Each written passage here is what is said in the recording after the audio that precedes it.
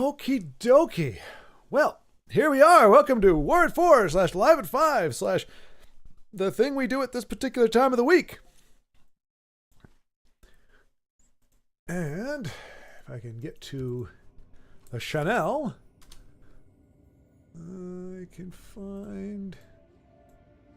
Doop-a-doop-a-doo. Doop-a-doo. Channel. Pop the chat out. Wait, now I'm here. How did I get here? It's a time warp, IO. It's a... You have been magically transported to another world, another time. And hopefully the music is good mixed there. Turn it down just a wee bit. And I will be eating a little bit because I was able to procure food, but I was not able to actually eat any of it. So I will be munching a little bit. Hopefully you all forgive me. But we are going to be able to spectate some amazing games here. We're going to go ahead and start off right off the jump. Looks like... actually, you know what? We haven't seen Death Row in a while. So let's go ahead and take a quick... Never mind. That's probably why. Hey, Ross. Here we go. Did I eat already? I did not, Rob. I've actually got my... I've got a plate and a little bowl of food here, so I'm going to be eating as we go for probably the first 10 or 15 minutes. Well, I was able to procure the food, but not shove it in my face.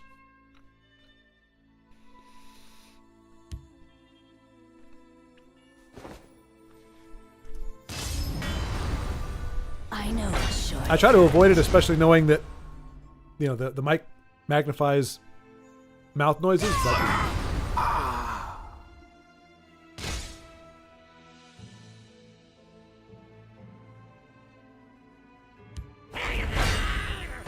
Speak, citizen.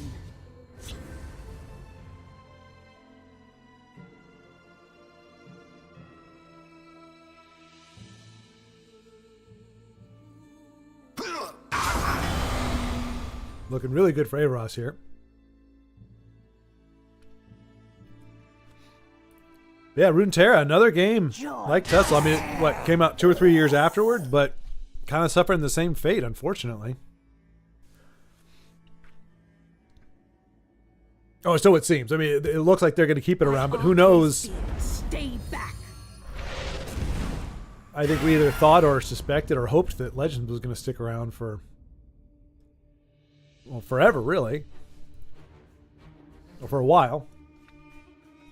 So hopefully for the folks who are actively playing Runeterra, which I think would include Jonas, and some other folks from the community. Well, I got my eggnog. Nice, Io, nice!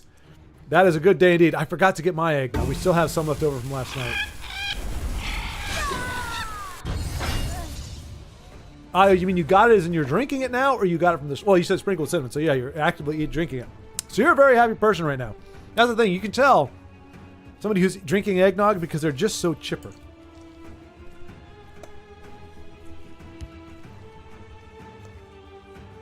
The Orion do not waste time chatting with mortals. It's hard to be in a bad mood when you're drinking eggnog. It really is.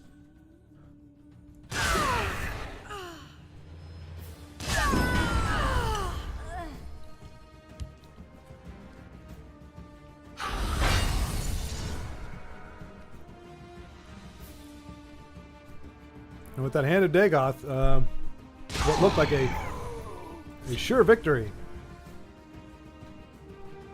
has now become a little bit less of a sure thing. Nicely done. 16 points of damage. He has lethal on the board now, but he's going to hail for 5 at least. If he's got a rage, then he's totally screwed.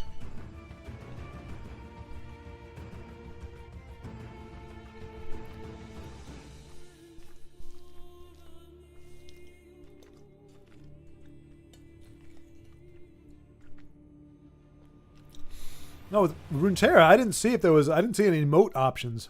I'm sure there were. But you know, even as somebody who enjoys communication, I would rather have no communication than context-less communication.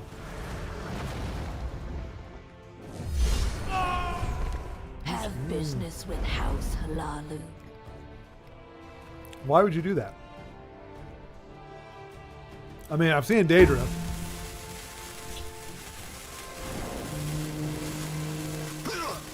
Oh, that's why. That's why. Are we at? Okay, nope. We're on the ladder. That actually was a legitimate. Hey, Golden Saint coming up big right there.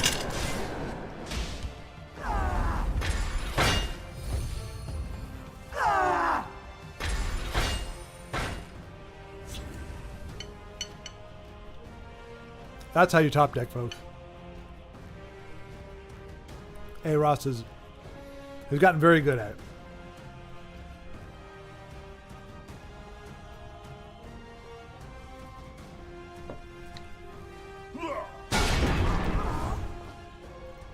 Here you've been looking for me. Oh my goodness gracious. Unfortunately, it looks like KQKV is perhaps even better at the late game top deck.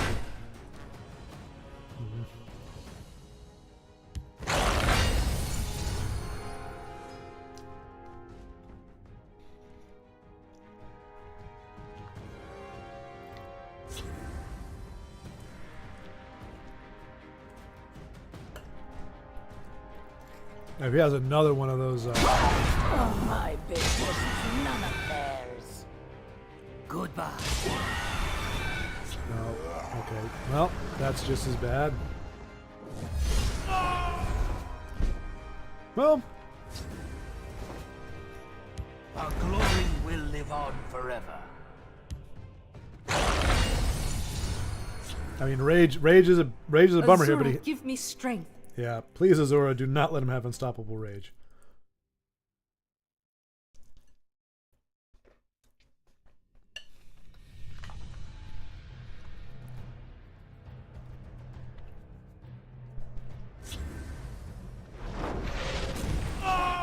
Oh yeah, Rob. It was very good. It was very, very small, which I like. I don't like big family gatherings. So it's just me, You won't live to my regret. sister, brother-in-law, our neighbors, who are pretty much clones of my sister and brother-in-law, crazy enough. And they have a kid, a 4-year-old, and then their 4-year-old. So, what? Two, my mom, me, sister, brother-in-law, that's 4. The friends, that's 6.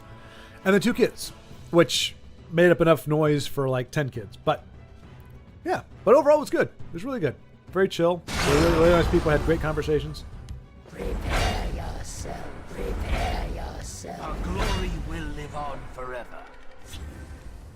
That is 1 point off of lethal right now, which is not great. How about you, Rob? How did it go? How was your? Did you do the whole festivity thing, or were you kind of doing Prepare yourself. Prepare yourself. did you kind of just relax? Did you travel? Did you have family travel to you?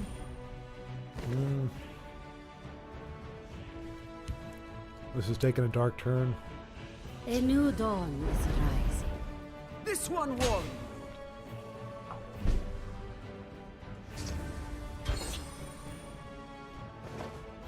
That'll do it.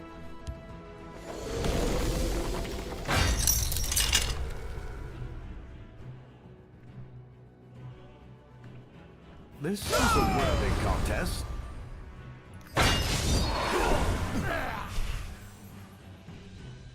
A formidable display. That's 13. A new dawn 18. is rising. Wow, look at that. Well, kudos to Aros for playing a non-invade. Just 2. Very simple. There you go. That works as well. That works as well.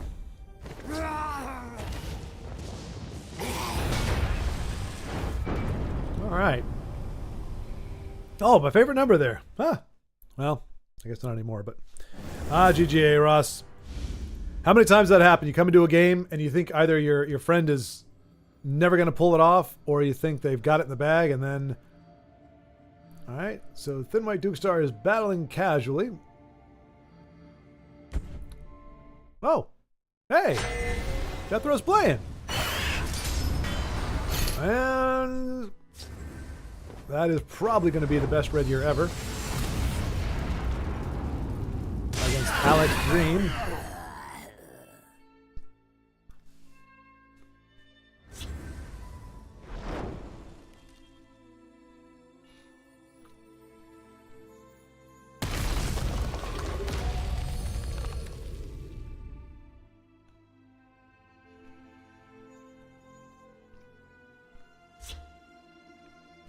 I will not be on the wrong side of history. Oh, man.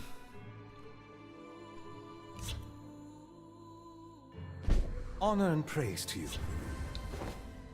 We This can't belly was a G worthy contest. and piercing javelin. Which is not so... Oh, he's just... Okay. Yeah, writing on the wall there. I mean, yeah. There are those who would say, what? That wasn't over. It pretty much was. Wow. So not a lot of folks playing today. I guess this is going to be more and more the case. Well, it's also after a holiday weekend. Although, most folks here, well, I don't know. I guess Cape Fluffy, I believe. Shake It Baby, I think, are in the U.S. But most folks I know are not stateside. So there was no Thanksgiving weekend or holiday to thwart the involvement. But yet, very few people actually. Well, I guess we'll check out Thin White Dukestar. He's casual. It's casual, but he may very well be trying out his stratagem for later on this evening. We did actually get I partnered with him to get that OTK from last week, the last Friday. Was able to finally get to go off. The key card was like in the bottom 3 cards of his deck. There's only so much. I mean, that was the first time we tried it. The second time, I think it may not have been that bad, but it was ridiculous. Trying to get that combo to go off was ridiculous. Preparations have been made. So it'll be interesting to see what he's running here.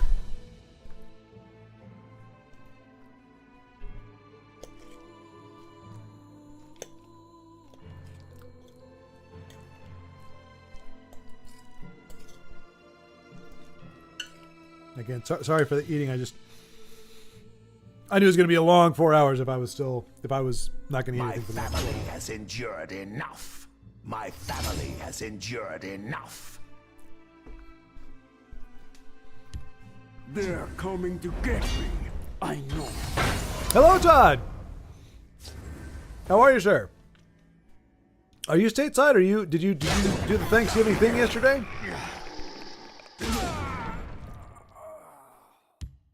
If so, how was it? If not, why not? And how dare you? And et cetera and so on. It's weird. I realized, like, as much as I just at this point I assume if I don't know where somebody is from, it more than likely isn't America. There are still some people like Todd. I suspect in my headcanon you are in America, but you may very well not be. You could be who knows where.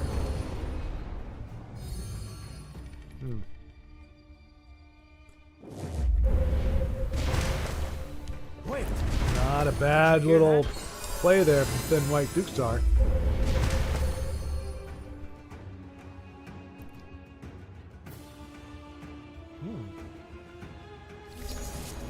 It's the kind of shenanigans you're here to see. Ooh, wow. Wow. Huh.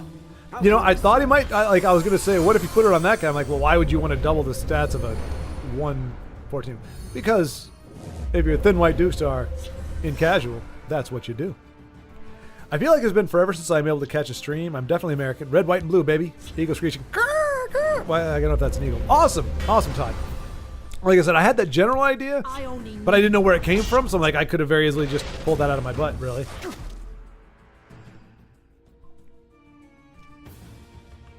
So good here. I was not alone, but yeah, it has been a while. It has been a while I am invincible. since we got to see you on the stream. Oh boy, what a last card to have. Denise, hello again. Denise, have you started playing cards yet? Kards. It's so. I wish they would do something different with the name. It's not that I dislike the name in general, but if you just say, "Are you playing cards yet?" There are like 3,000 different cards you could be talking about. So, have you started playing the game called Cards with a K? Nice try. If so, what do you think of it so far? Thanksgiving was good. Spent time with family and such. Okay, so the usual. Dano, hello. How was your holiday, sir? Or was it a holiday? I've had many years where Thanksgiving and Christmas passed without me even really knowing they were a thing. Like I woke up and I was like, oh, yesterday was Christmas. Like that's actually how I got the job that I got when I was working security. I was like one of the only people that was willing to work on Christmas because I was in Colorado. I didn't have any family there, so I just started doing that. And they liked me. They kept me around. And then, oh my gosh, Jimmy 83 must be commended for his late game prowess. He is pulling draw cards like crazy.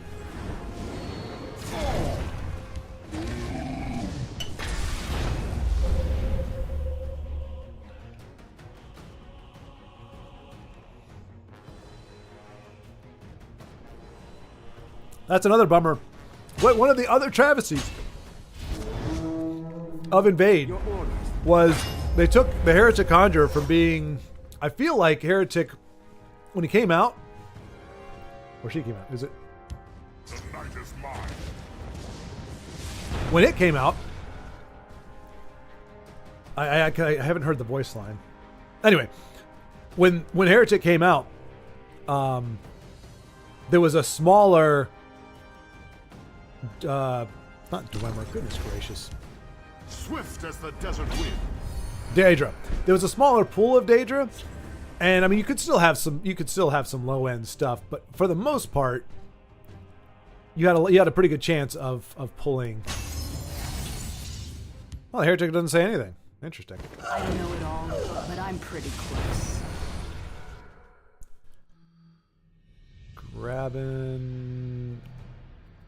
Ooh.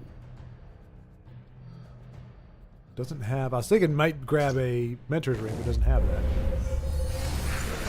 Gonna grab a. There you go. Well, hey, Scamp is as good as anything, so maybe Iron Atronach? No. Oh well. Bane Lord. Yeah. I'm online now. Don't hate me. Gonna run Pilfer Monk. Uh oh. Uh oh.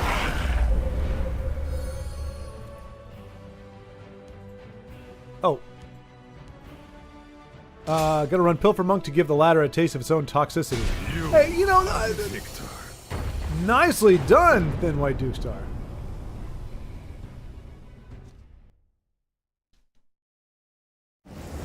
All right, so we will check out. Hey, I'm happy to see. Let's see. But yeah, Todd bringing nothing wrong with Pilfer Monk. Pilfer Monk isn't inherently a toxicity or toxic.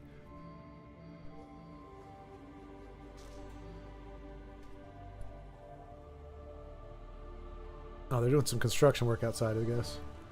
Weird.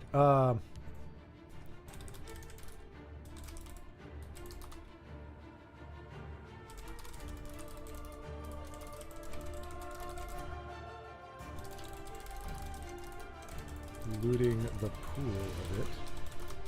All right. Ain't nothing wrong with kitties with sticky fingers, sticky paws.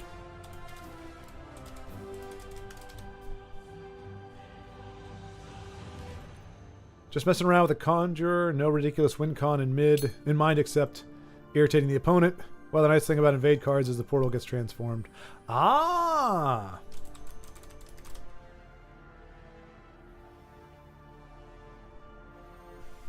Ah, yes. Another body for the sacrifice. Alright. Galaboo. I say Eros is playing. We know we got Todd on deck as well, so it looks like we've got a fresh surge of players and Galiboo against Lillard or Lillard.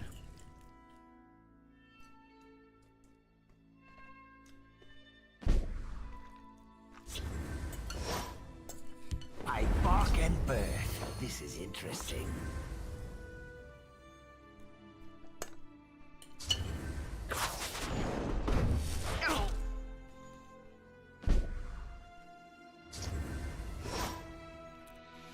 Journey to Sovngarde. Citizen. As a win condition, you're happy to have it in your hand. In general, it sucks to have one of your few cards be a card that you probably won't play for We 25 must protect the Night Mother.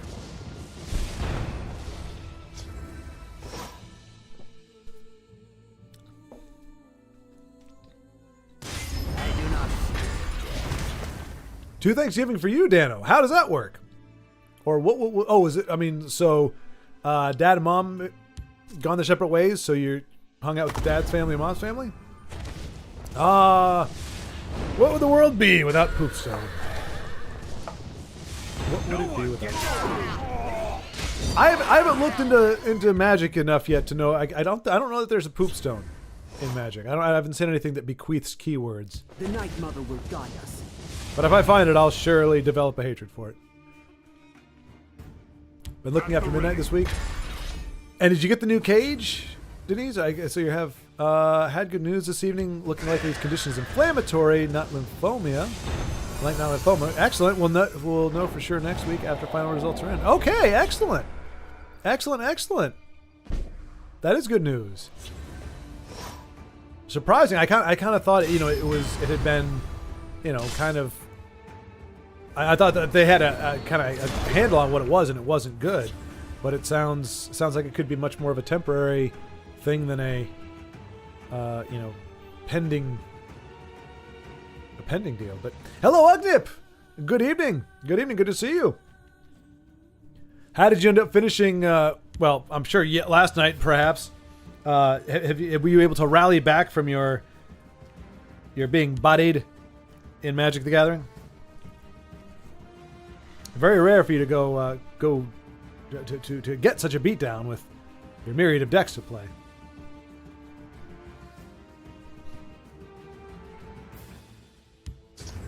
And the elves are formidable.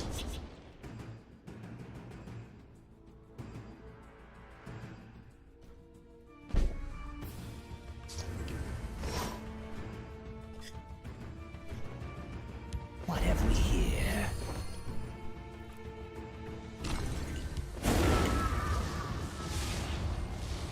So the one thing with cards, for those who don't know, there's a. Actually, I can show you, I guess. There's a card game called Cards with a K that a lot of folks have recommended as a CCG, and that's what it is. However, it takes place during World War II. And the bummer is there's no. It's just World War II. It's not World War II with dragons or World War II with whatever. It's just World War II. But it's kind of cool because the creatures, such as they are, the planes, the guns, everything is real, or based off of real things. So you miss the fantasy, but you kind of get a little bit of education. You see a card, and you're like, "Oh, that's what a P40 looked like. That's what the Messerschmitt." I don't even know if I'm trying. I can't remember. I think that was a German aircraft. No, that's what that looked like. So it's kind of cool there, but apparently it's been doing.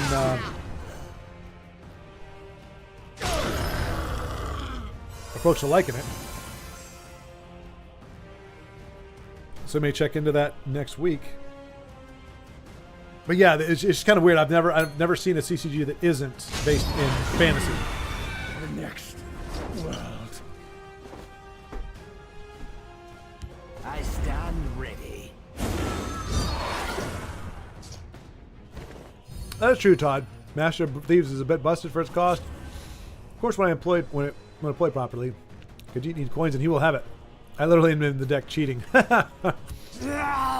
He is. Master of Thieves is for what he does, his body should not be that big. I think Master of Thieves at most should be a 3/4. I know it seems off the cuff. It's not something I've really talked about, but Master of Thieves more like a master of memes. He does kind of Yeah, he does facilitate a great bit of meaning. And just huge one-turn swings. I mean, goodness gracious. Pilfer Monk was the first one I remember being able to have. I mean, you didn't like put it this way. I just crashed myself on it. Nice. Well, hopefully, Todd, you're going to save some of that goodness for when we take a gander.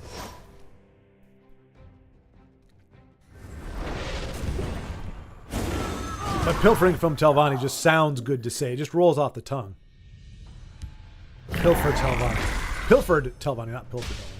But like, unlike some of the ones, like Market and such, where you can have no board and go, have a 20-point swing.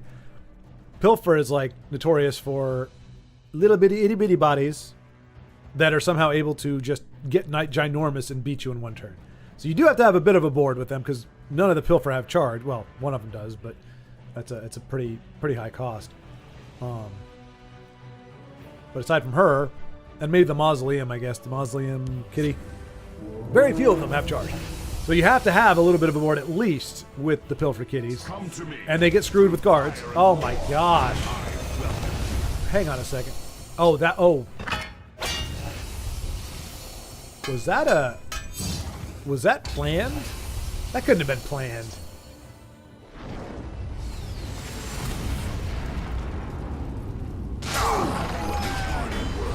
Wow.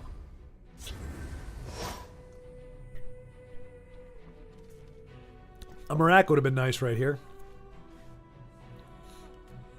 They are not, but they are all works in progress. A little better every day. There you go, Ugnip. That's the spirit.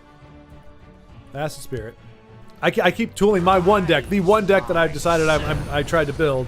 I keep tweaking it here and there. It's still probably fundamentally unsound. But I'm almost gold. At platinum, whatever the platinum is right below gold, I've got there with that deck. So it's not the worst.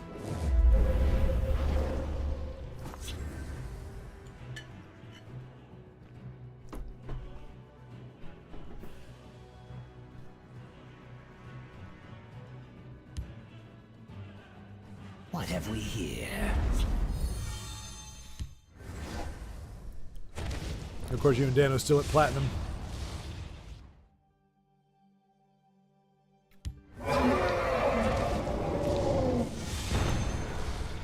So his condition can be referring to Midnight. So Midnight's condition can be controlled by diet. They were originally convinced he had a cancer, but all results came back clear, and so the lesion will heal as diet changes. Okay, good deal. Good deal. Nothing but caviar and wine for the little fellow, eh?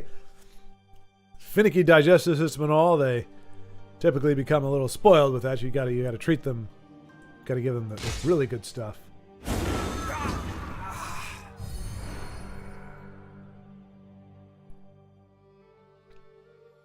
Yes, nothing. Caviar and I'm trying to think what else a cat might. Although I don't think a single cat has ever eaten caviar or has been fed caviar. Although I'm guessing in some very well-to-do households that might be a thing. I tried cards a few years back. How was it, Ugnip? How did you think? Hey, Honey Badger, hello. Good to see you. How you must how big? That's my question. How big? How full was the Honey Badger Ranch for Thanksgiving? Because I'm sure it sounds like you would be the one that has that ginormous family. It's like 50,000 people gathered together on the homestead. Feel like I had won the lottery? Isn't that amazing? Just yeah, it's not even a monetary thing. You know, there are certain things that make you just feel incredibly lucky.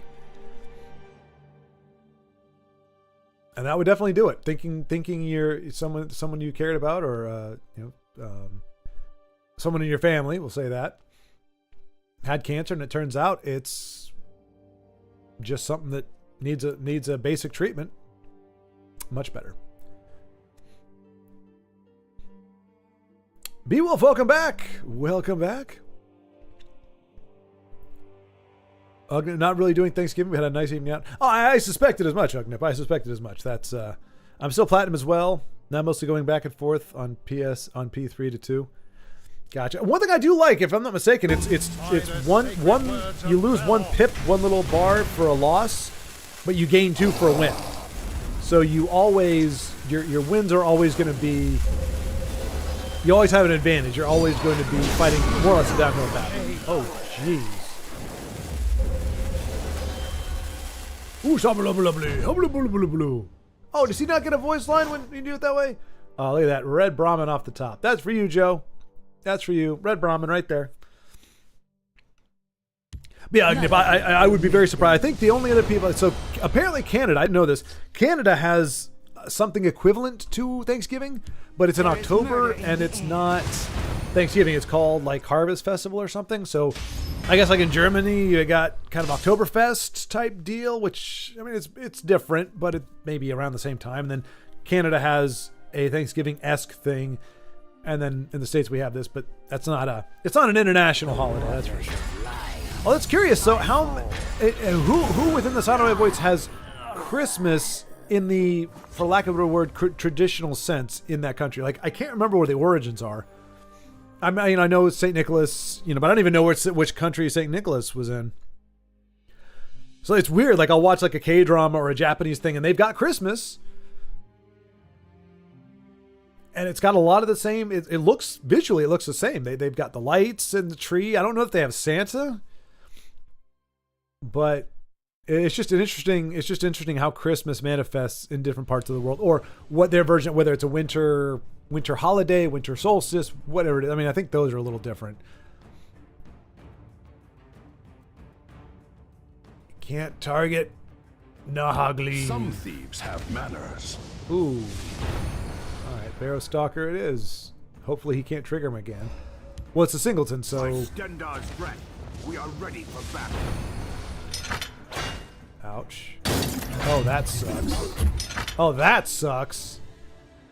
That sucks, too. My gosh, that's a high roll and a half for old Lillard. Lillard, Galaboo is getting the business from Legends. I mean, Red Brahmin's going to take care of all that, thankfully. But whether or not Red Brahmin, Galaboo would be in straits of the dire persuasion.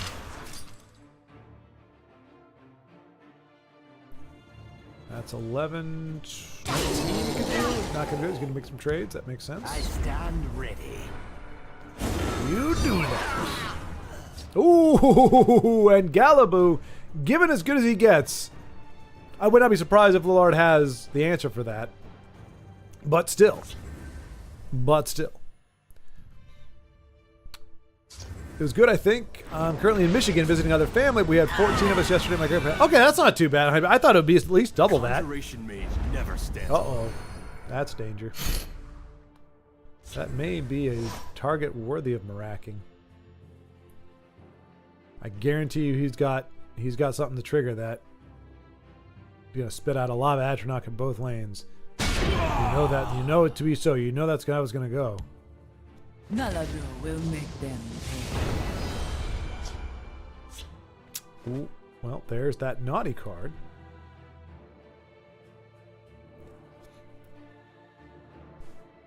But I'm glad. It sounds like you had a good time. You had a good time, Honey Badger, and you actually went too. I guess that makes sense too. Like, it may be hard to have everybody come out to the midst of. Wow. All right, so yeah, I would say Lillard and Galaboo both have been getting the good stuff. Although, I mean, obviously you that like the altar drew what the altar is going to draw. I probably didn't have anything else in that spot, so a little more control than the RNG we're seeing, but still. I will keep the amulet safe from harm.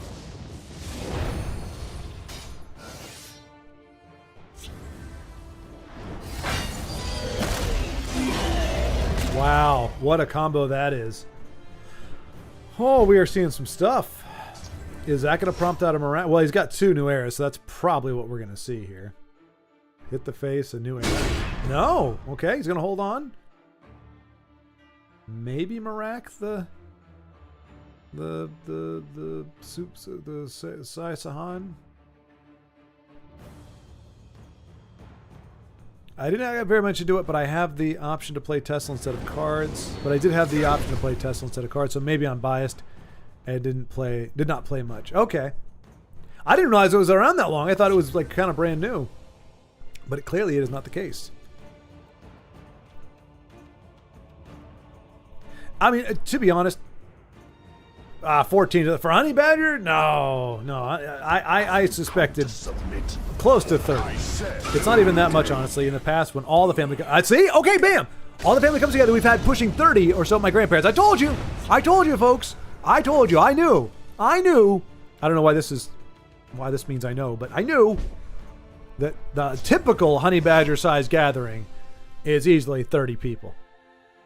Or approaching 30 people. How technicality. It might be only been like a year or so back though. Oh, okay.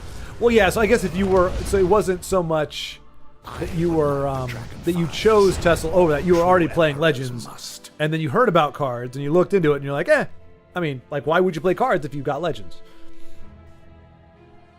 Not that I'm besmirching cards. I'll be honest though, it's kind of the same thing with my RPGs. As salty as I've gotten over my RPGs lately, I mean, Brothership and Final Fantasy 1 are on my official poo list right now. Absolutely ridiculous. We're gonna bore you with normal gameplay, and then we're going to make the bosses ridiculous. Ridiculous.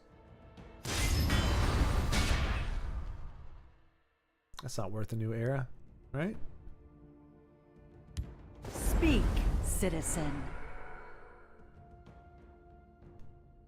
Is it going to summon a sweet roll, or do you have something bigger than even the Dark Seducer? Or Night Talon Lord? I guess not. But yeah, You cannot hide, mortal. well, that is definitely... Galablu waited as long as possible, but that is a... Yep, new era into Tullius Conscription. That is Empire's cup of tea. Oh, wait. Conscription first? Of the living. Well, there you go. That just shows what I know.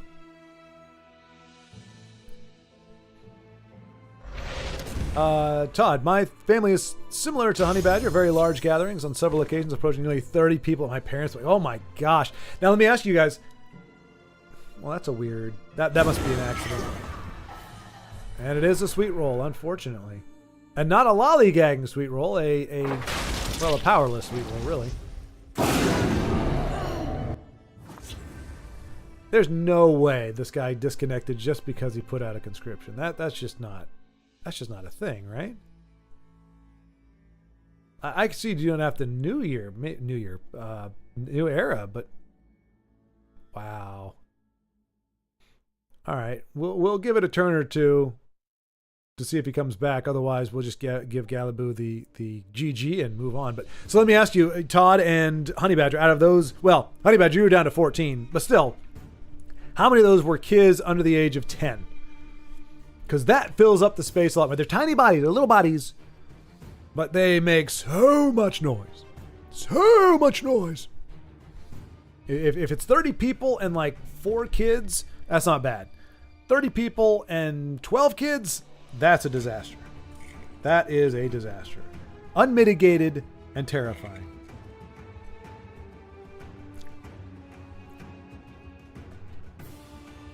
Okay, 2 is not bad. But now you're reconsidering. Brobington, greetings, hello! 14, so almost half of the 30 are little kids. I can understand why there may not have been that same turnout this time. All it would take is one time. One Thanksgiving where I have to deal with 14 freaking little kids running around. I'd be like, nope, we're gonna small in this. We're going to micro adjust.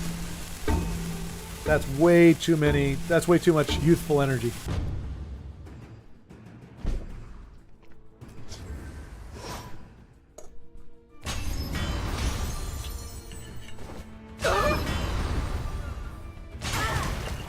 Feel the power within you.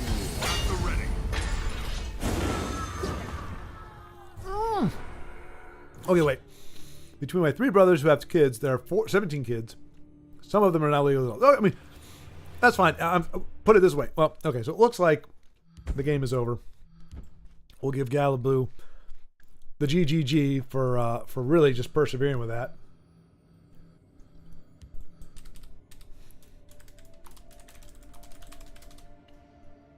And then I was going to check out top. Let's see here. Death Row playing? Playing. All right, good deal. But yeah, no, it's kids that are accepted to be boisterous and chaotic and loud. So yeah, if they're adults, you know, like I said, 10 years old or older, if they start going running around, you can say, hey, you're not a child. Like act like what you try saying that to a 4-year-old, and you get all these weird like side eyes. Like, what are you talking about? They're kids. Like, I don't care. They're loud and obnoxious. And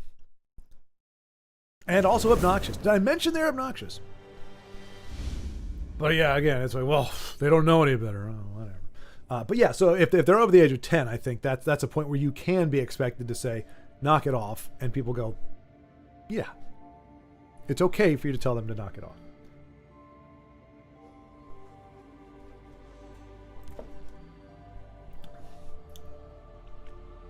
Here we go. Todd Bringer, let's go.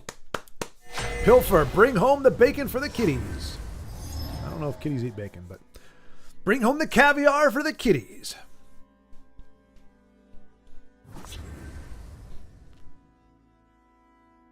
Goodness gracious. Goodness gracious me.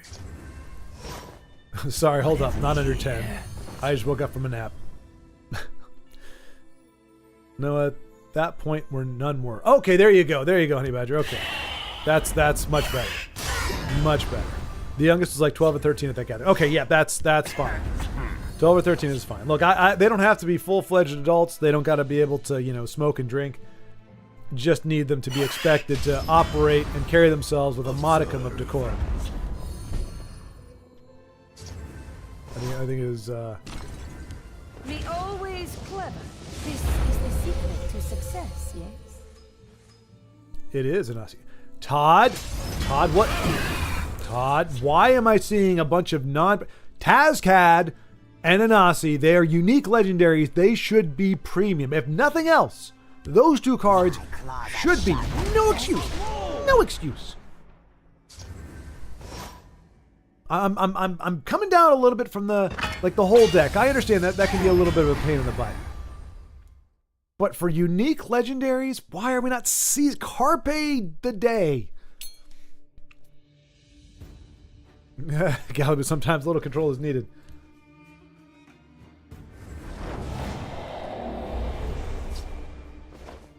And I can't respond to Galaboo because Galaboo is gone. No!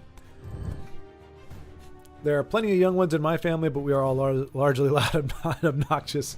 Well, that's I guess that's fair. If everything is loud, if everyone is loud, then no one's loud. Yeah, that's just the norm.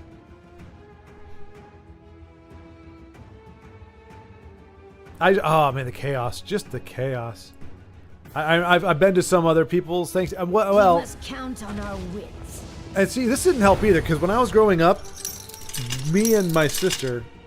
I mean, I was alone by myself for 6 years, but then when my sister came, we were the youngest at the family gathering. So even when we had my great grandma, great aunts,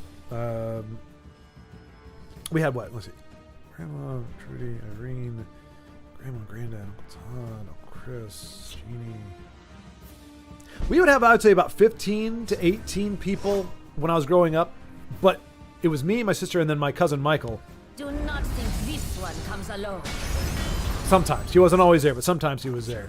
We were the only kids. So I never had to deal with more annoying children. Like, we were the annoying children, and then when we grew up, we were awesome. And so there was none of that. So anytime now I go, another poop stone! No! Nothing No, it hurts my morality. So yeah, so I was spoiled. I didn't have to mess with that. And so then when I go to people's houses,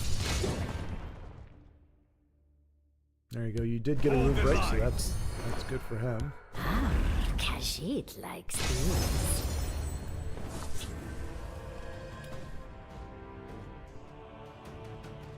But yeah, it's like no matter how big the house is, it seems to shrink once you've got, because they don't just, you can't just be like, hey, stay in this room and play. They'll do that for like an hour until people like forget about their own rules, and then they're like, they break out and they're doing it all over the place, and you're like, wait a minute, how do we end up here? How do we end up in a place where? Oh, you know what? That would be the best thing to have happen is like give these big creatures breakthrough and make him break a room before he wants to. That's the dream right there. My family is also more on the loud side of things.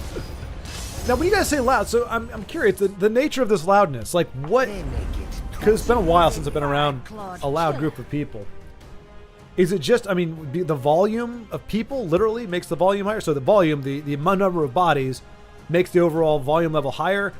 Are people just boisterous? Is there a lot of spiced eggnog in the mix, so people are being a little more wahoo than they normally would be? Like, I'm trying to think of the mechanics, how it works to have a room full of adults. Aside from the murmur of conversation, how do adults get loud? Like, what? I mean, because I'm sure it's not arguing, right? It's not people, it's railing about anything where you would want to raise your voice. It's just, is it just like a lot of boisterous laughter? Like people are just merry and happy? And I think Eastmarch is going to be the, yeah. Pilfer and pillage, kiddies. A Nasi will go through you. Looking pretty good. It's a lot of loud laughter and talking, no spiced wine. Or spiced eggnog. Fair enough. Hey, that Thanksgiving house full of little poop stones. Exactly, Rob. Exactly. Yes. No, it's... Grievous! I was going to do something with poop stone. I can't remember what it was now. It was going to be some like piece of art or something. Like to commemorate just how horrible it was. Oh well. Yeah, I'll be honest, I'm not a fan of spiced eggnog. I like my eggnog thick, and I like it to taste, have that sweet, like ice creamy type taste.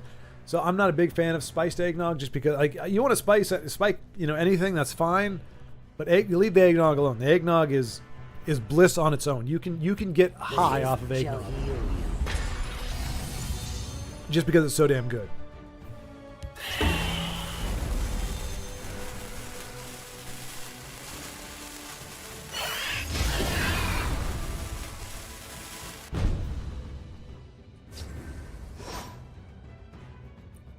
Master of Thieves might take this one home. Together, we will make a Indeed, he does. And that is the second Telvanni that Pilfer Kitty has taken down.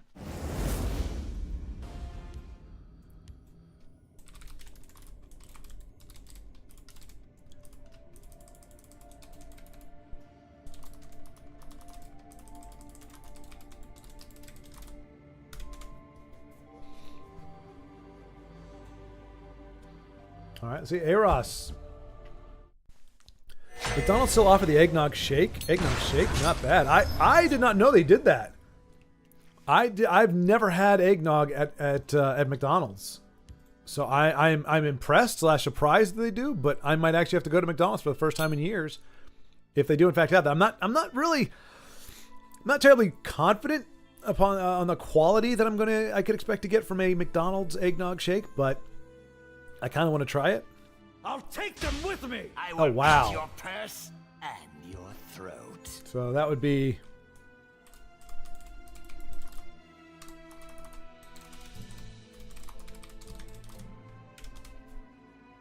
There we go.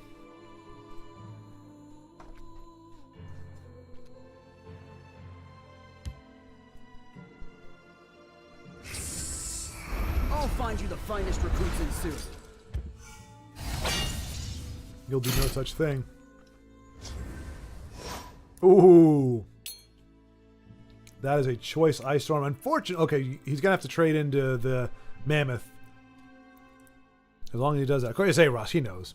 Shaving the mammoth and then nuke the board. That's got to be the play, right? I mean, that's a death blow. A mighty blow. Giant snake. Wait, what? What? Okay, I guess it doesn't matter. I guess it doesn't matter. Yeah.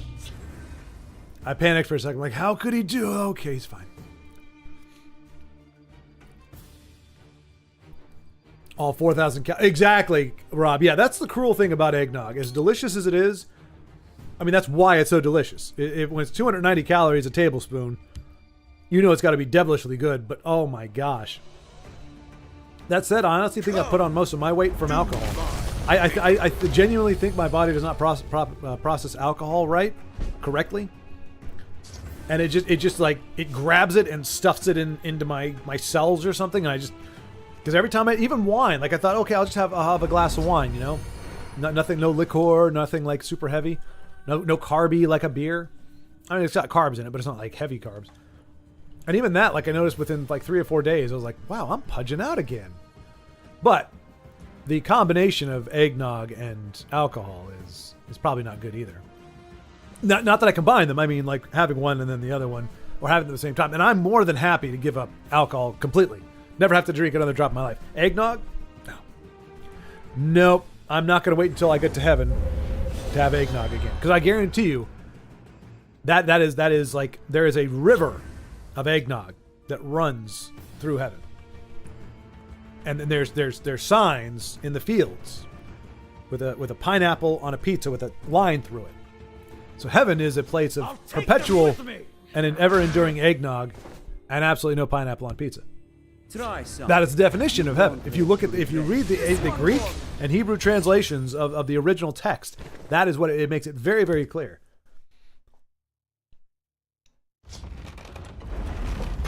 And it is heresy and blasphemy to suggest otherwise.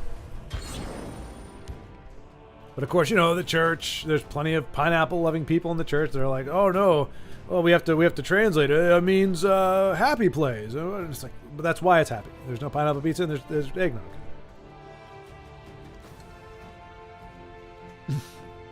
It is, Jonas, yes. Beer is liquid bread. The amount of... I'm dying. But I got over it. What could be yeah, that was something I told my friends when they were like, hey, you want a beer? This is back when I was really, like, the first time I started getting, like, being able to gain weight. So it was appalling for me. I got some A-Raw shenanigans. Good old assassin. Nixox assassin. Dangerous as it is deadly. Yeah, that's right. I said it. But yeah, Jonas. Yeah. I remember thinking, or telling my friend, like, I don't want to drink my calories. If I'm gonna have 200 calories, I want it to be a slice of bread with some. What do you call that? Peanut butter or something on there. Not a beer. But yeah. Getting those Thanksgiving leftovers, I see. I'm getting the pie myself. Yes, indeed. Yeah. Well, I hadn't tried the the pumpkin pie yet. It's very good. It is very delicious. I love pumpkin pie. I'm one of these people. Look, I know it gets a bad rep, but I enjoy pumpkin in all pretty much any of its incarnations. Had a pumpkin coffee cake the other day. It's big, about this big. Yeah, wider than my head, taller than my head. It was about like a 12 by 12 block of it. It was gone in a day. I had it for breakfast. Then I carried it on to lunch. Then I had it for dinner. Then I had it for breakfast the next morning, and that's when my coffee cake finally ran out. It's so good. But, you know, so when people are like, oh, you know, the pumpkin spice lattes and everything. No, I'm not going to spend $7 in Starbucks for a freaking beverage. It's the same kind of thing with calories. I don't want to drink my calories, and I certainly do not want to be paying a ridiculous amount for whatever. But I do like pumpkin flavored things. Seasonal, to be fair.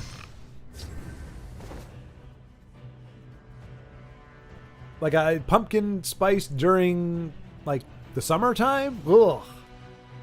Eggnog in the summertime. Oh. And here's the thing, folks. It was cold yesterday in Texas. Miracle of Thanksgiving. Charlie Brown Thanksgiving. It was actually cold. Like, we had the windows open for a time, like during the day, and it was gorgeous. You know, the breeze coming in. It was awesome. And then it started getting too cold to keep the windows open. In Texas? In November? I crap you not. So we closed the windows. And it was still nice and cool. It felt, and the sun wasn't shining. It was kind of, had a kind of the gray sky a little bit. So it really felt like a legitimate fall day. If I didn't know I was in Texas, I would have thought I could have been anywhere. Could have been anywhere. There was nothing that made you feel like you were in Texas yesterday. It was absolutely amazing.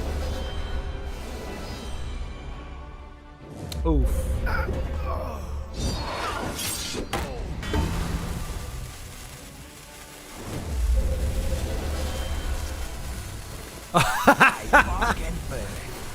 Yeah, that is what we call in the Tesla profession a low roll. Now Kareem gets a discount, knocking down a 2 cost to a 0 cost. This is why Nakreem does not get playtime. Why nobody likes him and he has no friends.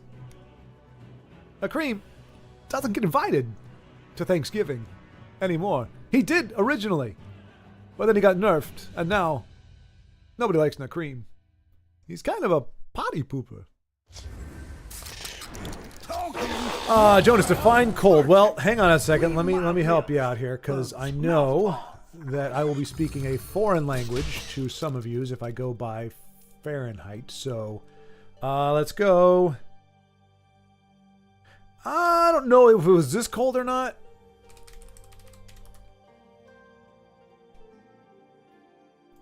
But it felt like it could have been right around 45 degrees Celsius or 113 degrees Fahrenheit. That just sounds so weird. Wait. No, that's not right. That's not right. No, of course not. We're fine. There we go. 7 degrees Celsius.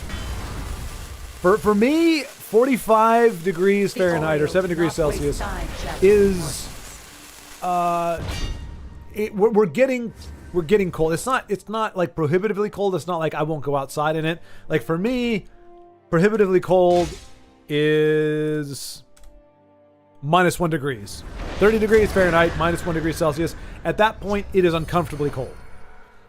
Anything between 35 and 50, it's too cold to ride a motorcycle for me. But it's still nice out. Like you get nice and bundled up. You don't have to wear a super heavy coat. You just need a decent one with maybe a sweatshirt or something, and you're good to go. But below 30 Fahrenheit / -1 degree Celsius, that's when your nose hairs start to freeze together.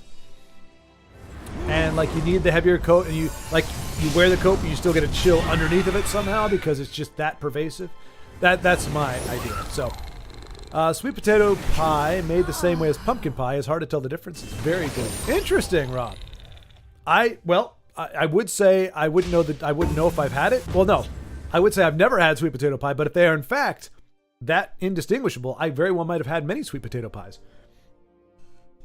I think I would know the difference just because pumpkin does have a potency to it. But I could believe that it's very, very similar. I just don't know that I would be ever fooled into thinking so.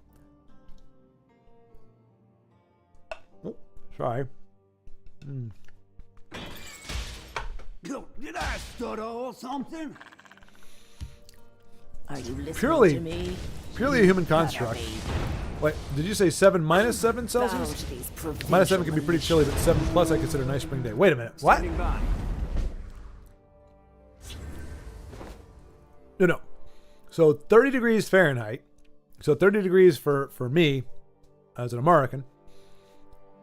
According to this, that's -1 degrees Celsius. Which isn't as cold as -7, which sounds like it would be... how cold do we have to go to get to -7? Okay.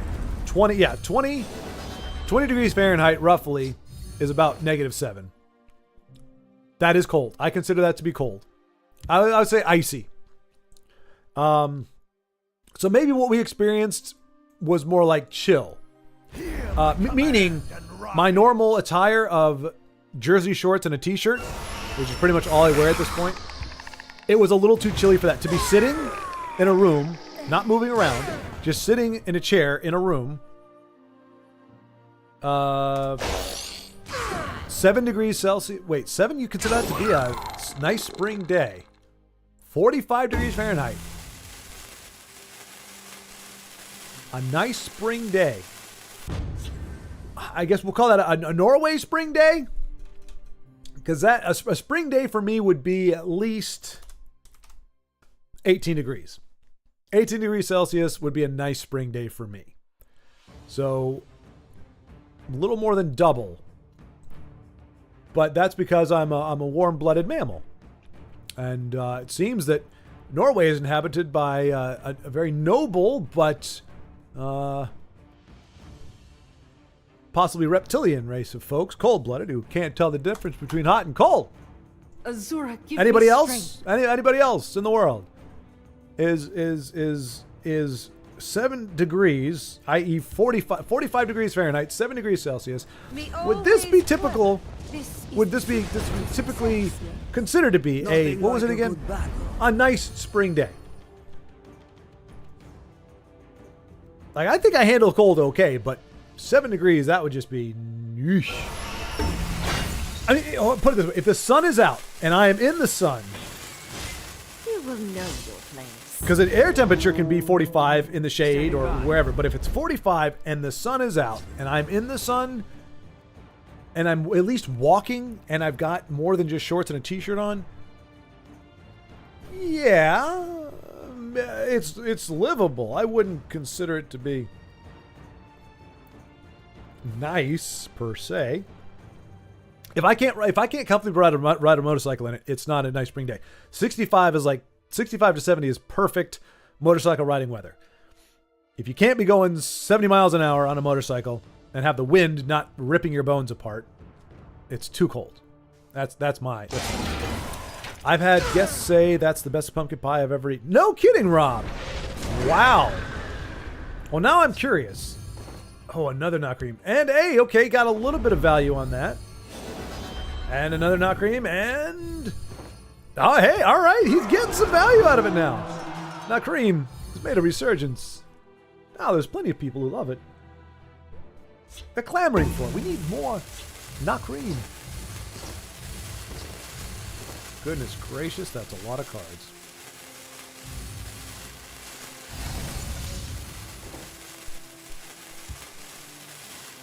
Not be on the wrong side of history.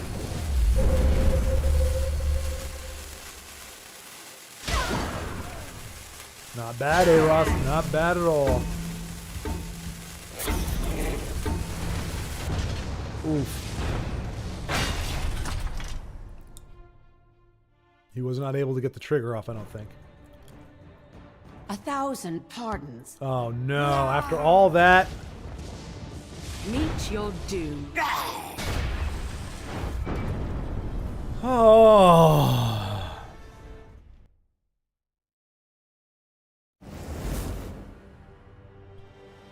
Hear that?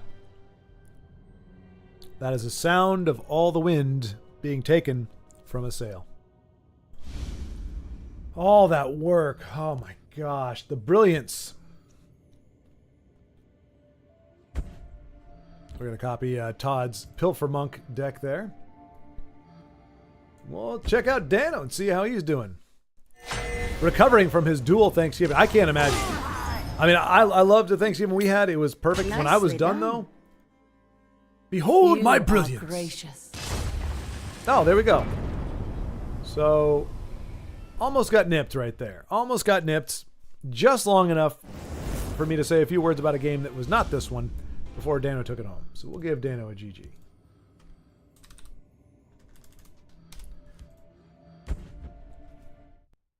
And now we're going to behold Io's brilliance. All right, Io. You called the shot, Babe Ruth. We need to see the brilliance. Who wins this day?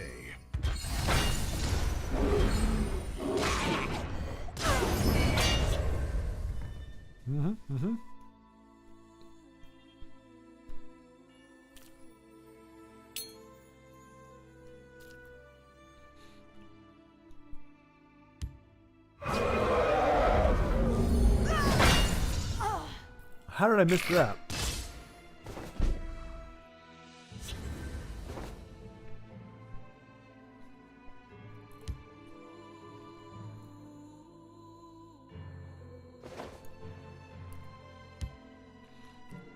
Here you need somebody to crack some heads.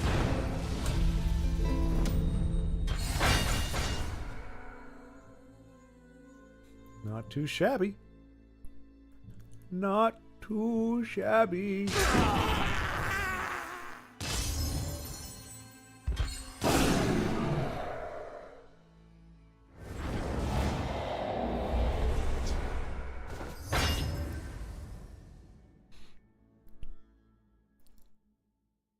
Jonas, you saying how can you say that pumpkin is not a big deal over there? I mean, I thought Norway was more sophisticated and Just give dynamic peoples. How can pumpkin is? I mean, it's not synonymous with, but it is. You won't Oh, live to regret. yes. This one won. Mad Dash is not great, but luckily he's got. Oh, that's not good. Can he do it on this turn? That's 11. That's 14. 15, 16 with Apex Predator. 18 with Apex Predator and lane change. Oh, man. Well, he can do it. I believe in him. I think with Mad Dash, Shadow Shift, and Apex, I think he can get himself out of this. I'm not going to pretend that I don't have to use my brain for this. We are going to witness Io's brilliance, though. I'm sure, again, Mad Dash, Shadow Shift, and Apex. There's got to be.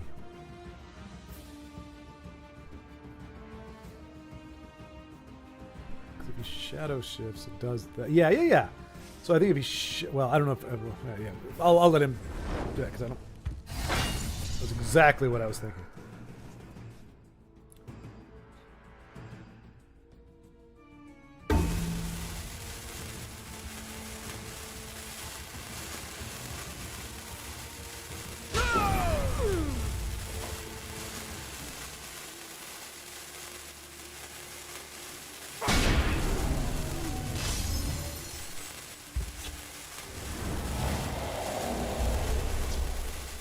There you go.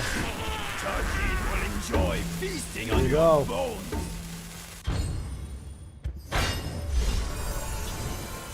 Now, barring a Tazcad.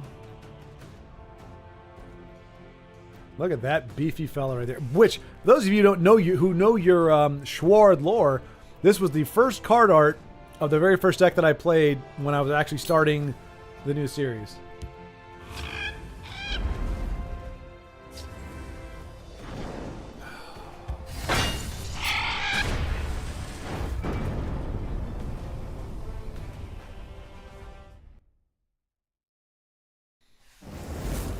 So for the second game in a row, we have brilliant plays thwarted by charge. Look, I've done it. I get it. It's not broken. It just sucks. It just really sucks. When somebody finds a way to stay alive and put themselves in a position to win the very next turn. This is interesting.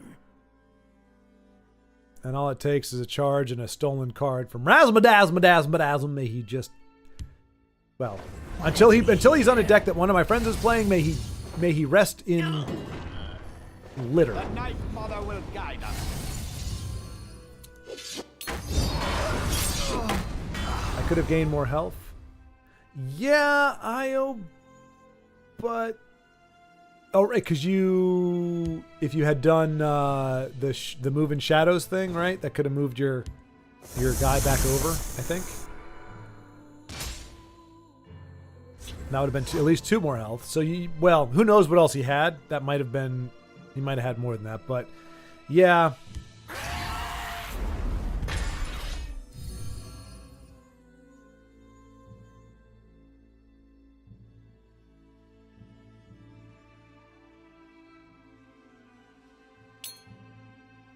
I would have been fine, bleh. Gonna punch what?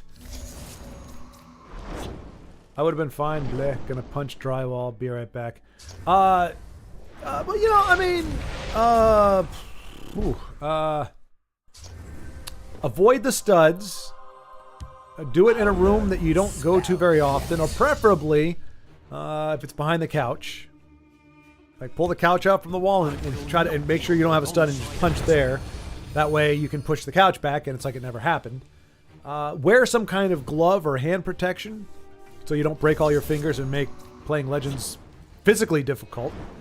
The last thing anybody should ever have to say is, well, I'd love to play Legends, but I'm not physically able to. I feel like Legends is one of those games that requires the bare modicum, the bare minimum of physical exertion and coordination.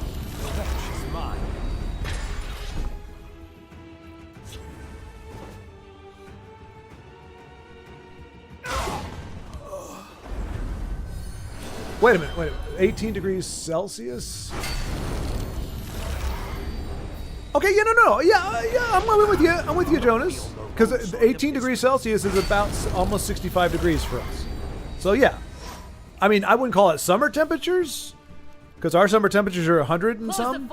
Or for Celsius, 38. So those are our summers here, is 38 degrees. Like, literally, I'm not saying those are like summer temperatures. That is our average summer temperature here is around 38 degrees Celsius. 100 degrees Fahrenheit. That's about where we're at. So, by definition, our summer is 100 degrees. But what I would consider to be comfortable spring would be 65 degrees. So, like, I like to keep my house, if I had my way, I would keep it about 66, 67 air conditioning wise here. Like, that's a comfortable temperature for me. Not like walk around in shorts temperature, but, you know, it encourages you to put on just enough clothes that you're civil if somebody comes to the door, but you don't have to put on so many that you're like, walking around with like 16 layers on. Holding on to anything interesting? Bro, I am from Florida originally, so I understand what you're saying about 45 degrees being chilly. I mean, I'm from Virginia, and you know, 45 was still a bit, had a bit of, well, here's the thing, too. You got to factor in humidity and wind temperature. We haven't even got to that. Wind chill, that's a whole other thing. If you have no wind, you might be able to get down to, 40, 35 degrees Fahrenheit, and it'd be okay. But as soon as you factor in just a little bit of wind, and that's what I'm saying, motorcycle riding, under 40, under 50 degrees, miserable. Because the wind, well, it doesn't even have to be a windy day, but the air will be moving at a high enough speed that it is perforating your equipment. Even a winter gear, like I don't ride out in heavy winter gear, like, furs and what. Like I'm not like riding a tauntaun for crying out loud. But I'm wearing, insulated, linered, like outer stuff, and got the turtleneck and the long underwear and all that kind of stuff on, and it still bites right through that after about 20 minutes, especially if you're going above 40 miles an hour, or however many kilometers an hour. I think it's 60 kilometers an hour, maybe something like that. Anyway, that pie looks homemade. Did Mom make it? Ask her to make me one for Christmas. She did, in fact. She made 2 pumpkin pies and an apple pie last night, or yesterday, the day before yesterday. And they are delicious. I will let her know that there's a request from Rob, who is somewhere in the continental United States, for a homemade pumpkin pie. Not sure how we'll be able to make that happen, but I will let her know. I've encouraged her to actually start making and selling pies, though. She does it. They're amazing. They're like some of the best, but she can't mass produce them. And like a pumpkin pie, an apple pie, she said it takes a long time because you're having to slice up the apples and everything. Pumpkin pie, she can crank these out like that.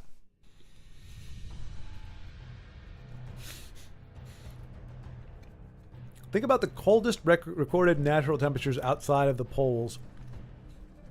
Minus 89 degrees Fahrenheit. That's a bracing chill. Minus 90 degrees Fahrenheit, also known as, I love these converters, minus 68 degrees Celsius. I think even Jonas would admit that that's a bit chilly. Maybe that's some fall weather right there, but that is. I don't think I'm trying to think, where was I? Maine. I think I was in Maine. The coldest it ever got was Indiana actually. I haven't really had too many of the bracingly cold. I think the coldest has ever been is -15. But again, that's enough. Like I said, your nose hairs just kind of freeze together. Your breath comes out and it just kind of freezes right in front of your face. So you just got this solid cloud of breath fog frozen in front of you. It's not a good time, is my point. Cars take forever to thaw out, to defrost. You get in the car and it's you got to let it run for 20 minutes before it becomes drivable. You put your hand on the steering wheel, it just freezes there. And that's -15. I can't imagine -90. Goodness gracious. Norway is freaking ice. Pumpkins don't grow. Well, that's probably true. People alive. I mean, I can certainly understand that they wouldn't be everywhere, but you import them because they're important. That's what the word means. Import means that something is important enough to spend extra to have it brought into your country. You should import pumpkins because they are important.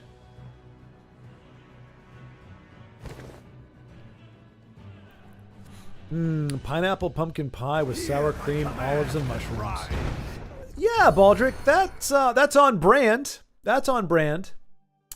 And I'm guessing that in Croatia, MMM is kind of like in America. I don't know how to pronounce that, but if that's what MMM means, then I agree with you, 100%. That does sound to me. They use them as curling stones? Oh, that's just an urban myth, Rob. There's no way that the fine people of Norway use pumpkins as curling stones. Aros gets a definitive win with the assassin.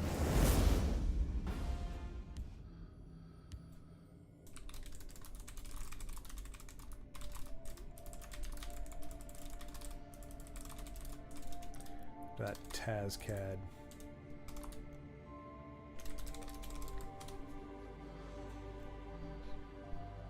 All right, Io. Behold my magnificence. Let us see it. Let us see it. By Arcade's feet, stay back. See you in the next world. That sounds weirdly good and disgusting at the same time. I agree with the last part. It sounds disgusting at the same time as it sounds. Yeah.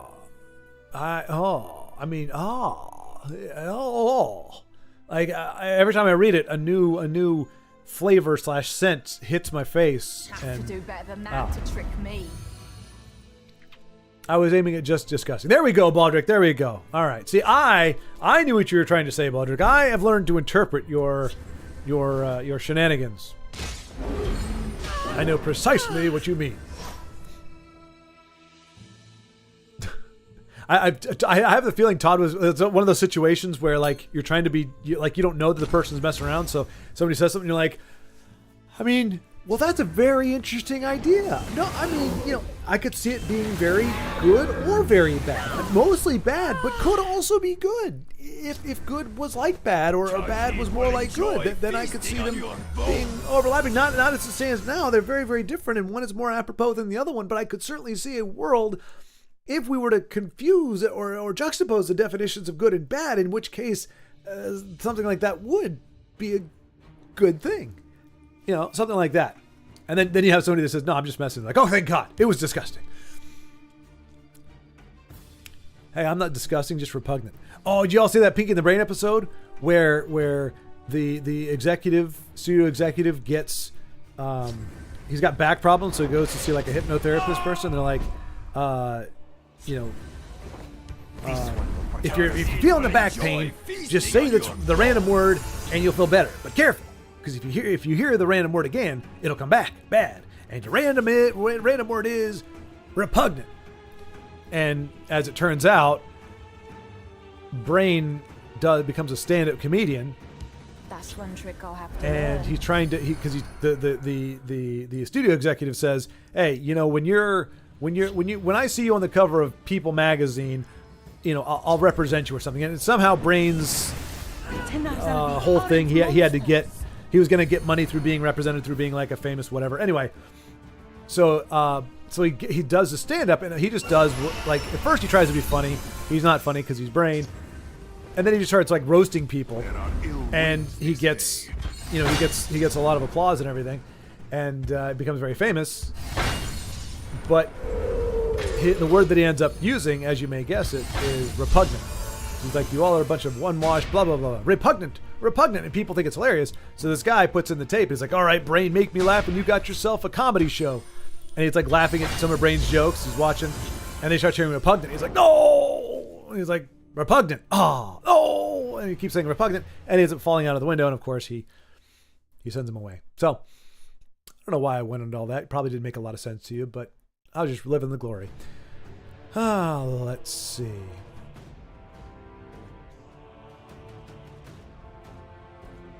Yeah, repugnant is definitely a slightly less brutal version of disgusting. Disgusting sounds like it's got judgment in there, whereas repugnant is like, it's almost reflexive.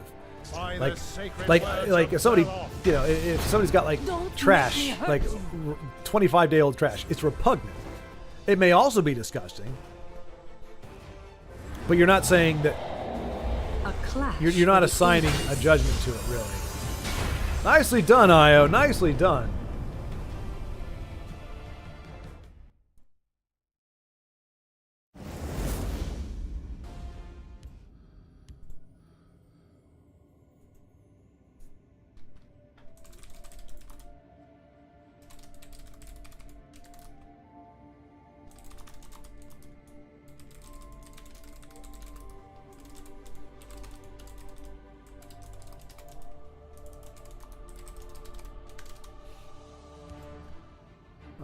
Let's see.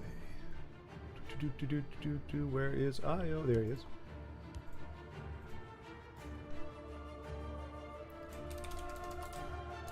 Clearly punching the drywall worked. Do it more often.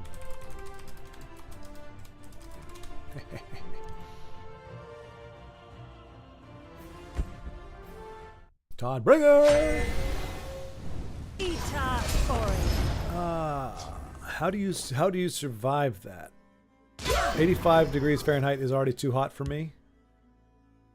Really? How do you get around 100? Oh, it is not. It is not. It's not pleasant, Jonas. Well, put it this way: 100 degrees with moderate humidity is not pleasant, but it's not unbearable. 100 degrees with the kind of humidity we have in the southern part of Texas. There's a reason why when I'd go out for walks anytime between I'd say 9 o'clock in the morning and 5 in the evening, 6 in the evening during the summertime, you will not find a human being outside. They're in their cars where it's air conditioned, or they're in their where they work, or they're in their house. Nobody's walking around in Texas at that time of day. You just don't go out in it. That's just it. So, were it not for air conditioning, I don't know what. Texas population would probably be like 1/18 of what it is now. This is interesting. It is only manageable thanks to the brilliance that is air conditioning. This one has been sharpened. No, have her make you a sweet potato. Oh, Rob, I see. Okay, so y'all can try it. I will. Oh, it's Rob, because you understand resources are a finite thing. So if I ask her to make a sweet potato pie, that is. Even though I'm assured by you that it is just the same. Oh. Well. That sucks. Oh, but it's Tusk. Oh, it's a friendly match. Okay.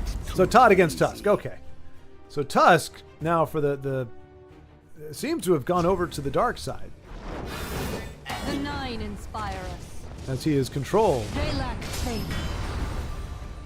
Control, and it looks like he's got. At the ready. I don't know that Todd's going to be able to come back from this. Well, that would help. True peace, ferocity.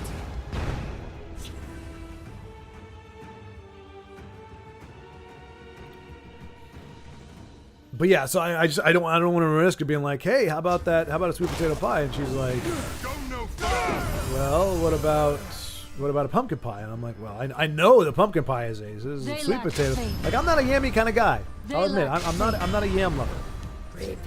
I can't eat them, but if I have a potato versus sweet potato, I understand sweet potatoes are actually healthy, from what I understand. But if you come down to sweet potato or a regular potato, I'll go for a regular potato. We'll hold, no matter what. There is no place for them here. Although to be fair, if you were to ask me which pie I would be more likely to like, a potato pie or a sweet potato pie, I'd probably go for the sweet potato.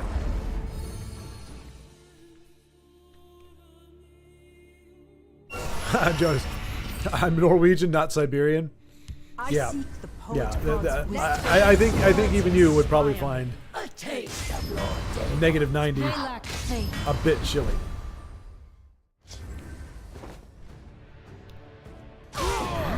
Kashyyyk likes these. Alright, so... Kashyyyk needs coin, and he will have it.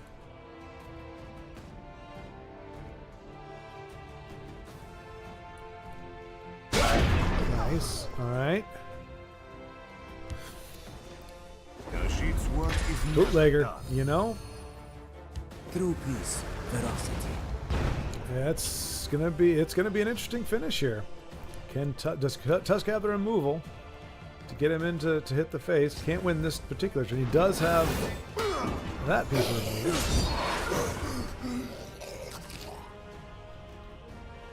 The 9 inspire us. Did that guide my feet?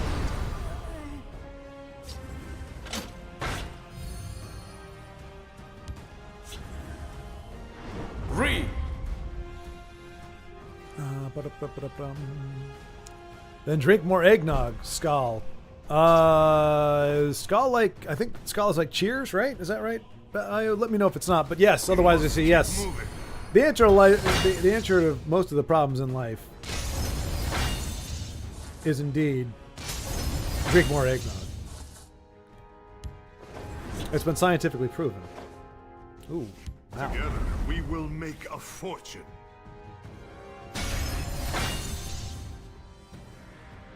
I mean, this could snowball pretty quick, but he's got to stay alive. That's the problem.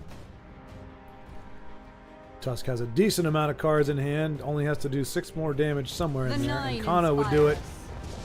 They lack The healing, not quite as helpful. The Will-O-Wisp, not helpful at all, and that is going to be the game.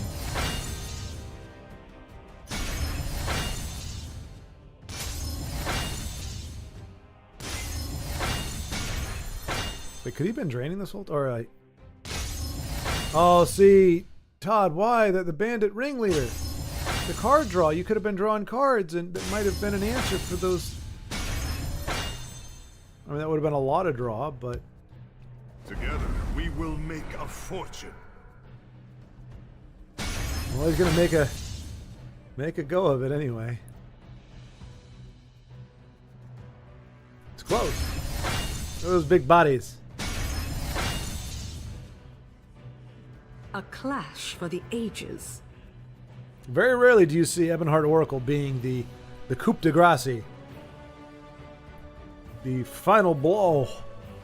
Does have to get through a prophecy, but I don't know that. Probably has the movement guy as a prophecy, not or cut first, not cut first. Not. There is no place for them here.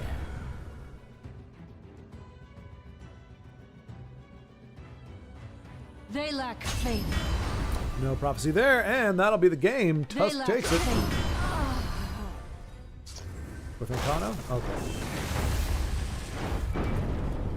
Alrighty. Baldric, that's pie sounds egregious. That is a good worst of the egregious. And actually, as we've been talking, egregious. Like eggnog egregious? Eggnog egregious? I was in California for training with the Marine Corps, and 110 was about the average air temperature in the desert.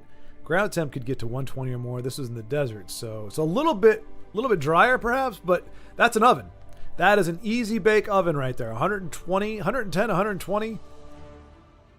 That'll cook you. Goodness gracious. Archaic egregious, like as in good or as in shockingly bad?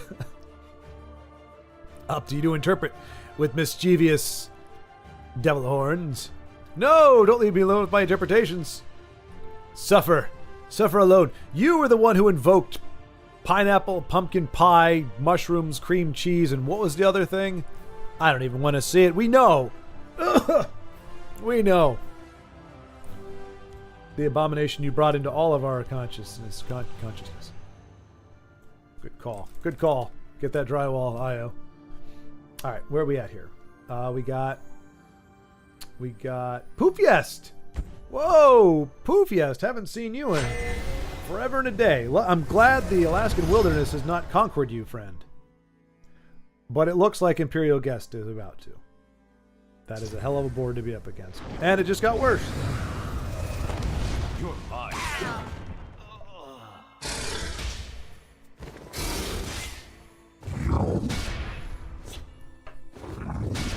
This is that part in the movie where come and say, I think I've come in at a bad time. That was not what we want to see. All right, check out IO in the event again. And I'm almost done eating, so thank you all for bearing with me. Oh my gosh. Oh my gosh. Gosh. All right, it is imperative that you win this one for the Gipper.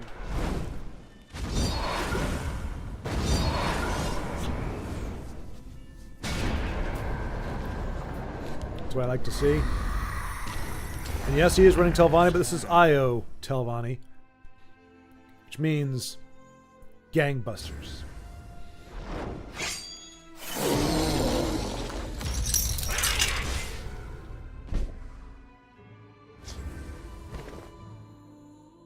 Ooh, one magic off from being able to play both. Does he hold them?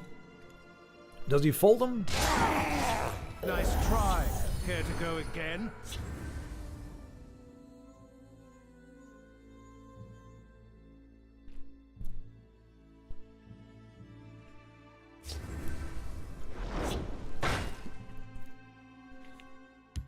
Baldric, for somebody who seems to be very sensitive to the to the utilization of the word egregious, you sure like to do things that just poke the bear, don't you? Roquefort? Is that how you say it? Roquefort? Roquefort? Or Roquefort? I heard it's one of the smelliest. Isn't that from Three Musketeers? He's like, oh no, that Rochefort. Isn't that a smelly kind of cheese? Care to make a friendly wager? Bye, brutal Ashlander. Get your ash out of here, Lander. Nobody wants you here anymore. Nobody!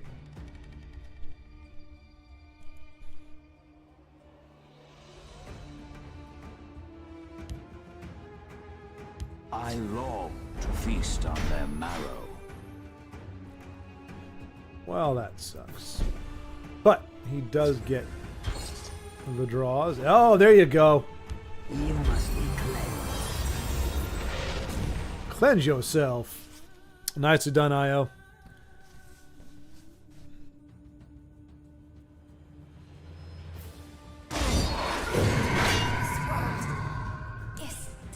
Strategically, now he took a chance there.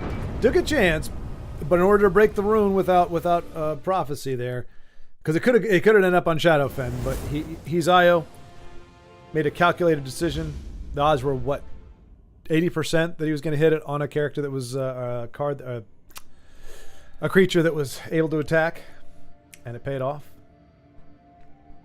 Could have done it without it, but at least that was. I feel at peace. In a way I haven't felt since Baldric decided he was going to include a smelly cheese on top of the concoction that he already created that was is an abomination to heaven, hell, and everything in between. Which is saying something. If you can unite heaven and hell on anything, you've done something crazy. I guarantee you, neither one want to claim that abominable cuisine that you invoked. All right, so Evening Wolf We're seeing Chandler Bing. Chandler Bing. But none of the really good, like, you definitely want to be seeing the Faded Wraith. My son. You don't see a Faded Wraith in here anywhere, which is kind of a bummer. Nobody eats minced meat pie anyway? Yeah, I think I've heard that. Isn't that it's a British thing or a thing out of the UK, the minced meat pie? Like, I think I've had one before. I've had shepherd's pie, which is pretty darn good. And pot pie. Mother of Yep. Sweet and sour shrimp barbecue. I've had various forms of it, but well, maybe not minced then. I'm trying to think if that's anything like a weird thing like haggis or something, which is, you know, like involving intestines and whatnot and blood and such. It may not be that. Maybe minced. Let me look that up. Since I have the power of Google. Minced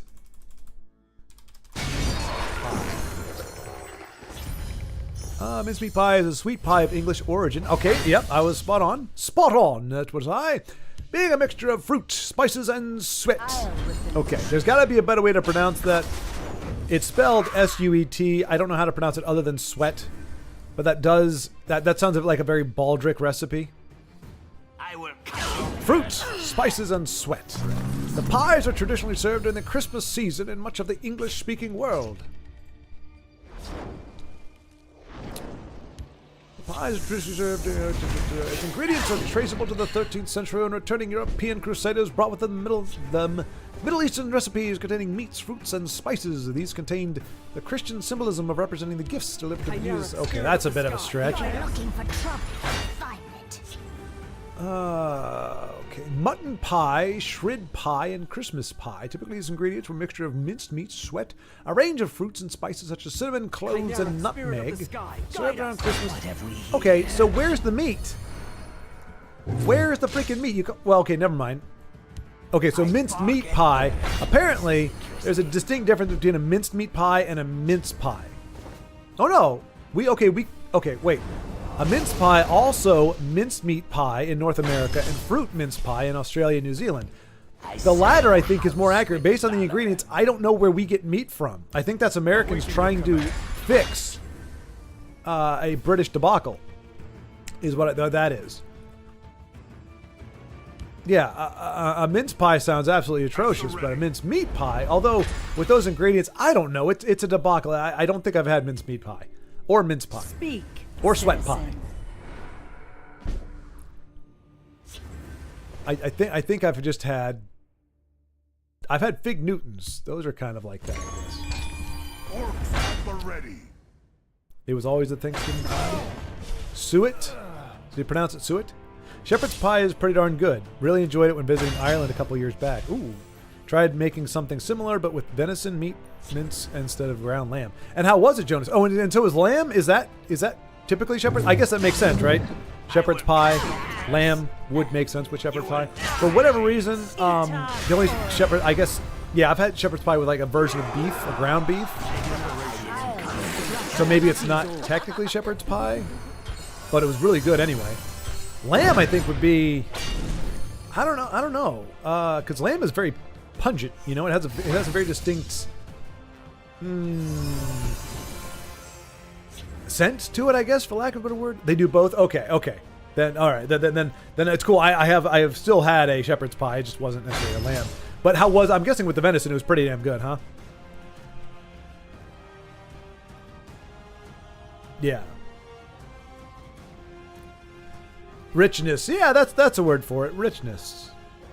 Yeah, lamb is very rich.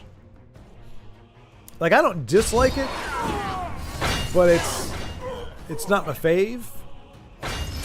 You really can't beat cow when it comes to that sort of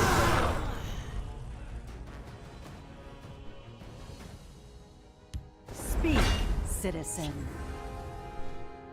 Murica. Sorry, Todd. I mispronounced it. Murica.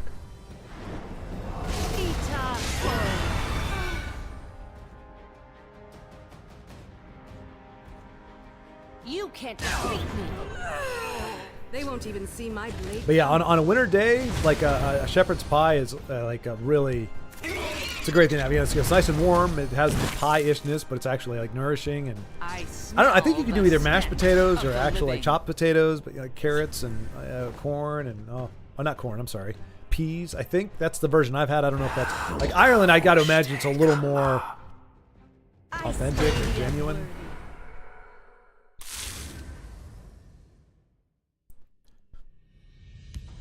Soldiers. Very good. Also swapped the farm veggies for more wild herb and mushroom stuff that suits game meat better. Nice! Oh yeah, that sounds really good. Yeah, wild herb and mushrooms. Yeah. See, there is a place, Baldric, for mushrooms.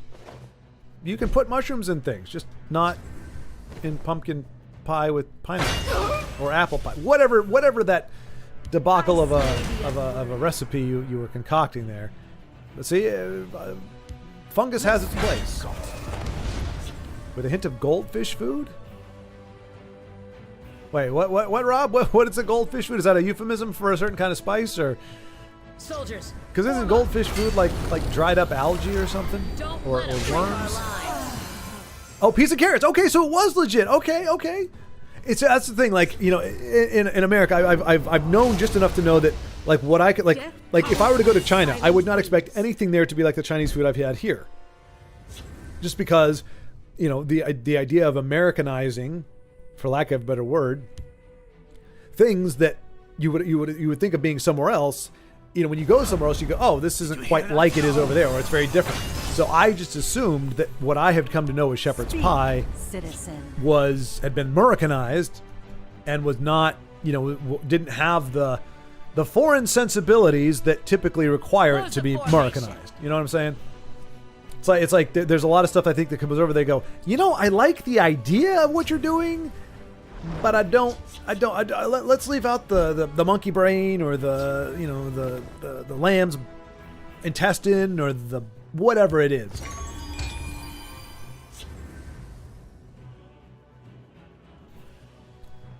And I'm not saying that's true for all. Like it's an extreme case, but. Chimera, spirit of the sky, guide us. Preparations have been made. But I think, excuse me.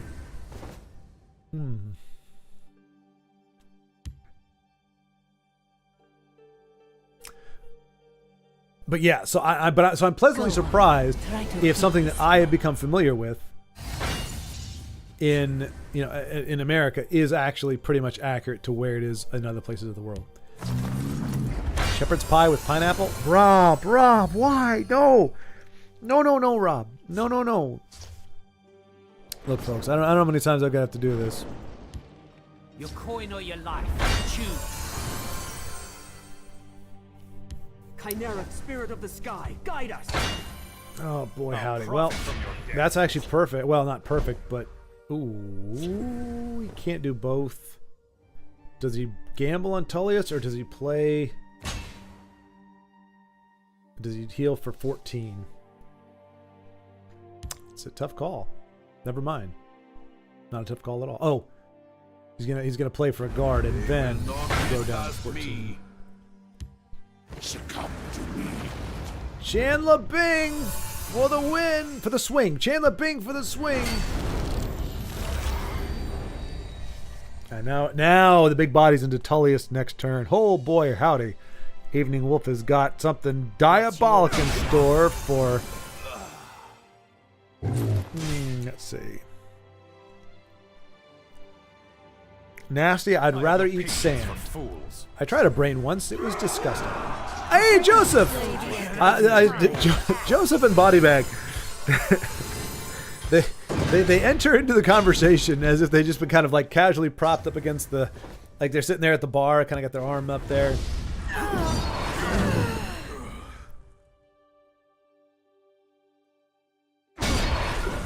And I just kind of walk up, like, by the way, yeah, I can't imagine. Is the taste describable? Mushy and bland. The texture is the worst part. I can imagine. I'm noticing a few. Oh crap! You're not wrong, Ugnip. Thank you. No, it's not you. For crying the heck out loud. YouTube has gotten really bad. The past 3 days, I have lost. I have had to restart my streams after like the first 20, 30 minutes. I mean, we've gone a little bit longer today, but yeah, I where it just fluctuates. I've been dropping. It shows me dropping 25 frames. So, there's really no way for me to like. And every time I stop and restart, it's fine. So I don't know what the crap is YouTube's problem, but this is the third day in or the third stream in a row that I've had to stop because it becomes like difficult to watch. If it's at 23.5 now. If I see it jump up to 25, I'm going to restart it. Or 2 hours in, whichever comes first, because that's just a crappy experience for you guys, where the audio keeps going, but then the visuals are all stuttery and janky and whatnot. But thank you for letting me know, Kip. I appreciate that. I watched it for the first few minutes and I was like, okay, it looks like it's going to be fine, and then it just, you're right, it's gone off a cliff.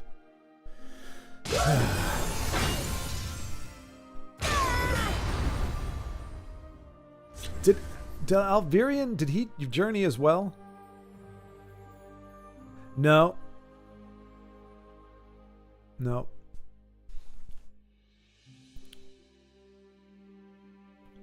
Yeah, at least sand, you can pretend it's like cinnamon without flavor, I guess.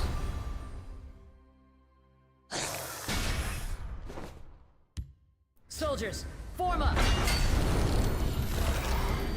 Soldiers, form up! This looks bad. That looks better. Okay, he's actually gonna be in pretty good shape here.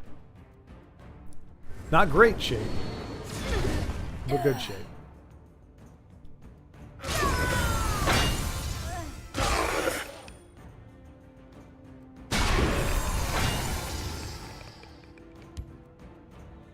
All right, men, on me. Good call there. Awaiting your heal. command to serve. Keep that Bruma alive.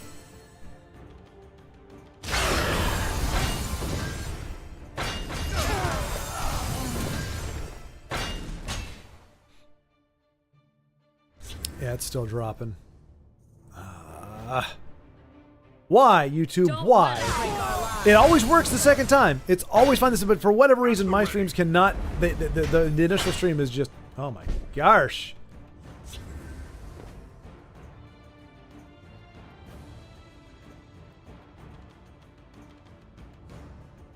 That's 12 damage from the other side.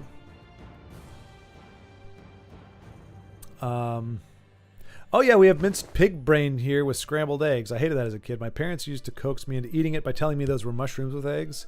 I still get to my stomach just think about it. So you're serious, Baldric? Minced pig brains?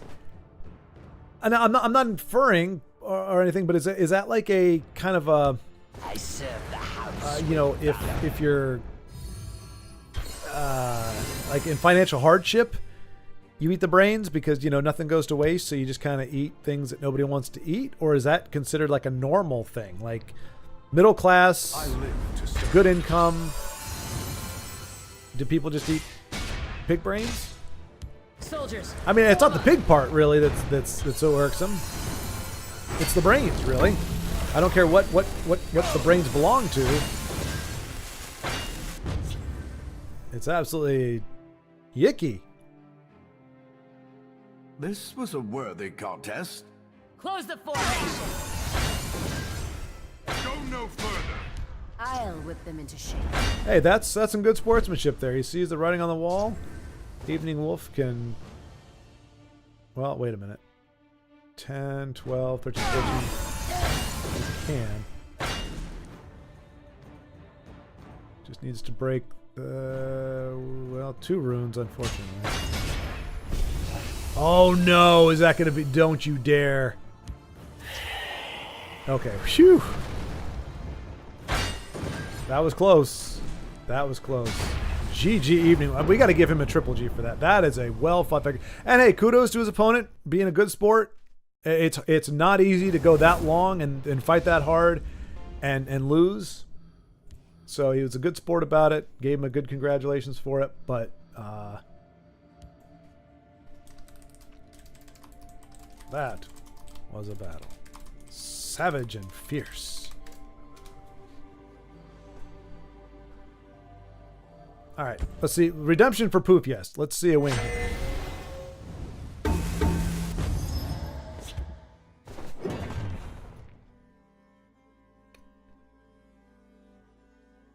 The hiss shall heal you.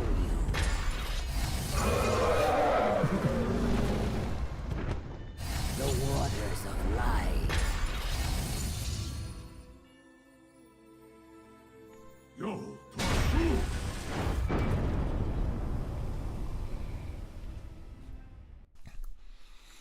Our boy Poofius can't catch a break.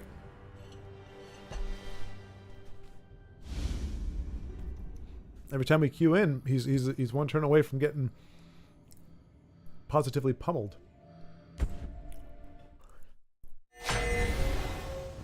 That is true, Jonas. We do have we do get a lot of food traditions over here, which that's the idea, that the happiness behind like the idea of a melting pot. Like, you bring something over, and it may not, as its original exact iteration, may not fly with the melting pot, overall melting pot sensibilities, but if you tweak it a little bit here and there, without removing the overall vibe of it, it has appeal. And there's plenty of restaurants that actually, they're owned by, you know, it's like, you know, I remember going to a place that had Turkish food. It's owned by a Turkish guy who came over and started his own restaurant. There's plenty of places you can put one of those. Now, maybe not in, you know, Midwest suburb America. There are plenty of places, even outside of like the cities, where you can have a place like that people will enjoy. But yeah, overall, yeah, you're right, Jonas. It is a nice convergence of different cuisines, and it may not be perfect replication of it. It is still the variety. Like you're saying, your food tradition is salted meat and fish with little in the way of spices. Which I'm not gonna lie, that doesn't sound bad, but it is kind of. It would be. I mean, it could still be repetitive after a while. I guess I'm like, who gets tired of meat? Oh wow. Io, were you being nice? I like the wind and the shadows. I think Io was just being very nice. Like, because you don't. I mean, somebody's playing High Rothgar. You don't want to nuke that if you don't have to. But I feel like that was very, very kind to leave that up, because that's a win condition right there, or a plausible. You got Razzmadazzle in hand and a nice beefy board coming down. Now again, portcullis, you're going to be regretting your life decisions.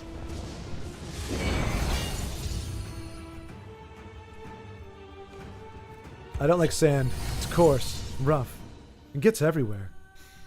Yeah. I bow to your victory. Yeah. Yeah. One of the best lines from a particular series of movies that are full of great lines. But that one is probably the one it's most known for. And rightly so. Rightly so. But Annie? Misa think... Misa likes sand, Annie. Hear my command and rise. I didn't want to go any further with that because I just felt dirty. Absolutely dirty. Simply because that's what our predecessors had to work with. Lots of our traditional dishes are based on people using every part of the animal or the way it was preserved. So many persons. Which makes sense. And hey, honestly, yeah, I mean, like you think about it, like that would be the natural thing, is figure out uses for every piece of the animal. And I mean, that doesn't mean that everybody's always done that, but that is stands to reason that that's like it's just common sense. Even if I would say there's got to be some other utility for a brain than eating it. Like I feel like if I ruled the world, one of the last things I would think to do with a brain of any kind is to eat it. I would think wash the car, you know, dip the old brain in the old gray matter. It's a sponge anyway, you know, dip it in there and you can chamois off your car with a little bit of monkey brains or something. But well, then again, who eats monkeys? But like I don't know that I would. I mean, insulation Maybe. Like, I would think of anything to do other than stick it in my mouth. But I feel like there was a time in history where we had, I think Freud called it like a oral fixation, where like you just want to chew on everything or stick everything in your mouth. I feel like humanity probably had an oral fixation as a collective. And so it was like we can't think of anything better to do with it than eat it. Probably because, people were starving or food was harder to come by. So your natural thing is it safe to eat? If it is, then stick it in your mouth. That's kind of the way it went. Whereas, nowadays I would say, let's think of creative ways to use the brains and the stomachs and the intestines and the blood and all that stuff. Let's not waste it, but let's not eat it either. It doesn't need to be. I mean, that said, I know like liver has a very high potassium count or something. Like it has. My troops are the finest in the Isles. The Isles. Give no quarter. Nice. Season. Look at that. Look at Joe. Like you never see this gal. I don't even remember her name. Battle Reeve of Dusk. Look at Sea City getting a win. Stealing a win with a Battle Reeve deck.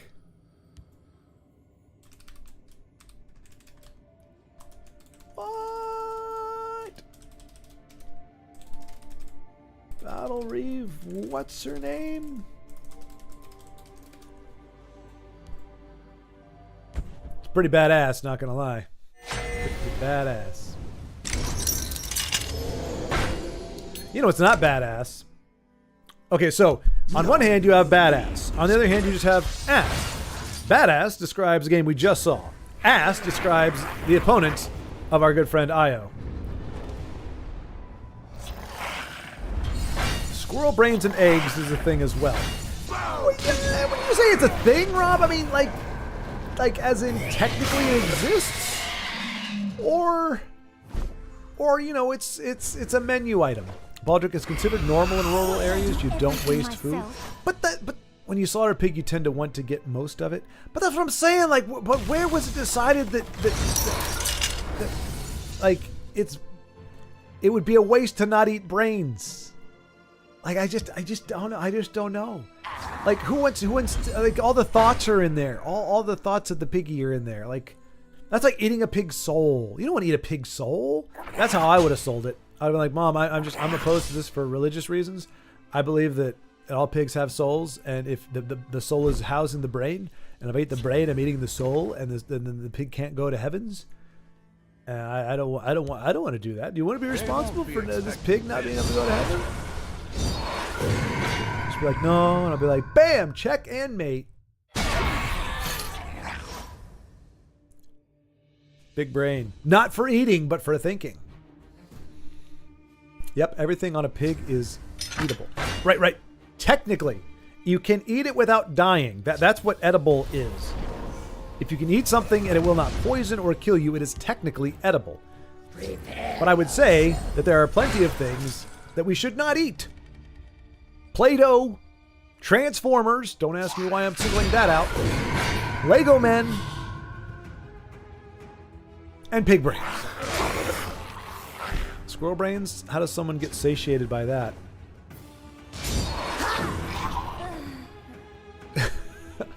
I see. We draw the line at squirrel because you can have plenty of squirrel brains, Baldric. What if you had a dozen squirrel brains? I'm sure by volume that's about the size of a pig brain. You know? You have 3 eggs and half a dozen squirrel brains. Good to go.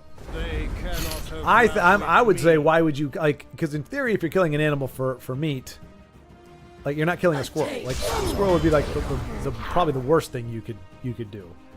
One of the worst things. Like, there's nothing on it.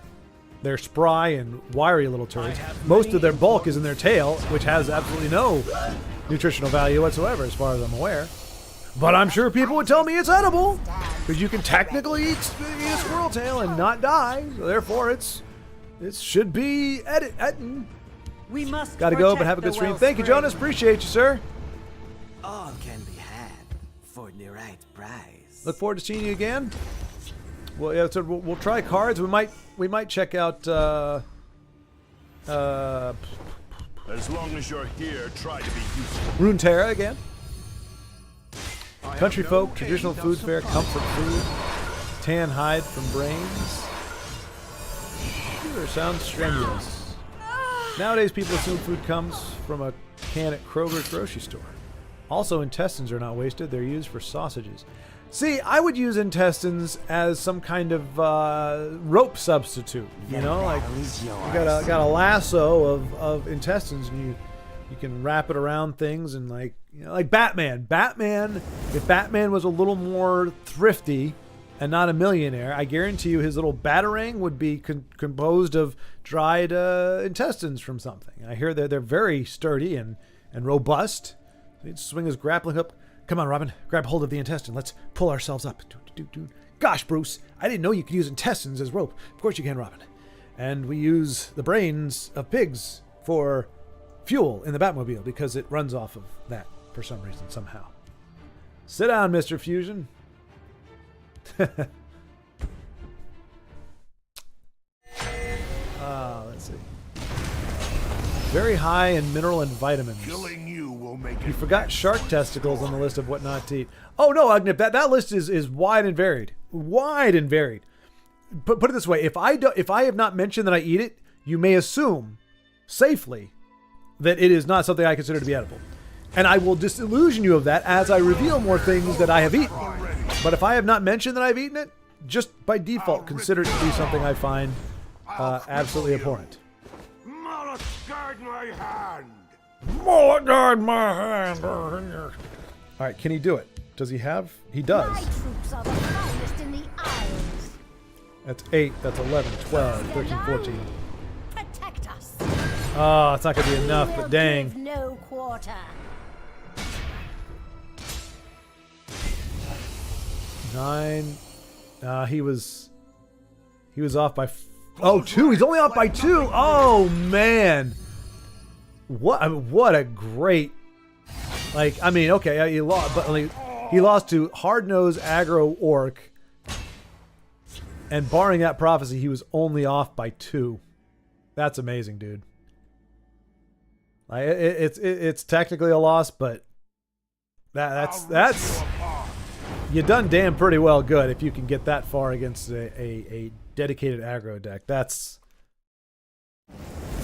no, don't hang your head, sir. Don't hang your head. That was one of the best non-wins I've ever seen in my life. I'm not trying to sound patronizing. All right, come on, Poof Yest. Oh, dang it. Well, let's just presume he won that one. Shark testicles, my gosh.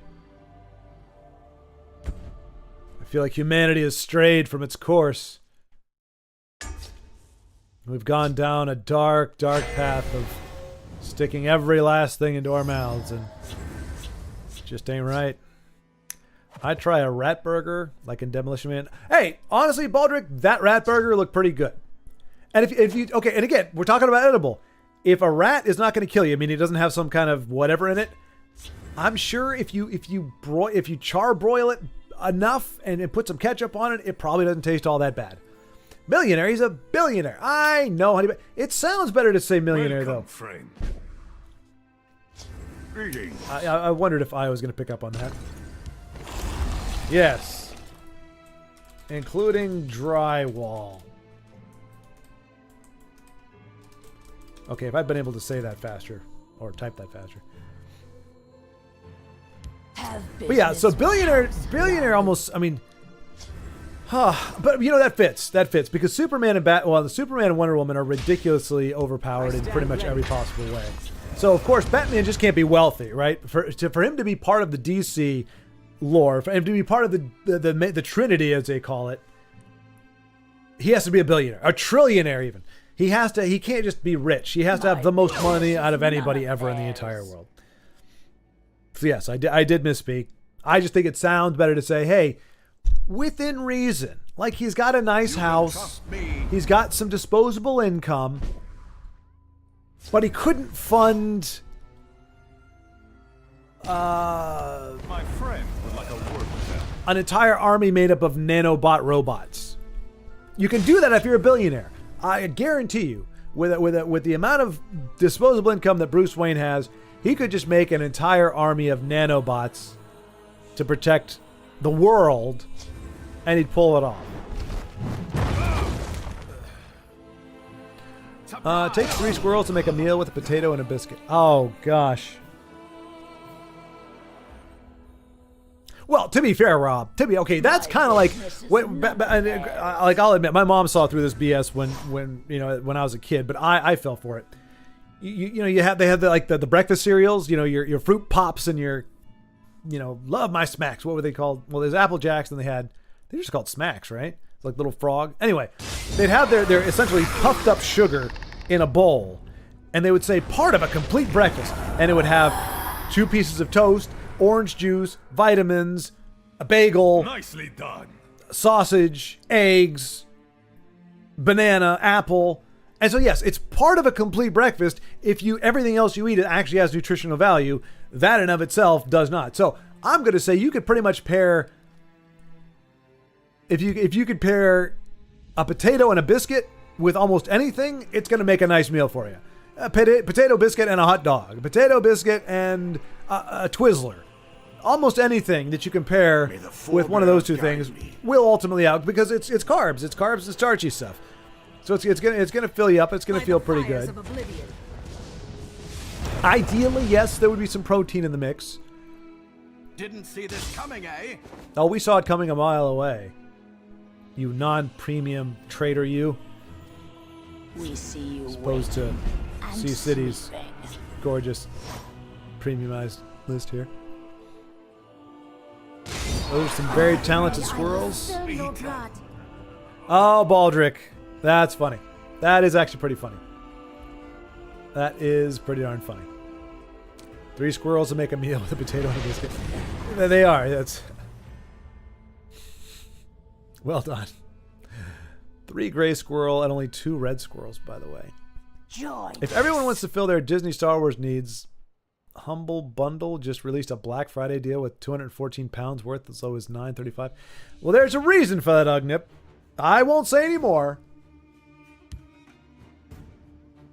But there you go. PSA from Ugnip. If you want Disney Star Wars Humble Bundle, which I have been, which you keyed me into, Humble Bundle Khajiit will keep you safe. has some stuffs for you.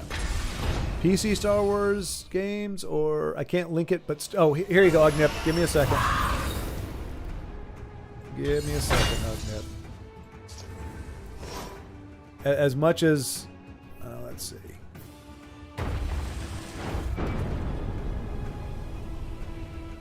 Ugnip, you can post your link now. Just let it be known that I do not. I sanction the posting of this link, but I do not endorse it. I allow it, but it does not reflect the views of me or this channel. I simply believe in making information common to everyone so that they can pursue their own desires or vices as they see fit. With no judgment from me in these judgmental eyes. No, indeed. Far be it from me to prevent someone from pursuing.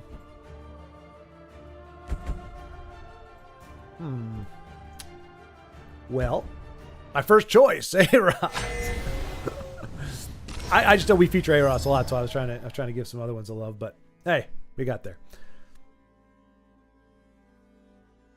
If anyone, let's see. So yeah, Ugnip, I gave to you the. I thought I gave to you the. Yeah, you're. I gave you the moderator power, so you can post a link. Should be able to. There's too much nanotech in superhero films nowadays. Well, I mean, yeah, Tony's Iron Man being nanotech. I think Black Panther's nanotech too. It's kind of become that catch-all where it's like, if we don't know how else to describe, like we want it to do something cool, but we don't have a way to justify it or have it make sense, we just call it nanotechnology. Oh, that sucks. You're going That sucks. Have another. I smell the stench of the living. There you go.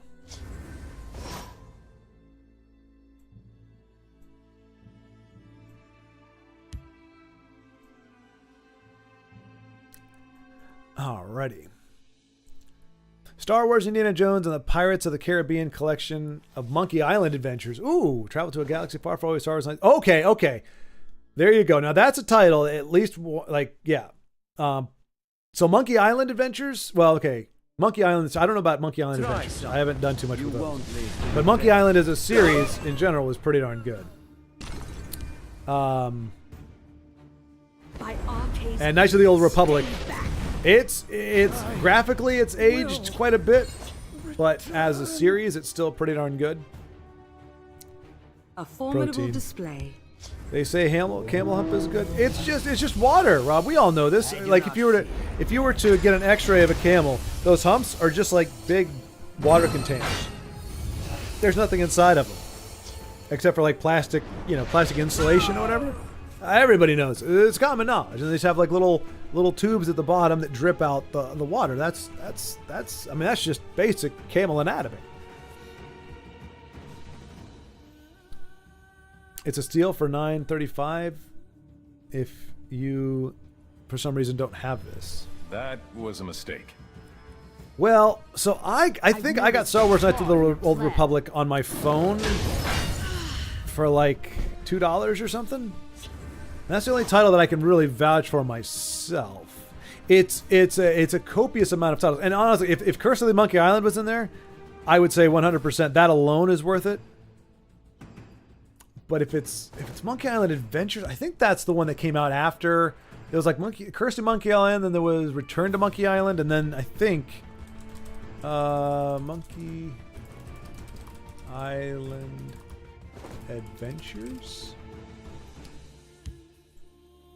Wow, there actually is a Monkey Island Adventures, and it's a real. Look at this. It's actually a real thing. It's actually a real place. Monkey Island Adventures. They actually, I can't believe that would be accidental. They actually named what's that, in Florida? The forest is my cloak. About Old Homasa. Okay, that's not Florida, I don't think.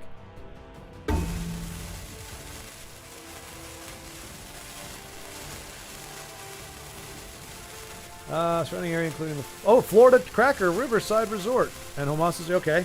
Monkey Island was just a pile of rocks. Forgive me. I wonder if Monkey Island then was actually named after this, because if it came out before Monkey Island, he couldn't have named it after that. Currently, there are 3 spider monkeys that reside on Monkey Island. Okay, never mind. It's a legit place, and it was not named after the video game. Perhaps the video game was named after it. But anyway, yeah. But yeah, I mean, hey, I'm sure there's some gems within those titles. But in any case, it's good to know that it's there. I enjoyed KOTOR 1, but never finished KOTOR 2. I didn't even start KOTOR 2. Mostly because when I got through, I didn't get to play KOTOR 1 until it had been out for like a decade. And my friend first bought it for me on PC. My PC was too crappy to play it at the time. So I had to just hold on to it for like another 10 years. And so by the time I got around playing it, it was like 20 years old. And actually, when did that come out? Knights of the Old Republic release date. I want to say early 2000s? 2003. Damn, I'm good. All right. So it came out in 2003. Okay, it wasn't 20 years. I'm going to say 15 years. Nah, 12 years. 10 to 12 years before I actually got to play it. And by that point, the graphics, and to a degree the gameplay had kind of aged a bit. The story was fine. Hey, K Fluffy! The story was fine, but yeah, the waking and sleeping. The interactions and the graphics had long since gone past their prime. So I didn't really. I enjoyed it. I got through it, but I wasn't necessarily curious enough to check out the sequel. I heard it wasn't quite as good though.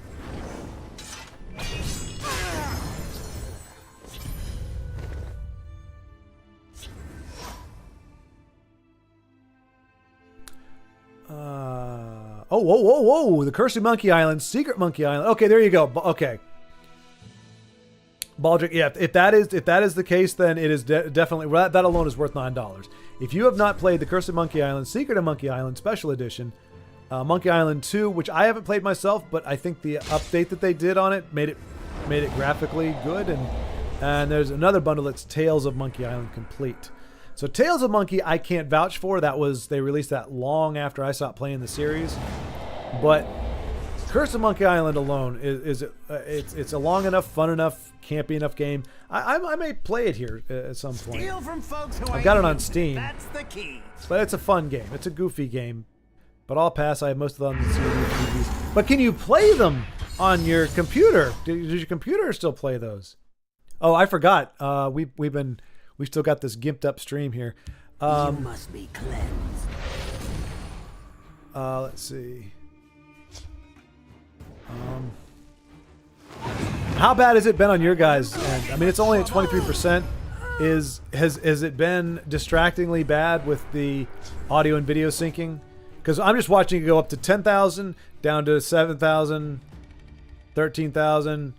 So it's fluctuating, but it's not getting worse, as far as I can tell. So I don't know if it's worth.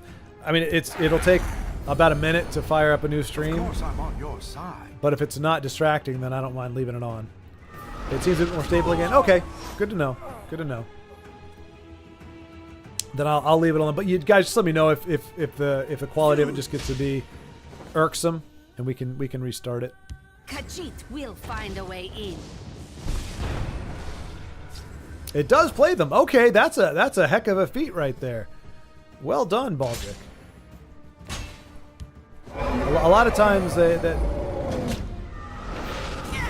Nicely done, Cave Fluffy. Yeah. It's got the classic Gobbo removal package, but not running heavy Gobbos, it looks like. It is dropping, but voice and sounds are all good. Yeah. Let it sink soon. All right, tell you what. Let's and just to prove. Now I might be, of course, I'll be wrong because I'm calling it. But watch, it's going to be amazing, and all we do is restart it. So I'm gonna leave this up. I'm just gonna go ahead and do a sequel stream, and yeah, there we go. Nicely done. So we'll give K Fluffy a GG. Oops, that's a GG at. Let's give him a GG real quick here.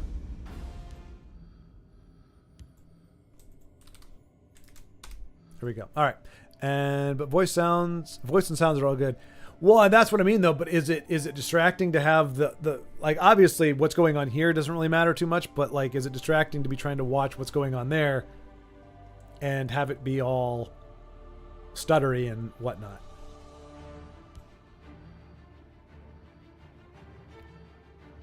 I just want to ensure that you have the best viewing experience possible.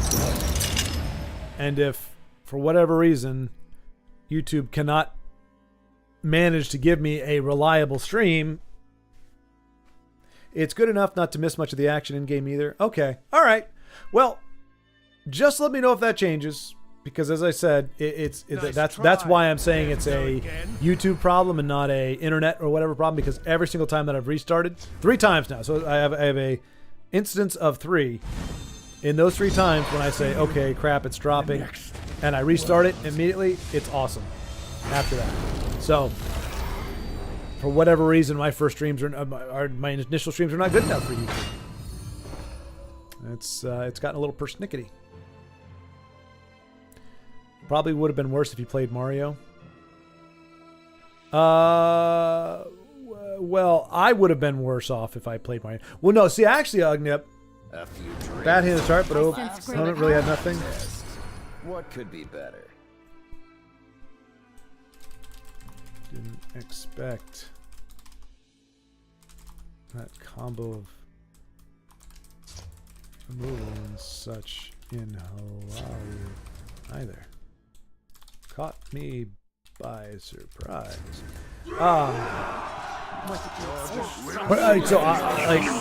So this Mario is going through Switch. So the Switch is handling all the horsepower needed to play that game. All my computer was doing is recording it. We're recording / streaming.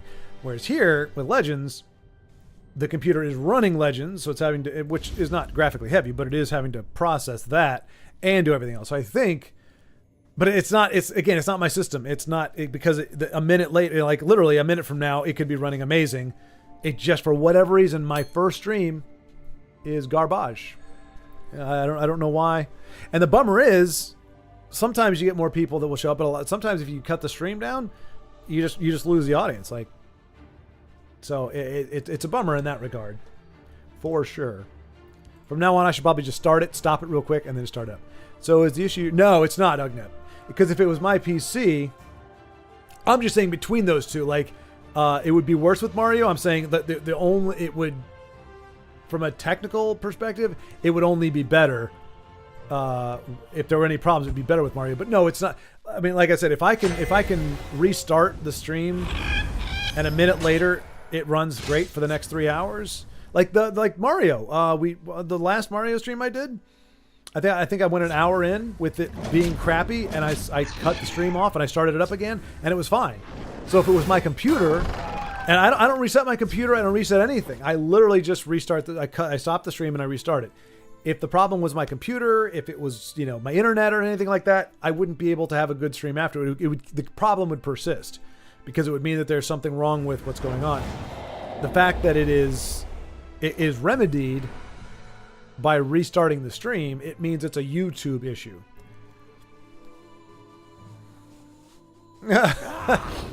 Would be interesting to see how this would look if you ran it in both YouTube and Twitch. Yeah, I'm a little... Yeah, I see. That's. I don't know how that works. Like with the dual stream, I don't know if the interface, because I don't even know how. I don't even know if I can do that through OBS. I think I'd have to run something else, and I don't know if the strain comes from that, like somewhere in the interwebs, like it's being piped through something that's splitting it out, or if my computer would have to push. Like to stream, however that works. I don't know how computers, well, not how computers work, but I don't know how streaming works in terms of where the load comes from. Ironically, Vaxhall Honor showing a complete lack of the latter as he plays his bullcrap invade on the ladder. Whereupon there rose such a clatter, and hopefully Cradle Crush Giant is going to squish that gate flatter. Hey-oh! Poet and didn't know it! That sucks. I mean, not only Thorana existing, also being on the board, also free lightning bolts.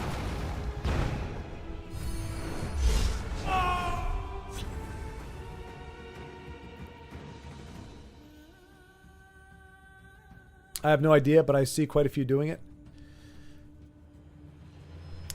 Yeah, I might look into that. Ugnip. I mean, granted, then you're dealing with two different chats in theory.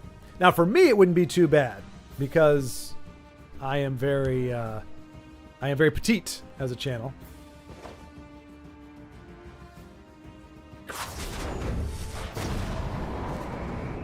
Ooh, Monk Strike, Razum Dazzum, Dazzum, and Crusader's Assault. Preparations have been made.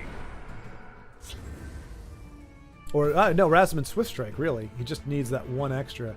Wait, so 7. Now he would need 13 to do everything. Are you listening to me? You better be. He just needs that little bit of damage. Okay, that's not bad.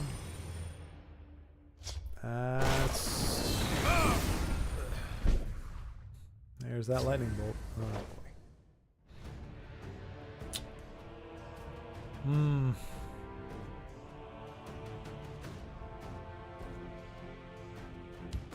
Try something. You won't live to regret it.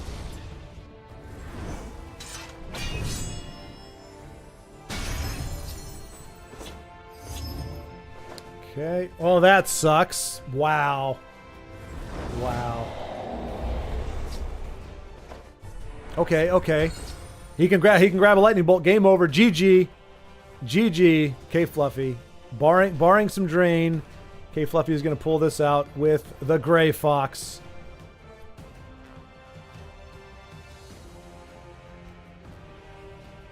Pulling the free lightning bolt. But yeah, so it wouldn't be too hard for me to juggle two chats because it probably wouldn't have a whole lot going on, but... Oh, too bad. So sad. Oh, yes. The Gray Fox going to do some amazing things. Oh, you can't banish your own lightning bolts from your graveyard. Doesn't that suck? Thorana is your downfall. Muhahaha. Prepare to die, Earth scum.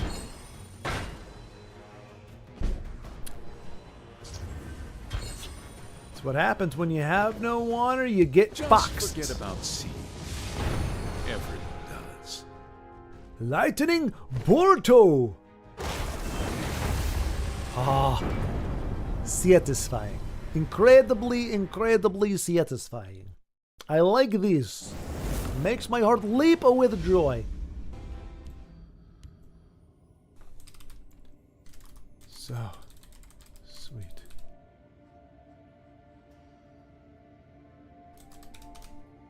I wanted to give the whole like that emoji that's kind of like, it's got a little bit of drool coming down, but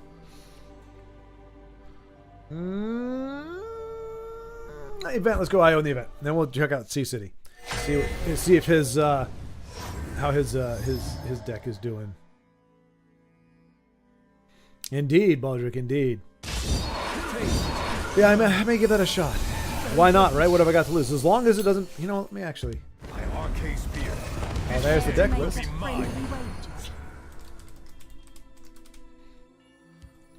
Alright. Does streaming to YouTube and Twitch tax the computer? Even though you... okay. Does it...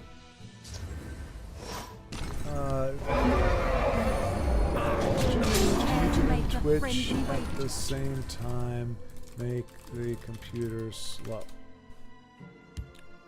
Yes, streaming to YouTube and Twitch at the same time can make your computer slow. Coding software, PC struggling to stream videos and game at the same time. Monthly stream on different platforms like YouTube and Twitch. On this, you're basically expanding your audience, boosting your income, and diversifying risk as a content creator, but simply streaming across multiple platforms is a self-reliant way to promote your content.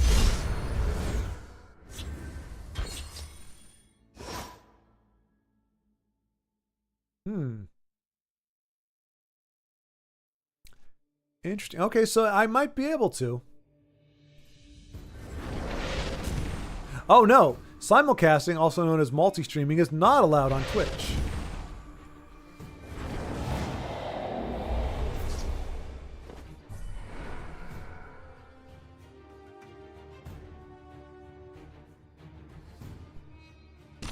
Yeah, I'll do a little more deep diving into it, but it doesn't necessarily seem like it's feasible from a variety of perspectives, but...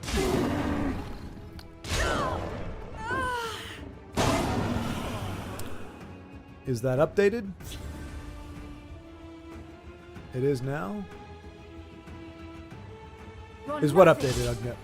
We'll see how they like someone who fights back. You talking about the...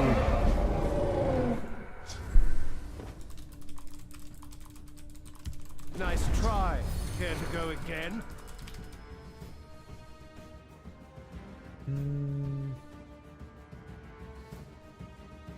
Unless you have a special contract with Twitch, it is not permitted. Only folks in the 0.01% of Twitch have that kind of agreement. That's via random Reddit.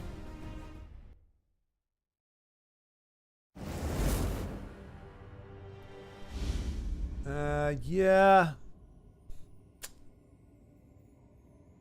Okay, now there's on 2023, Twitch will no longer prevent its creators from streaming to their audience over multiple services. Okay, so it looks like they inverted it. So unless you have an exclusive Twitch contract, you're allowed to. I wish they would put the most like relevant ones at the top instead of whichever ones have the most traffic. I don't know. But so yeah, so it's not illegal. I wouldn't get in trouble for doing it, but I would need to figure out how to do it.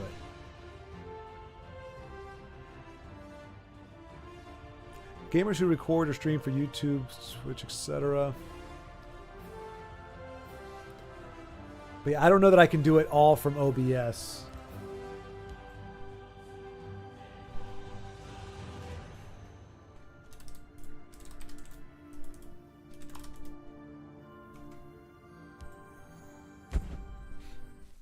Let's see. Looks like it is time for the muscle. You can stream on Twitch and YouTube at the same time. Yeah, I think it was a lot of turmoil around this. Which, I mean, kind of makes sense, but kind of not. I mean, I'm trying to think why. They shall have nowhere to hide. Like, in theory, now this is you know, probably lofty thinking, but in theory, I want people to watch it on my platform because my platform is better, not because they have no choice. So you'd think it'd be like, okay, you can, yeah, we'll let you can stream it on YouTube or Twitch, I feel a but storm coming. we believe in our platform and we think people would rather be at Twitch than YouTube, or vice versa. So, you know, give them the option, let your audience wherever they want to watch. But if you believe in your product, then you say, well, because if you restrict it, if either side restricts it, then you go, okay, well, I'm gonna go to the platform that is not being a jerk about it. Hand over the coin. But it sounds like that's not an issue. It would just be having to set it up to do that, and having to set up. I don't even have a. I think I have a Twitch account, but I don't even have a Twitch channel yet. But it might be worth looking into. Command and rise.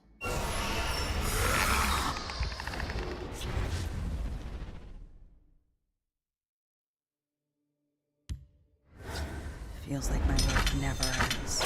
It would be very bizarre indeed to Hand over the coin. to find success on Twitch after being on YouTube for over a decade. But stranger things have happened. It's free and simple. Even I have streamed on Twitch. Oh, really? Oh, no, I mean both. Because I think I can stream on Twitch. I can stream on Twitch from OBS, but I don't think I can. It's being able to stream on both at the same time that I'm not sure about. But that's cool, Ugnip. What did you stream? What game? What nefarious undertakings were you undertaking? Believers shall flock to our noble cause. Your orders.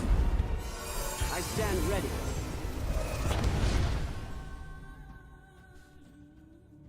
Sixth Death himself. Death itself. I command death itself. Okay, not really. Okay, don't quote me on that. I really don't know. Like, okay, death is its own thing. It's not like I make death my bitch or anything. It just death itself is. It just sounds better if I say, okay. You know what? Just can we forget we had this conversation? I command myself. That's what I meant to say.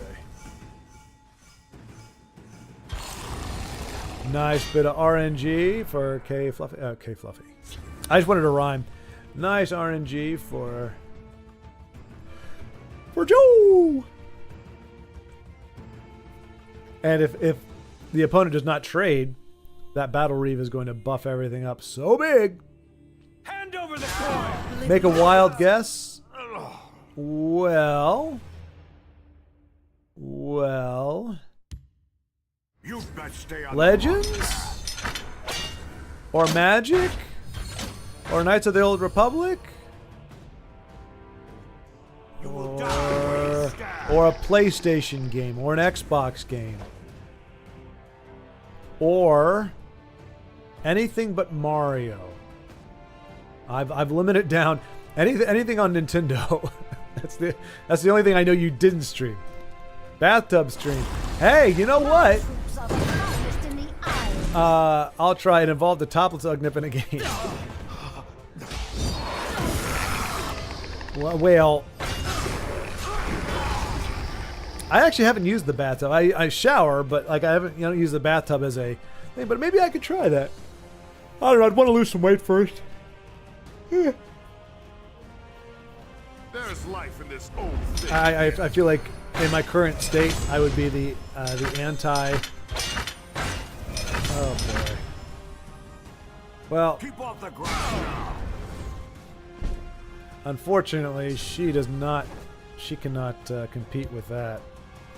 Believers shall flock to our noble cause. Flock you. What are your intentions? Nice. Those are our intentions. And barring a sorcerer's negation, Come dance with the master. shall the we ground. dance? Ba-dum-bum-bum. You stream Tassel, nice.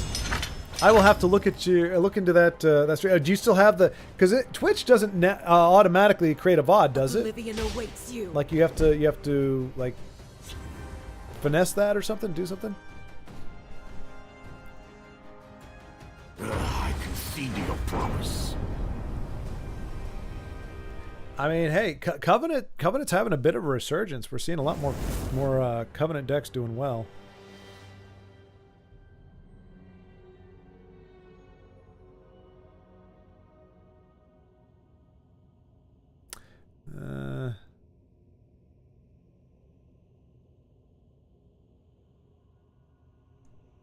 Yep. Okay.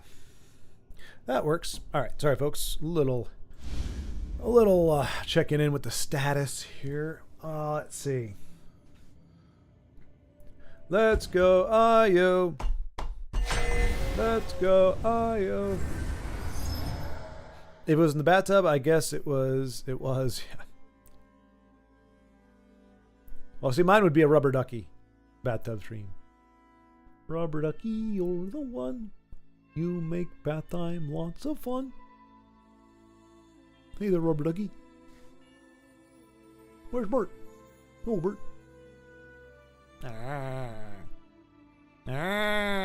That's Bert, apparently. All right. Io looking pretty good against Crux RU. Well, precarious. Precarious. There are many ways this could go south.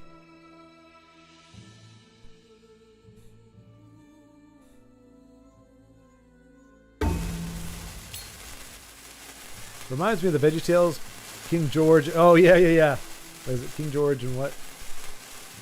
King George and the Ducky? Wait a minute. I don't think I've seen that one. What is that one based off of? Because they're all, it's a VeggieTales are all loosely based off of, or somewhat based off of, like a biblical story. What?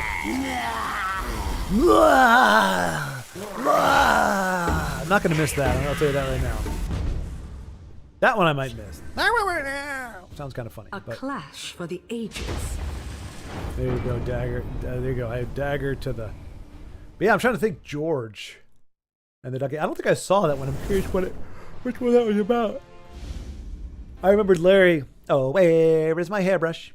Oh, where... And for those of you who don't know, it's funny because Larry is a cucumber, you see. And so when he's singing about his hairbrush, it's a cucumber who, as you might expect, has no hair.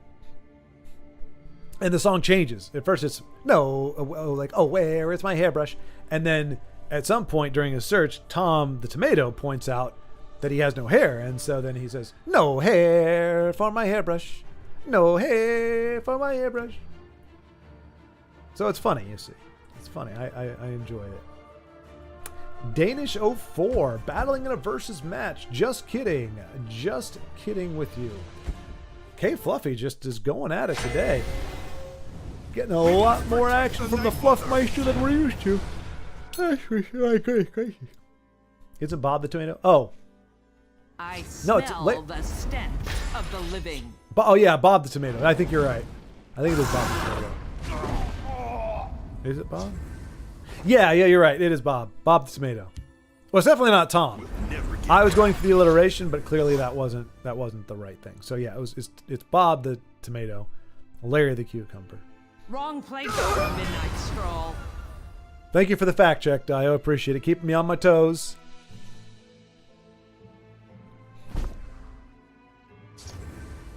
But yeah, I think the viability of a bathtub stream is probably pretty low.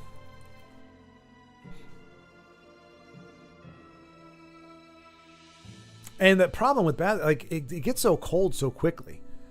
Like it provided you can actually get an entire bathtub full of water, which, you know, I mean, how many? I'm trying to think of how many gallons it is. Like most hot water heaters could probably handle a bath, but I mean, I live in a house with 1, 2, 3, 4 other people, and we don't have a tankless water heater.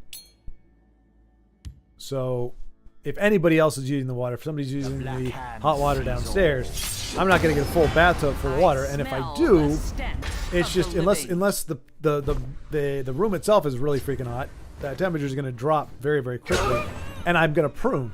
So you got maybe 10 to 15 minutes of a stream where I'm not uncomfortable, and then you've got to, then I'm all pruny and cold and shivering, and my lips are turning blue. I'm like, so, got to try to play this card in the Shadow Lane, but then, oh my gosh. And then I mean, it's entertaining, sure, but at what cost? If they would alliterate Tom the Tomato, Corey the Cucumber, or Carl the Cucumber, or Cook. What a pity. Yeah. Oh gosh. Sorry, folks. I don't know what's happening here. All of a sudden beset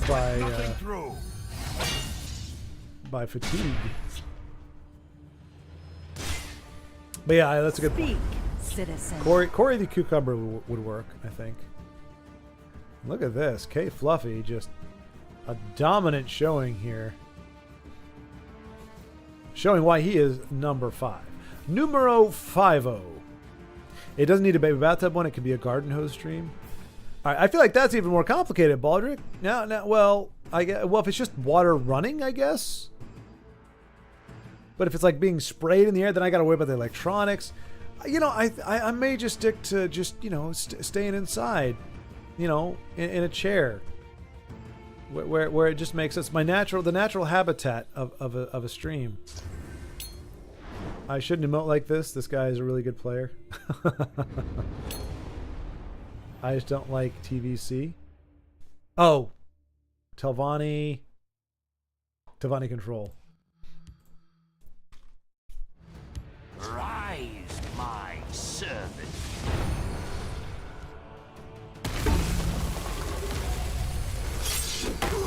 Where is he? The day is yours. That's weird. I thought I could have sworn K Fluffy said something, but then he was gone. And then there he is. No one does.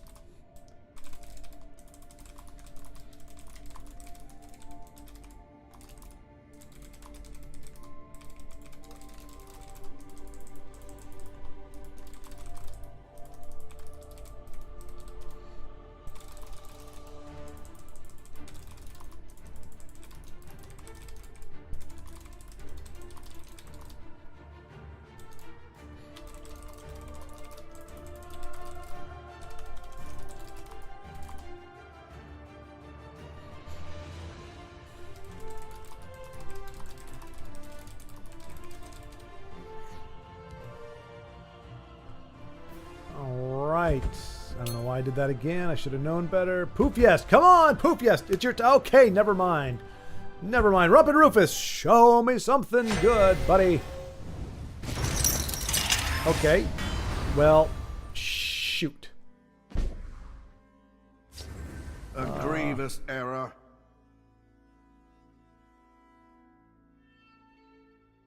I mean, he can Cliff Racer and Dagger to take that out. That's 6. And then he can say to Neen. That's rough. Come on, Rumpin. Oh, he's also number 5. So wait, K Fluffy must have gone up to number 4 then. If Rumpin's number 5, because K Fluffy was number 5. So Rumpin and K Fluffy are mixing it up here. The reach won't help you, my friend. You must deploy. Deploy Sedanin! Courier! I come bearing a gift for myself. This is awkward. I read Golden Hose and was like, I don't need to know what type of shower-like precipitation spews from its hose hole. Yeah, golden showers. Yeah, that's a different kind of stream. I mean, not necessarily foreign to Twitch. No guard, no charge. Oh, wrong lane for that, my friend. Wrong lane for that. Oh, piss. Of course he had that.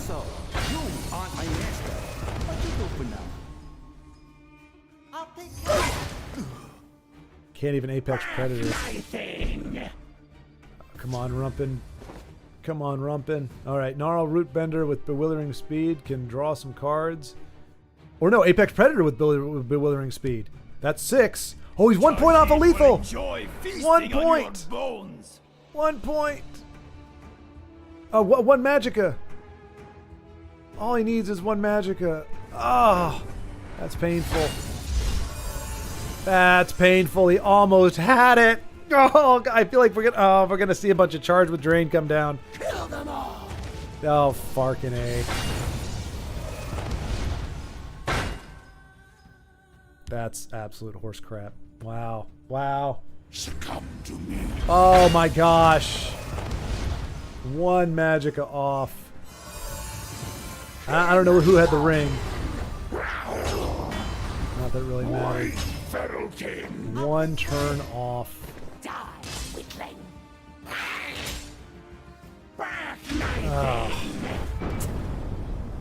Well, that just... No. I suddenly got spontaneous gas. That of a game is a quintessence, is why it blows hard. Yeah, exactly, IO. Exactly. Yep. Yep. It is disgusting. Disgusting. If squirrels did know, they would have teeth 8 feet long in their life. Wait, what? Oh, if squirrels didn't gnaw, okay. There you go. Exactly. I was like, wait, what? Thanks, squirrels would be terrifying. My autocorrection decided to be best. What I love is I've actually texted my friend like the score of a football game, like 22-13, and it autocorrected it to another number. And I'm like, where do you get off, autocorrect? Like, know your place. Know your damn place. There's nothing here for them. Close ranks. Let nothing through. Like, how dare you correct my score, for crying the heck out loud.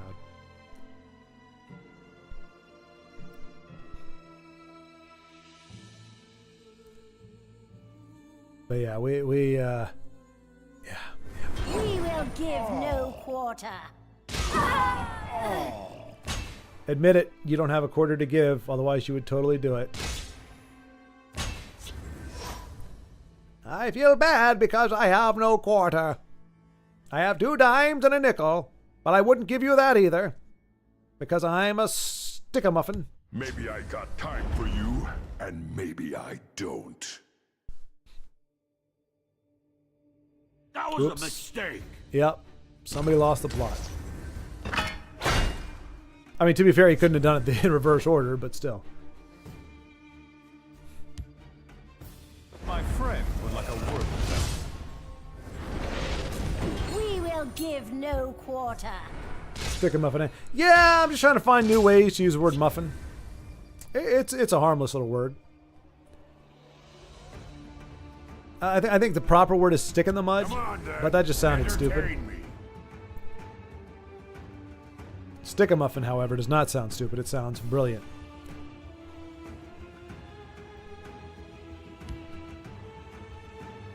The road ends here. Turn back or die.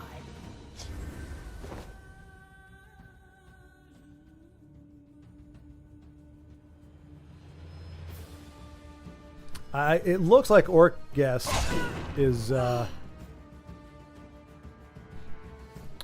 playing a bit of a hodgepodge. Behold my brilliance. Wait, but I can't behold your brilliance. I am watching City City. No quarter. Who's giving no quarter? But we will check you out after. Yeah, it looks like Orc Guest may be new to the game. He's kind of playing, like, just went into like an orc tribal and was like, whatever. That actually looks really good, though. Holy cow, you guys see that? With the sun in the background, the wind, like, that actually is a really cool looking card. I smell fresh meat. You said Stick a Muffin was brilliant? Did I? There we go. Behold my brilliance. That was fought well. You do me honor. Nice. There we go. Some friendly exchange. Orc Guest saying, all right, let's let's move on now. I've lost. It's time for me to depart. There you go. Sea City getting some wins. And the hits keep coming.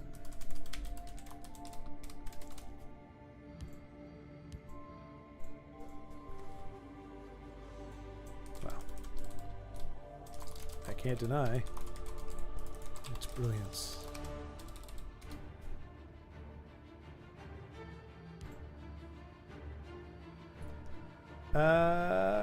Okay.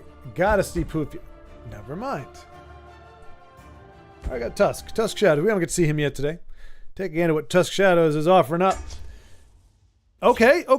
Oh boy, howdy. I know Tusk has been tempted by the dark side. I'm hoping to goodness. Okay, good. Excellent. Okay.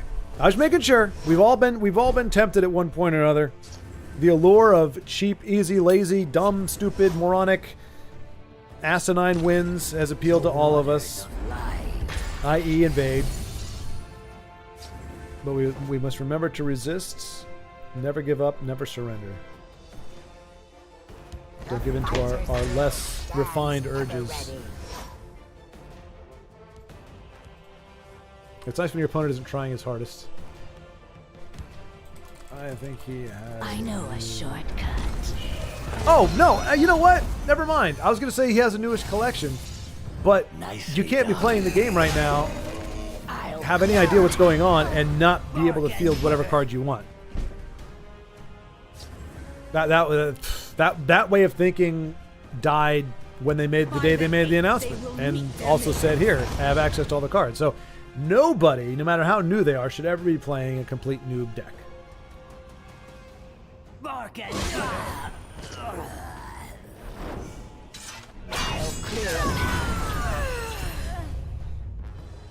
Squirrels bury food so others don't steal, but they only remember less than half of the hiding places. I remember hearing that, Rob. Much like my son and his wallet and keys. So squirrely fellow, is he? speak, citizen. Yeah, we all have those days, but yeah, there's sometimes where you just definitely feel you're behind the eight ball in life. I just want a chance to prove myself. Well, this looks like a job for fingers.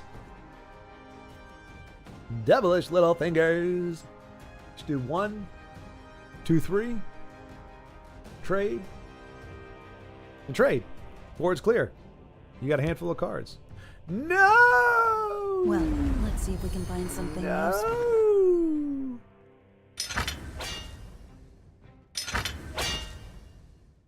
I mean, I guess that kind of works too. But you have a self-draw engine in that side. Granted, he'll be able to trade into the next turn, provided nothing happens to that. I'll do what I can. There you go. We stand united.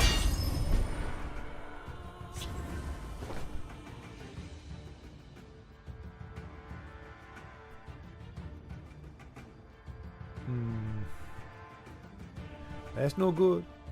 It's no good. It's very bad. Very, very bad.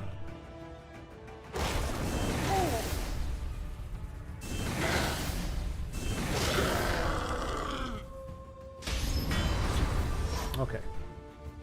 The situation has somewhat resolved itself. Training is over. Soldiers, It's time form to up. act.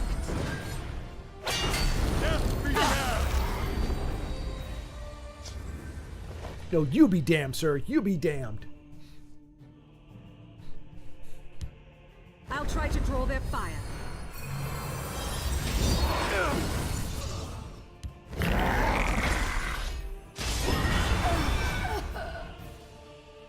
Might have done that to the shadow fielding. I'm gonna miss Giggles, and I just met her. Yeah, she touches the lives of everyone she meets, Rob. You're not alone. Giggles was something special to all of us. She will be missed. And unless she's on the other side of the board, in which case you hate her guts. Like, shut up, Giggles. Turncoat.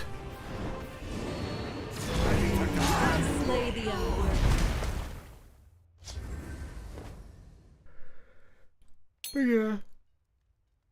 Must like boiled water? Wait, mist like boiled water or mist like boiled water? Power flows. Boiled The water. light of the three. Oh. Ladies and gentlemen, I apologize for what you were just subjected to. That is considered a level 4 pun. It is one of the lowest forms of punnery that we allow on this channel. I have been warned in the past to avoid making such jokes. Fighter's will stands ever ready. But unfortunately, he seems to ignore these warnings, rightly discerning that there's no enforceable methodology behind the warning. And so the puns continue. However, they do not reflect the sense of humor, sensibilities, or sense of decency that we like to cultivate on this channel. If you need any help or assistance in moving through the trauma of dealing with what you've just heard, please contact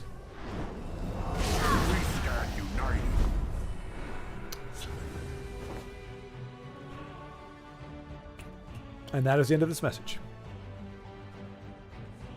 True story. The Tusk doing a good job playing the long game here. Wearing, I can't even begin to pronounce, or think to begin to pronounce that name. We're gonna get, no, he's gonna hold on to Encano. He's holding Encano and Marak, just in case the bottom falls out in the next play or two.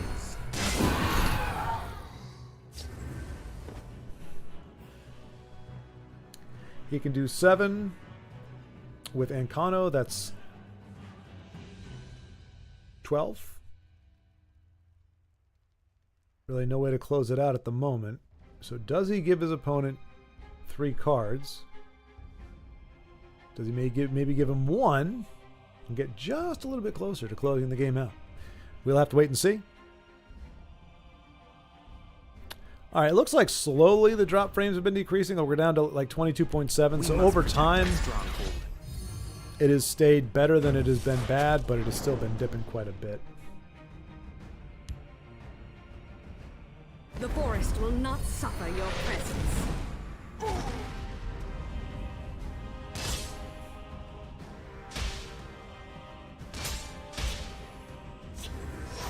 All right.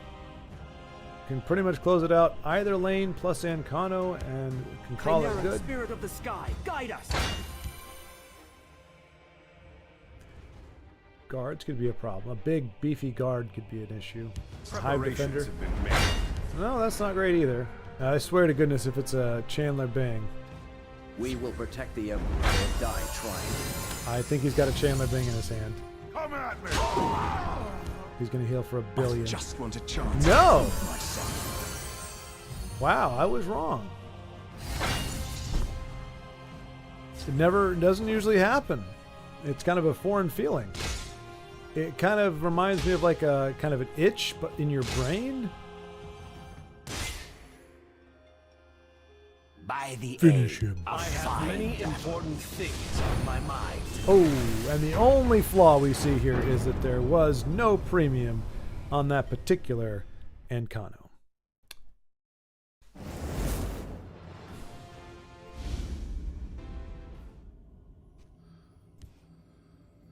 Give Tusk GG a fine display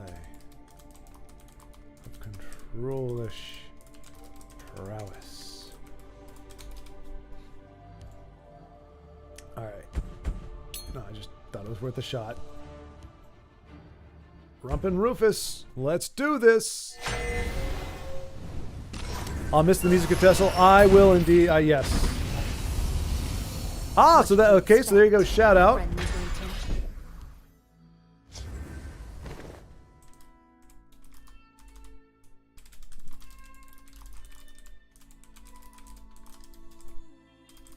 So there you go. So that the deck that you just saw that Tusk wielded so deftly was a Dano deck. So there you go. The crafter creator is Dano. The utilizer, the pilot, was Tusk Shadows. Ah, turncoat, a term coined from the Civil War. Turncoat and run. Cowards? Yes.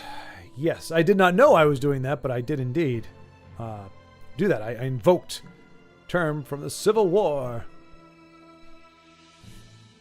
And she wore no coat. She wears a dress, I believe, but it's all the same. I don't care. If she's not on my side of the board, she is mine enemy. And I shall have no mercy on the enemy of my enemy, which is my enemy. Wait, no. The friend of my enemy. The enemy of my friend. Yes. I shall have no mercy on the enemy of my friend, especially if it also happens to be the enemy of myself, which is my enemy. Caravan? Yeah, caravan enforcer. You're about to move over and get nice and big and strong. Yeah, the Legends. Honestly, as much as I hate Oblivion, I like the music from it. That piano. That. Okay, that didn't do it justice, but that's probably one of my favorite ones. I like the. Yeah, there's probably like 4 tracks in Legends that I really like. I mean, they're all good. They're all fine, but there's like the crafting or card collection music is fabulous. Like I'll listen to that in the car sometimes, just kind of a chill, just think of beautiful things. I do like there's 1 or 2 I wish I could sing. You know what I'm talking about though. The very epic one that rises like that. And then the Oblivion actually, it's kind of an eerie, creepy one, but it's got this very like a beautiful, mournful, eerie sound to it, which I dig. Yeah, I dig it, man. I dig it, brah. I will be triumphant. Gonna bring back the Keanu Reeves-esque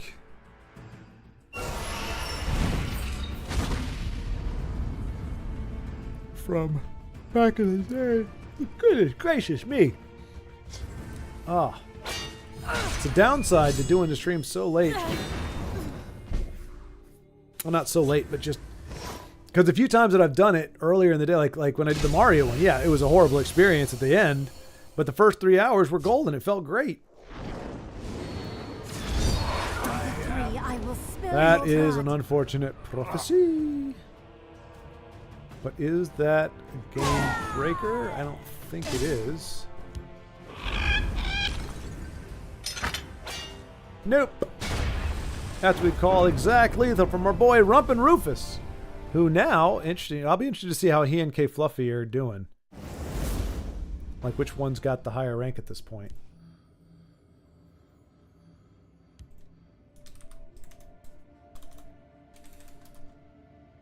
Let's see.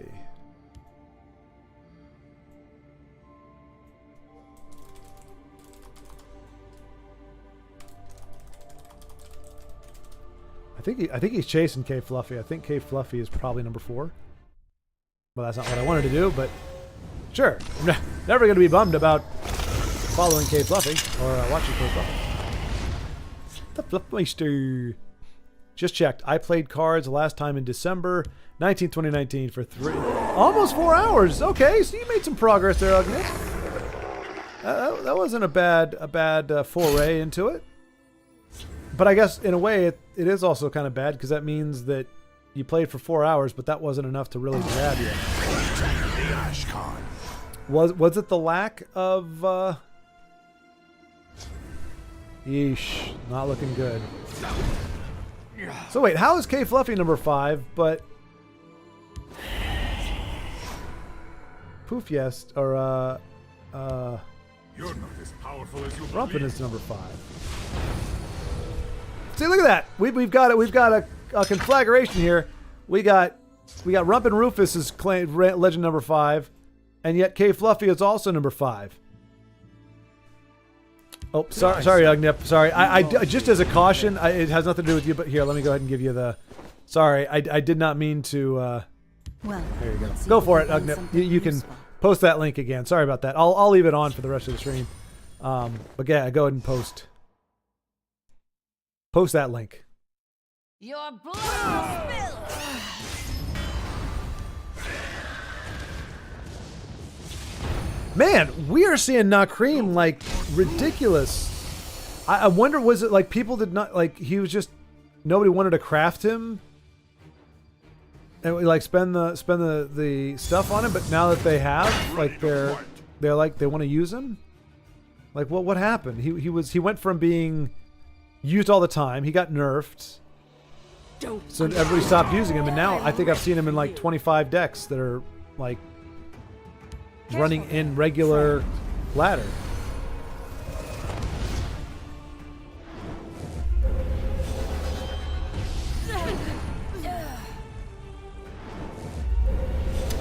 So no. This game just proves that money and pay to win aspects to card games are the worst ideas ever.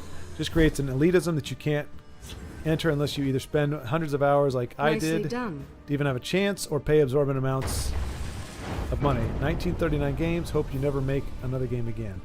Wait, what? Oh. Wow. Wow. This game just proves that money and pay to win aspects to card games are the worst ideas ever. Just creates an elitism that you can't enter unless you either spend hundreds of hours like I did to even have a chance, or pay absorbent. That's not the right word though, right? It's not absorbent. It sounds like absorbent. I'm pretty sure that's not the right word. No, absorbent. Abhorrent, maybe? No.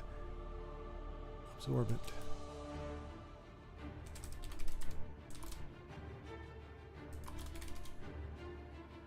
Exorbitant, or exorbitant.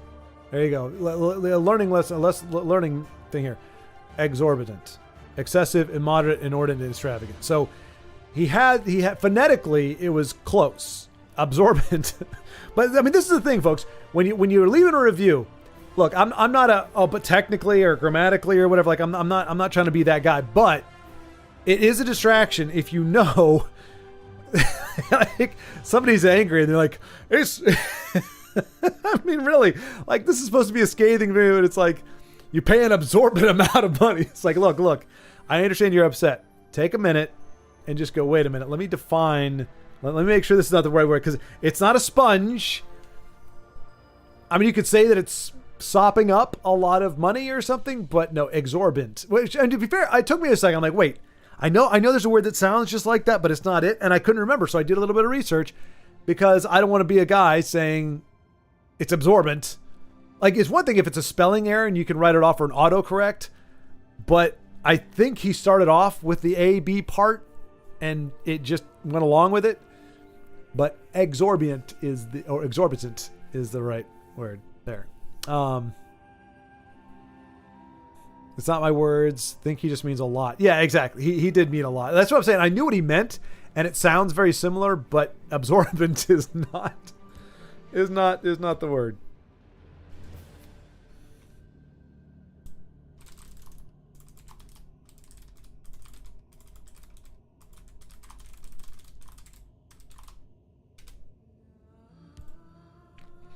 So let's see. So K Fluffy is now 7. And Drumpin is now 5. He's back to 5. All right, let's go, Todd. He had played for 410 hours. Wow. All right, so I got my carrot cake muffin with pineapple within.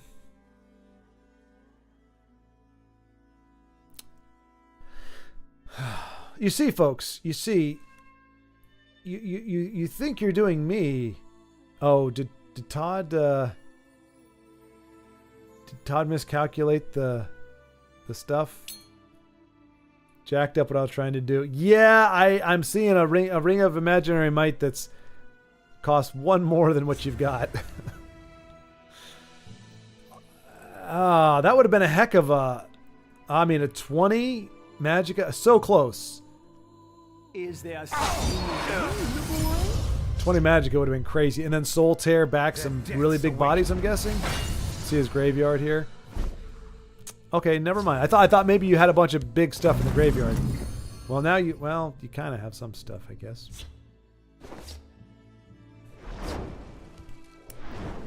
That line, climbed to number 5 as a champ, aged very well. What it did? He's still number 5. K Fluffy's number 7. He's still 5. See there. Probably saying clinging to wasn't the great word, but I mean, like every time we see him, he's at 5. Like no less, no more. What I said. Okay, I didn't know if that was sarcasm, Ugna. Y'all have gotten mighty saucy with me lately. Between bad puns from Io, pineapple comments from Io, misconstrued sarcasm from Ugnip, I just don't know what to make of things anymore. I'm all confused. For once, not sarcasm. See, exactly, Ugnip. How am I supposed to know when if it's a modus operandi? Trying to get Martin Septim to trigger. Oh, interesting. In the least possible turns. Nice. That's a worthy goal. So I guess he's trying to, he's trying to ramp him as close as he can get to 30. So he can do it. No, he needs, okay, Enchanted Plate would kind of get him there. That'll put him at a 5/5. Which puts him to 17 magic, and not quite there. My servant.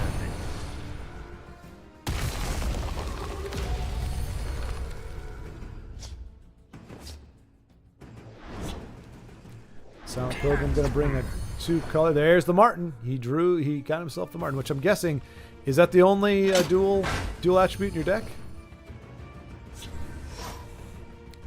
Denise fell asleep as is traditional during stream. Woke up, think I will sleep again and rewatch stream tomorrow. Good night, everyone. All right, Denise, you've had an up and down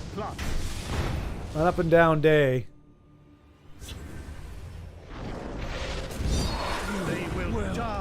And hopefully not crazy week, but have a good night. This is on your head. Sleep tight up the Airy Mountain, and we'll talk to you later. Have a great evening. Is there singing as you prepare to engage in the weekend. Huzzah! Oh, wow.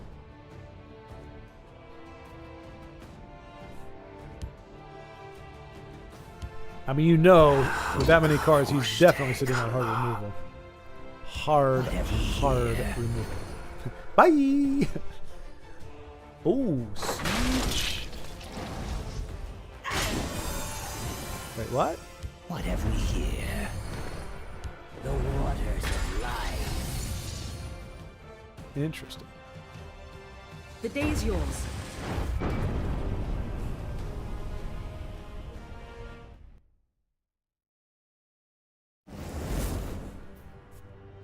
Indeed, it is. It is good news about midnight. It is. What an emotional roller coaster. Holy cow. Our eyes at the top. We'll take a gander at Io. Behold his magnificence. Have you stopped to admire its magnificence? Be silent. Eldritch Noob. Huh. That's amusing.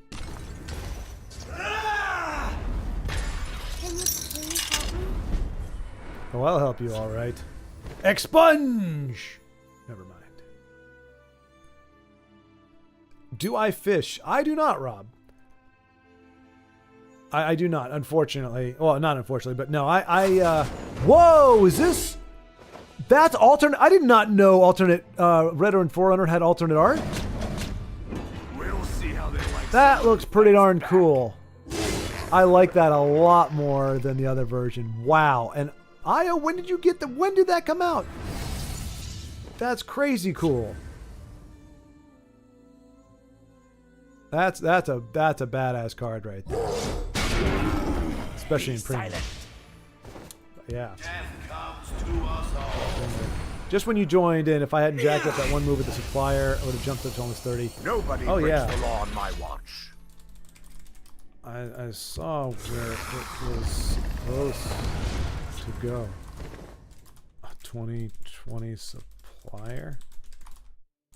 That's the biggest ramp Ever. Although, to be fair, he probably would have nuked Septim as soon as he got him on the board. But still. Current gauntlet? No. Is it really? Wait, like today? I gotta look at that. Oh my gosh, am I gonna play Legends again? Because there's no other way for me to get that. A clash for the ages.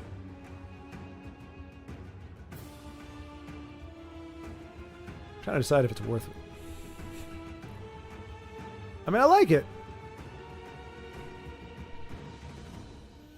How cards stay dry in snow? I don't know. This sounds like a riddle. I don't know. They deck the halls. They shuffle. They at least sign up for one copy at least. Yeah, I know. Yeah, I should probably do that. No, the card is making snow. Wait, what? Well, it was. Oh, did I miss? Oh. The Carspire Scout? They got a lot. Like, most of the orcs are typically, you know, hanging out in a blizzard. It's a mystery. One of life's great mysteries. One of the very subtle and intriguing mysteries of our time, indeed. Wrath of Sithis, man. Okay, first of all, nightmare fuel right there. Can we just say that? Second of all, wow. Okay. Blizzard orc, huh? Yeah, no, they are almost uniquely situated in blizzard conditions. There are some like Wood Orc Headhunter that look like they're kind of in a more tropical climb, but for the most part, all the orcs are very snowy. Oh, yes, Grand Melee. Let's see. Wow. Wow. Huh. I mean, that's the first time I've ever seen that. Has anybody ever... Did that art exist before? And we just never saw it ever? Or did they actually... Are they releasing that now? Here at the end of the turning of the tide. It's pretty darn cool. Well, you see what I'm doing right now? I'm making it large so that if I want to create the thingy blooper, the specialized card thing that I've been doing, I can just do it off of this. I don't have to worry about actually getting it and pulling it up on the iPad. Cool. All right. Well, maybe. I got to do something with all the tickets, right?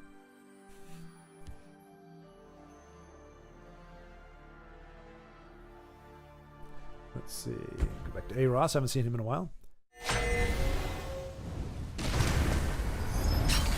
No, never been released. It was seen by data miners only. Wait, what? And showed up in one event if you choose make a random deck? Really?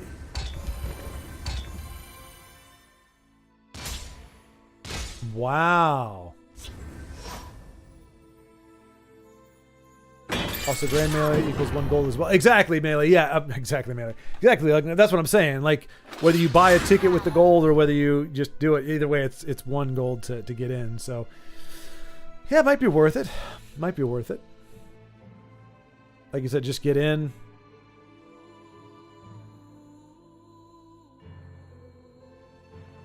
And perish. Welcome, Underhill. Did you... I can't remember. Don't know.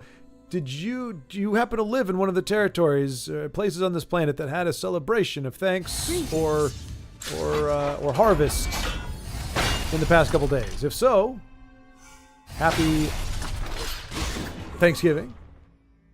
How did it go for you? And if you weren't, then I suppose happy Friday. Happy Friday. But no, so Rob, yeah, I don't mind the ponderous approach to fishing. In fact, I can't remember what stream it was, but I was talking to some these guys, a gentleman jumped on, and they're both from Alaska. Not Alaska, yeah, both from Alaska. And we talked for a while. It was really cool. And then they were like, all right, we're going to grab some breakfast and go ice fishing. I was like, well, that's just something you don't hear every day. I thought it was pretty darn cool.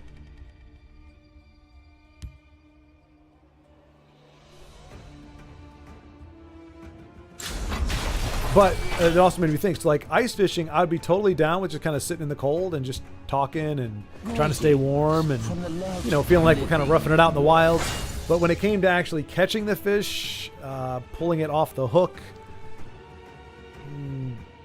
ending it, and skinning it and doing all the stuff to make it edible, that's where I think I would either fail utterly or just be like, ugh, skeeved out a little bit. It's not that I think it's bad or wrong. I'm not like, I think I would have to be very, very hungry to deal with the smell and the texture and the feeling of just fish. Fish are not, I mean, really any animal, to be honest. So I like the process of it. I can appreciate the patience and the camaraderie that arises during the fishing process or the hunting process. But when it comes to actually the actual, like the whole reason why you do both of those things, that's where I would come up a little bit short. For no other reason than a squeamish stomach. Meet your doom.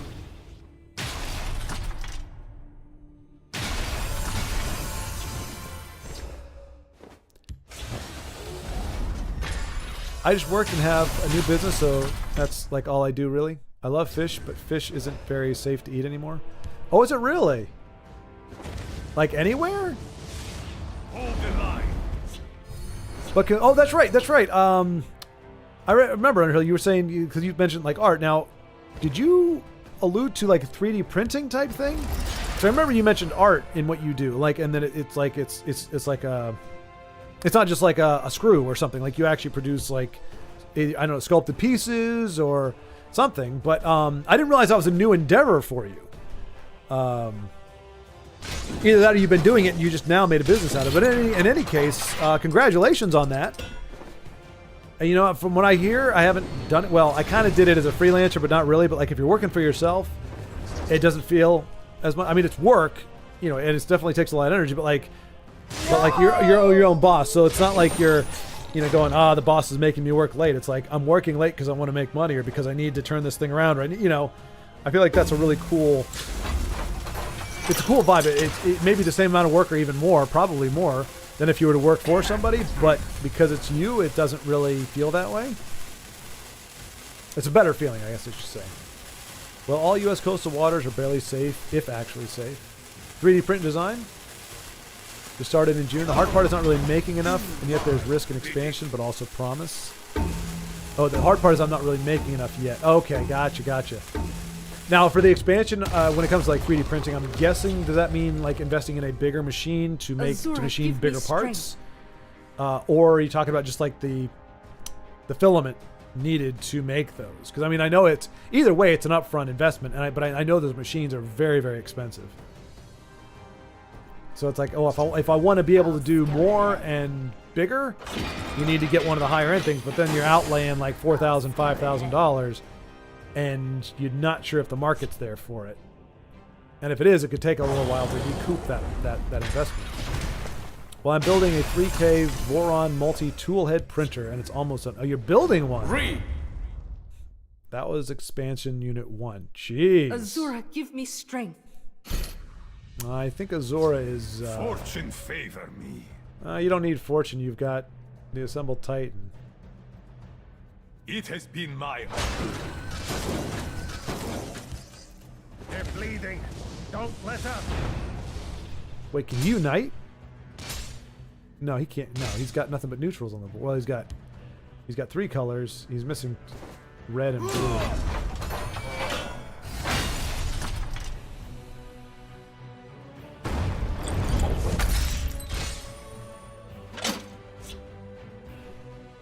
Yeah, I do like anything tech or mechanical, but I can't do working for others anymore, so trying to get my own thing going. Nice! Well, hey, I mean, if you end up with, if you have a shop or a shop storefront or something, I'd be happy to post it. Check it out. I don't know how you're fulfilling orders, or if that's through, are you like through Etsy, or just doing your own website, or like, I feel like that's kind of one of the harder parts as well. Like, okay, I've got it all, I got my process set up, but then how do I get it out to people without having to run like ads? And in 25, I will open up an online store. Right now, I'm selling at festivals. Okay, cool. Cool. All right. Well, yeah, just let me know. Like, hey, bam, here's a storefront. Pop it in the chat and say, hey, go check it out. Etsy. Hey, I found some. I got a nice cedarwood chest off of Etsy. Like homemade, got all the good stuff to it. Smells fantastic. It's aromatic cedarwood. There's a lot of good stuff. I have started the Etsy process. Oh, nice. Okay. I mean, I've heard it can be kind of, I mean, just like any platform, like, you know, eBay, Etsy, whatever. You know, they all have their downsides, but oof. Okay, I don't know, because there's some people, one, that have never heard of Etsy, and two, that are like, oh, it's... Now, I know, I mean, there is a thing, like, there are vendors on there that are trying to get in that aren't actually selling homemade stuff or, like, small business stuff. They're actually just, like, whatever the big... What is that? Mercanti, or... There's some... No, Alibaba, or whatever. There's some site that just sells, like, really trash stuff. And so, like, there's some vendors that are essentially just a fancy version of that, where they're essentially a front for selling crap stuff. But... There's a lot. I mean, this came off Etsy. This is a gorgeous, you know, handmade. What is it called again? The Norse something or other. Norse Traders. But yeah, I mean, this was off Etsy. I mean, it was, I don't know. I think it was like $30 or something. But I mean, it's good stuff. Oh, and the leather bound Lord of the Rings.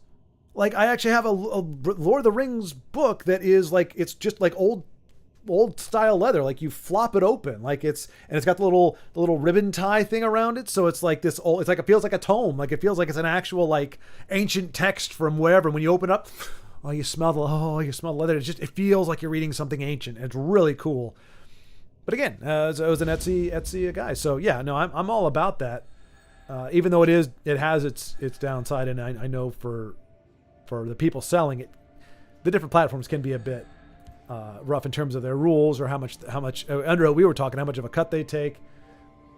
But you know, hopefully it's viable for you. And then like I said, TikTok shop.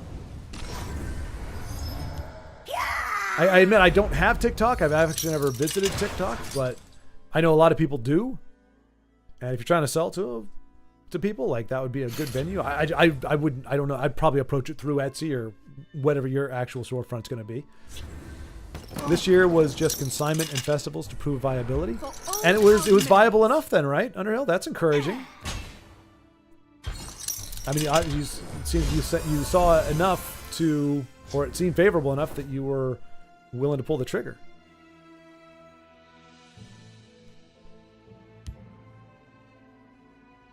I am skilled, but just one person, so it's hard. Right. All right, Io. See you next week, sir. Have a great weekend. Thanks for hanging out and playing some awesome games and showing the magnificence, and also the puns that remind us that comedy comes in all shapes and sizes.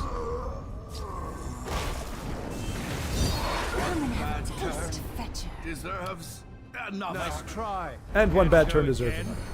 History shall Chinese remember rap? this day. I'm not sure what that's alluding to, Rob, but probably would be entertaining to listen to, perhaps. Okay, a little taunting there. Quicker than your eyes. Etsy has some great stuff. You just have to know what you're getting. Yeah, no, trust me, I got a lot of stuff from it. Leatherbound Lord of the Rings is cool. Yeah, it appears to be viable enough to support me if I can scale. Excellent.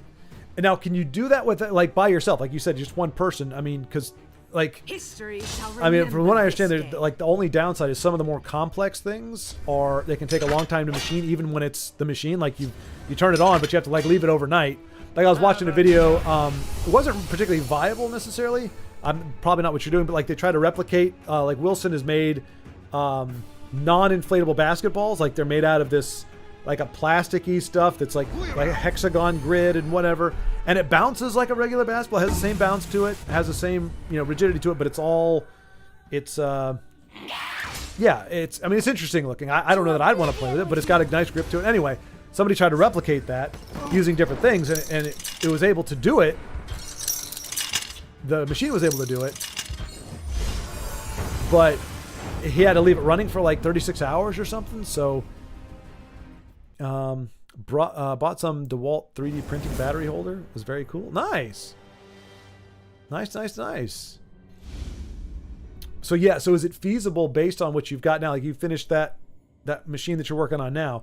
Is it feasible that you would be able to, if the orders came in, like if you were able to max out the orders, would you be able to fulfill those orders, or would something need to change in order to get you into that level of efficiency or productivity? Oh, I see. Io kicks us to the curb, and then he goes and plays without us. I see how it is. Oh, we're watching you now, Io. Feel my eyes burn into the back of your game box thing. Lagmeister, hello! Hello. Good to see you, my friend. How was my Thanksgiving? It was good. It was very good. It's been a while since I've done... It's been a while since I've had like a family Thanksgiving thing. Usually, that's just like the way my family is wired. We're just not like that tight. Like, it's like if it works out, it's great. But a lot of times we do like 2 or 3 days later, so that we're not traveling during the crazy times. But we actually, because we were all together anyway, we actually had Thanksgiving. It was very good. Very good. Very relaxing. Good conversation. Good food. I had some digestional distress. I'm not going to go into any details, but it took me out of commission for about an hour during the night. But I got over it. I rallied like a champ. What the heck is growling? What the heck just growled for like an hour and a half and it died? It's not enough to watch. But it was good. How about you, Lagmeister? Did you have family over? Did you go to visit family? Did you just chill at home? Did you have the traditional stuff? Did you have pizza? 3D printing is fun. You should get one. Well, you've got to know how to use it. You know, like Underhill. I printed 3 of these larger than a basketball moon spheres, like 2.4 millimeters thick. It took 7 days. Oh my gosh, that is a long time.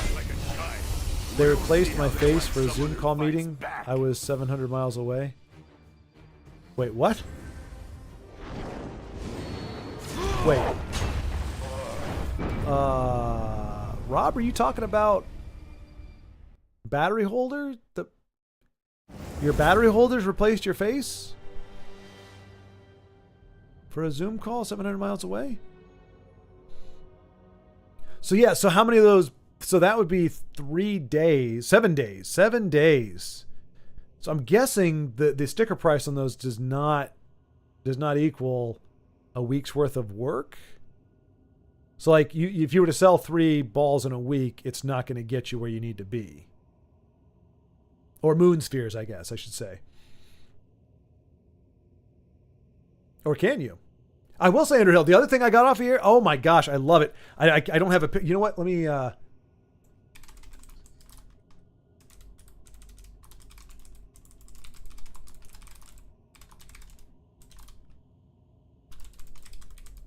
I don't know if they're selling it anymore. Yeah. Right there. This, I got this, now it's on eBay, but the guy I bought off of was on Etsy. It's a replica of the Nautilus from 20,000 Leagues Under the Sea, the Disney version from back in the 50s. It's, 18 inches long or something like that, but it's all 3D printed, but then, hand painted and all this kind of stuff. Absolutely gorgeous model. And that's when I was like, whoa, this is pretty wicked awesome. But yeah, like I said, I don't know if they're just reselling it, but I bought it off Etsy. Where is it? Trying to see if they have actually showing it. They're showing a lot of stuff now that, man, they didn't have that when I was doing. Oh, wait. That's not the same guy, is it? He didn't have a fully lit one back when I mean, granted, with having to run wires and everything, that would kind of suck, but that looks very similar to the one I have. Mine just doesn't light up. But yeah, it's absolutely, it has the bay window that lights up. I mean, that's pretty cool. That is pretty nifty. But yeah, so yeah, 3D printing, I love this stuff. But yeah, I just don't know how much they have to sell them at a pretty high cost, but you know it takes a while to make those things too. So, but yeah, obviously that's maybe not what you're making, but gorgeous, gorgeous, gorgeous. And it's crazy because when I looked, I could not find a model of the Nautilus anywhere. Like I went to eBay, I went everywhere, and there was not a single thing you could buy, commercial or otherwise, that was like an actual replica of that. You couldn't even buy a model kit.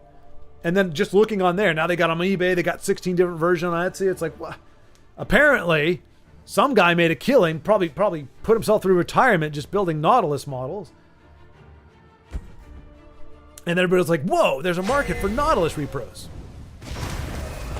I will serve you faithfully. Let's see.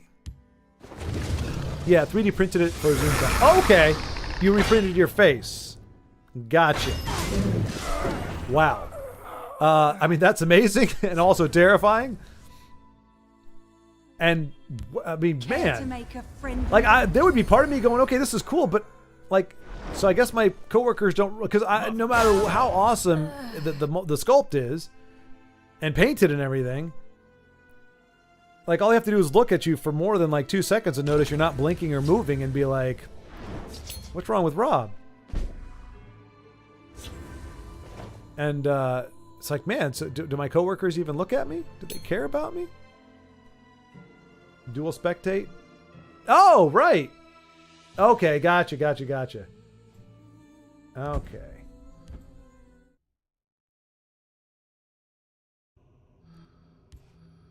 So Tusk and Todd, he said they're playing Yu-Gi-Oh! I don't know what that means because I don't play Yu-Gi-Oh!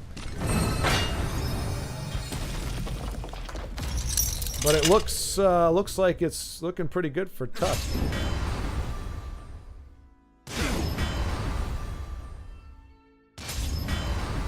Nah, get a Bamboo Labs A1 for like $200. It's easy as anything. Designing parts, refurbished printers, troubleshooting problems. These things are hard. Oh yeah. But the bamboo is made to just make stuff and be easy. I understand at least you could all make it. Sounds awesome. I had a mini Thanksgiving at home 2 days ago, and yesterday went to my parents' house for second round. Just the regular stuff. It's very good. Nice! Like Meister, good to hear. You know, there was somebody talking there was some videos on YouTube talking about people, you know, not getting along, we'll say. We'll just leave it at that. And people saying, oh, I'm not going to visit my family, or I'm not going to visit their family.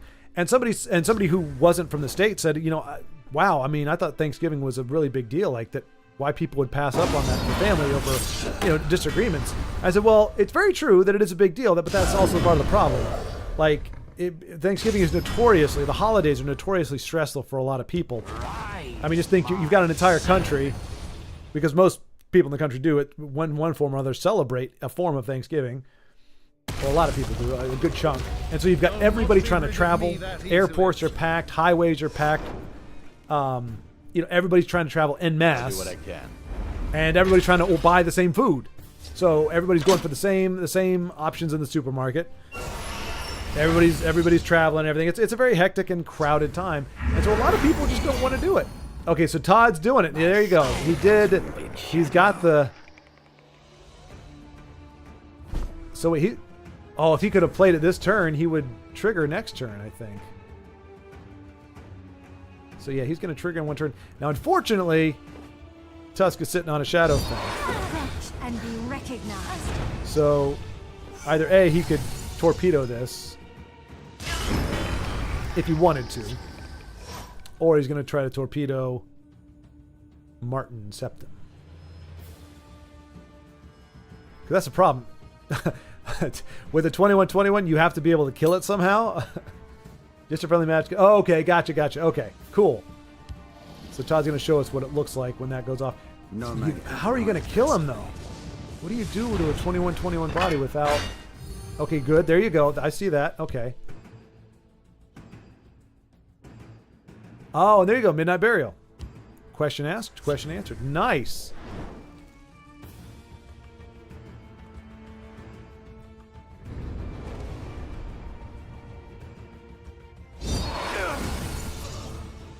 There he is. 33 Magicka. Jeez Louise. That's pretty nifty, Todd. Pretty darn nifty. And so he can't be silenced this turn. So the best that his opponent could do is nuke him or block him. But he's definitely going to transform. Wait, does this destroy a creature? Oh, see, okay, so Tusk is sitting on a ton of removal that would make this combo impossible. So that is a bit of a bummer. Oh, no, wait, he can't be targeted, I think. Yeah, so never mind. Yep, no guard. So really all I could do is silence. I will keep Sofa Sill's people alive. Oh, can he not be silenced either? Oh, he just can't be targeted by actions, right? Yeah.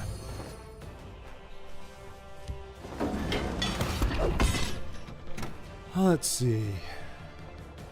Yeah, I don't have the brush skills, but those painted models go for bank. Oh, Rob, I see you put it in your face and put it on camera for the call. Right, yeah, exactly. But yeah, all that to say, Lagmeister, that, you know... Oh, there you go. Okay, so even if there was a guard... Oh, jeez. Wow. Nice. That's a nice combo to go off on. Nicely done.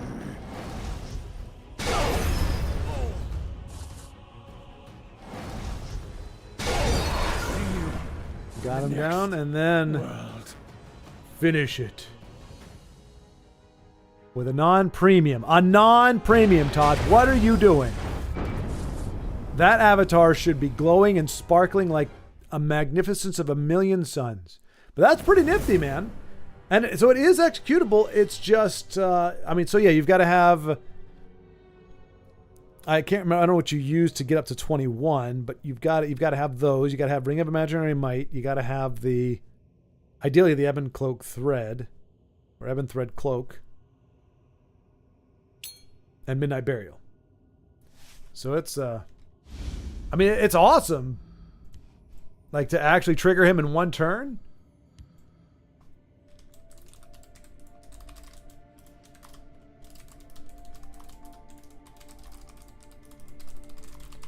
Not only one turn trigger, but also a ton damage from Mulamir.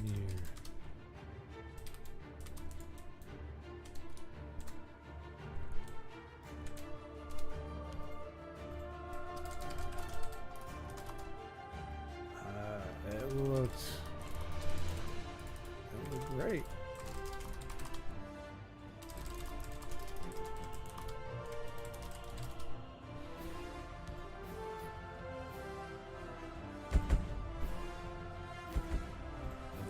All right, looks like we have reached that part of the evening where people have kind of stepped back, which is okay because we're coming up on 7 o'clock.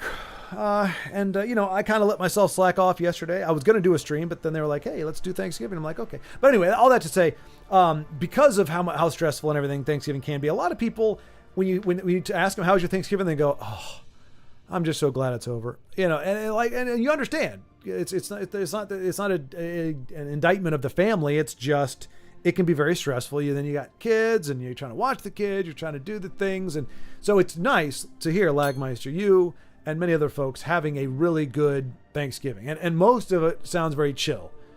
You know, it's not like, oh man, we had this great powwow with, 3,000 people and da-da-da. It's like, hey, we just had a nice little intimate family thing. It was good. And that's what you want, a relaxing day so that you don't go to work the next day, or if you have to go to work, and be like, oh my gosh, I need a vacation.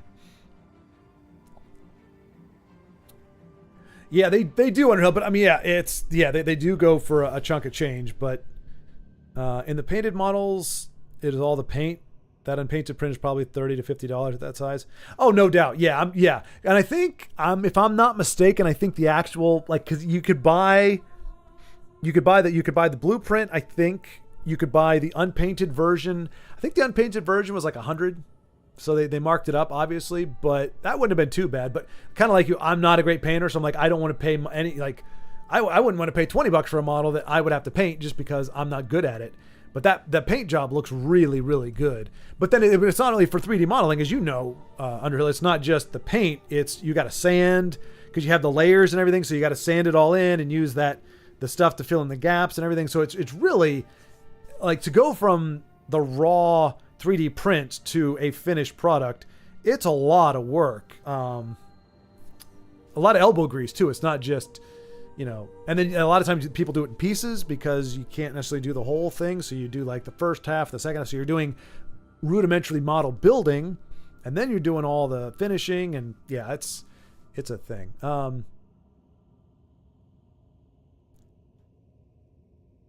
Rob lag. Yeah. Oh, lag. You could buy an Ender 3 for cheap and filament doesn't cost too much. Running the machines is fairly easy. I don't have family or anything, so I went to the firehouse and had Thanksgiving with the seniors. Oh, nice! Nice, Underhill. That sounds like a... wait, so they take the seniors to the firehouse? In any case, I mean, that's not... I didn't know they could do that, but I'm like Geppetto in my dark lab alone making toys all day. Well, just don't try to bring one of them to life. That is nightmare stuff right there. Yeah, as I said, just a friendly match. He obviously could have stopped it. But it was still cool, though. The Moley Mirror was not something he was expecting, though. It was necessary.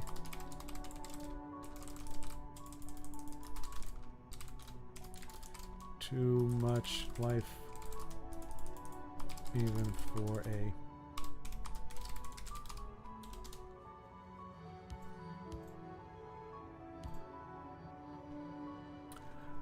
let's see. I mean, I'm sorry to hear that you don't have the family, Underhill. Like I said, a lot of times we were just in different parts of the country and couldn't make it happen. This year we could. I'm sorry you didn't, but I mean, it sounds like you were able to have a good time with seniors, especially those who can't have their family visit. I mean, it's nice to have somebody who cares about them enough to hang out with them, to spend that time with them, even if it's not somebody that they know very well. It's like, hey, here's somebody who thought I was worth spending time with, and that's got to be a good feeling for them. But Macro, hello, or aloha, as we say in other parts of the world. But good to see you. How was your weekend? And when Green Bean Castle becomes a thing? I don't know, but we did actually have that as well. My sister actually made, we had homemade cream of mushroom soup. And, she took the beans and did it all fresh and everything. It was really, really good. So I don't know when it became a thing. The first time I mean, it goes back, I think it goes back to the Romans, back to the days and, back in ancient, what do they call that? Ancientry? I don't know. Oldness? Whatever it is. It goes back a long way. But I do remember there was a time before the green bean casserole, but it was not long before. It was maybe like 7 or 8 years old the first time they had it. I dare say the Pilgrims had it. Yeah, I got bored of Hollow Knight and decided to spoil it for myself and just watch people I like play it. Some of its upgrades are effing abysmal to discover on your own. Ah, okay. Okay. So, I mean, did that having to go back for that key or try to get that key in a difficult level, did that end up being kind of the death knell for you? It was just like, you know what, it's not worth it to go back.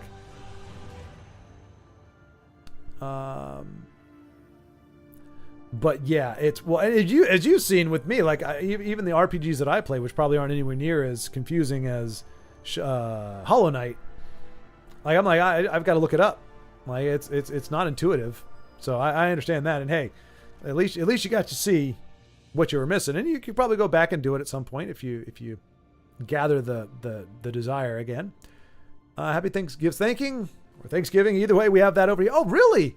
I didn't know that. I know I've heard now since it's I've seen different comment sections. I heard Canada has it, and it's back in October, or their version of it. I mean, it's not Thanksgiving because obviously we're celebrating, I guess, technically different things, but a day of thanks, I guess, is probably a little more general. So I know they have theirs back in October, and so you have a similar day in Iraq, but it is way later in the year. Way later in the year. There's not much of the year left, Macro. We've only got another month. We got a month left of the year, Macro. How much later is it? And slightly different customs? Oh, I'd imagine so. Yeah, ours are based, well, to be honest, I don't even know what ours are honestly based on. Yeah, it's hard to finish prints. My toys currently are designed to look good and be what they are with just a heat gun finishing. Okay, nice. Okay, so literally Geppetto, because you said toys, and I think you had mentioned that, Underhill, that you made toys as well. So are they like ballpark kind of toys? Are we talking like figure sculpts? Are we talking like machinery, like things that kind of like actual Geppetto, like, you know, Geppetto where you wound up a toy and it would move and do basic stuff? Are they toys that have like a mechanical aspect to them? Again, are they more simplistic, like figures with like 5-point articulation? Are they yeah, like what kind of toys are we talking? Like educational toys that when kids play with it, they learn at some kind of physics principle or something like that? Ending Elastrimo? Yeah, pretty much macro. Yeah, pretty much we came into a point where people had pretty much stopped playing, and right around 7 is when I typically end on Friday. And like I was saying, because of yesterday, I kind of scaled back, and so I do have some stuff I want to get done before I head into the weekend tomorrow. So we got I get a few more minutes, but yeah, I'm kind of winding it down. My wife is a Canuck. Oh, nice, Rob. Okay. How did you meet her? Did you go up to Canada, or did she come down here to the States? Boxing Day. Boxing Day. Well, let's see. It's in October. Yep. Something useful. Oh, it's called Boxing Day? What's Boxing Day? Where do we get Boxing Day? What are we talking about Boxing Day? Mostly articulated animals and screw capsules. Okay, cool deal. Onward to battle. Wow, all right. Well, that's, yeah, articulated. That's got to be some These books are worth more than your like life. fine detail then with animal stuff. Because I mean, you got fur, you got hair, you got all kinds of textures. Animals are very textured critters. But that's awesome. And admittedly, I don't know what a screw capsule is. Let me see if I can look that up. Screw capsule. This one will hunt you down. Screw capsule. Oh, okay. Like for medicine? Wait, sovereigns? What am I? Wait. Malago will make them pay. Screw capsule for keeping those little screws organized. Smart choice for a smartphone and tablet. Okay, so like small containers for like hardware, like screws and bolts and stuff like that. Is that right? There's nowhere. Very functional. It's the kind of stuff you need. Oh, nice. All right, A-Ross just got pumuggled. Oh no, Pumuggle got pumuggled by A-Ross.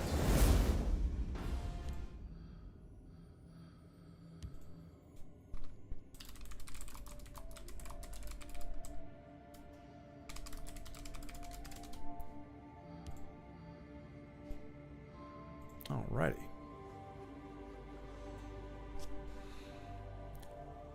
Oh yeah, getting that key was much easier than I thought, but like I said, I lost the craving of wanting to keep experiencing everything at firsthand. So okay, even after I used it, I watched the game on YouTube. Okay, I thought maybe you'd gotten stonewalled by that and were like, screw it. But okay, so you pushed through, you got the key, but then you're like, you know what? Don't need to do it by myself. I just kind of want to see how the game, what's there. I understand that. I get that. That's why I do. That's why I've watched a lot of You Can Beat Video Games. Unfortunately, I'm playing a lot of the games that I specifically watched because I said I'll never play them. I'm like, I'm not going to touch Castlevania. I'm not going to touch anything. And so now here I am, and eyes deep in Battletoads and not loving it. But you know, what are you going to do? So like, I watched a ton of his videos, thinking I was never going to play them, and then I ended up playing them anyway. But and you probably will too.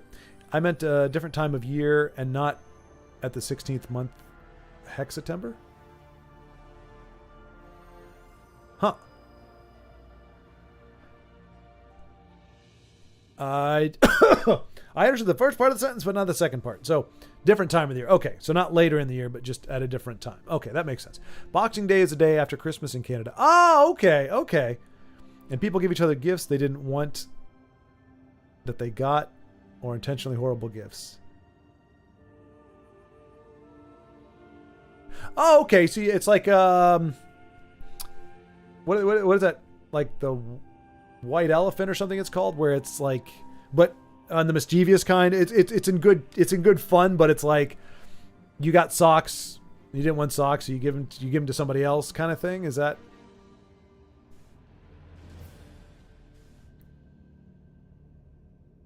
That sounds pretty cool, though.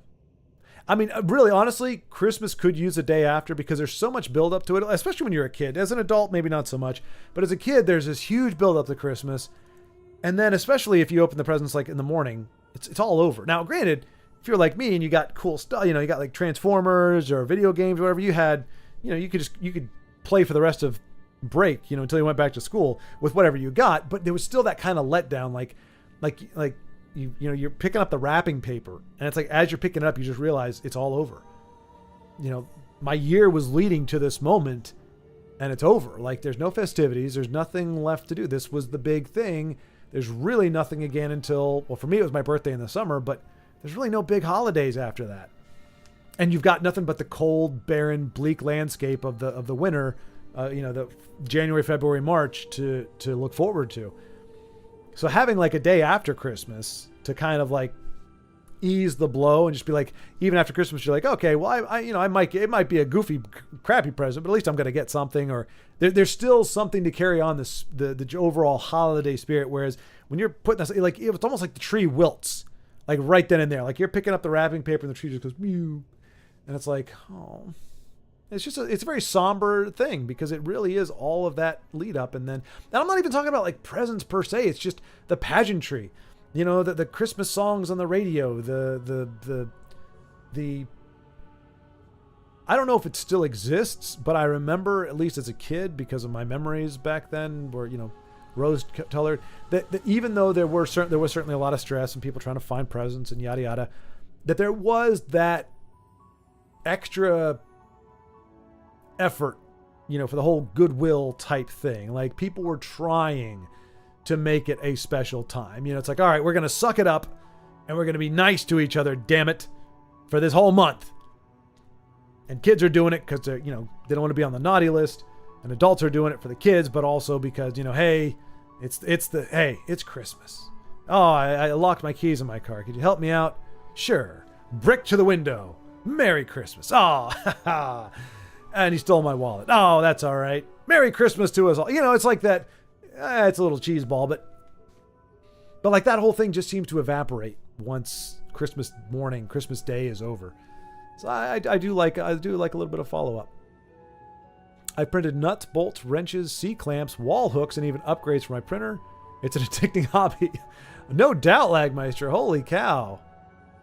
And my brother-in-law, the first thing that he actually got a second-hand 3D printer. I don't know how big it is or what. It's not a big thing. I think he just got it to do some small projects. But he the first part he machined was an adapter piece for the machine so that it could run a certain like attachment or whatever. So yeah, it's interesting. The machine making a part to make the machine run better. Like you can actually, depending on what's broken on it, you could machine yourself a new part, which is pretty darn cool. Also, wow, it's going to be 2025 in a month. I don't want to be fully working adult. Yeah, Macro. Yeah, it's close. 32 days, 33 days, something like that. Not much time left in old 2024. I'm at the point, yeah, and time is flying. I mean, to me, it was, well, heck. I mean, it literally was a week ago, but I remember starting the week off going, on the 20th, it's like, it feels like time has flown by because it's like the end of the month, but you still have like a week or two left or like 10 days left.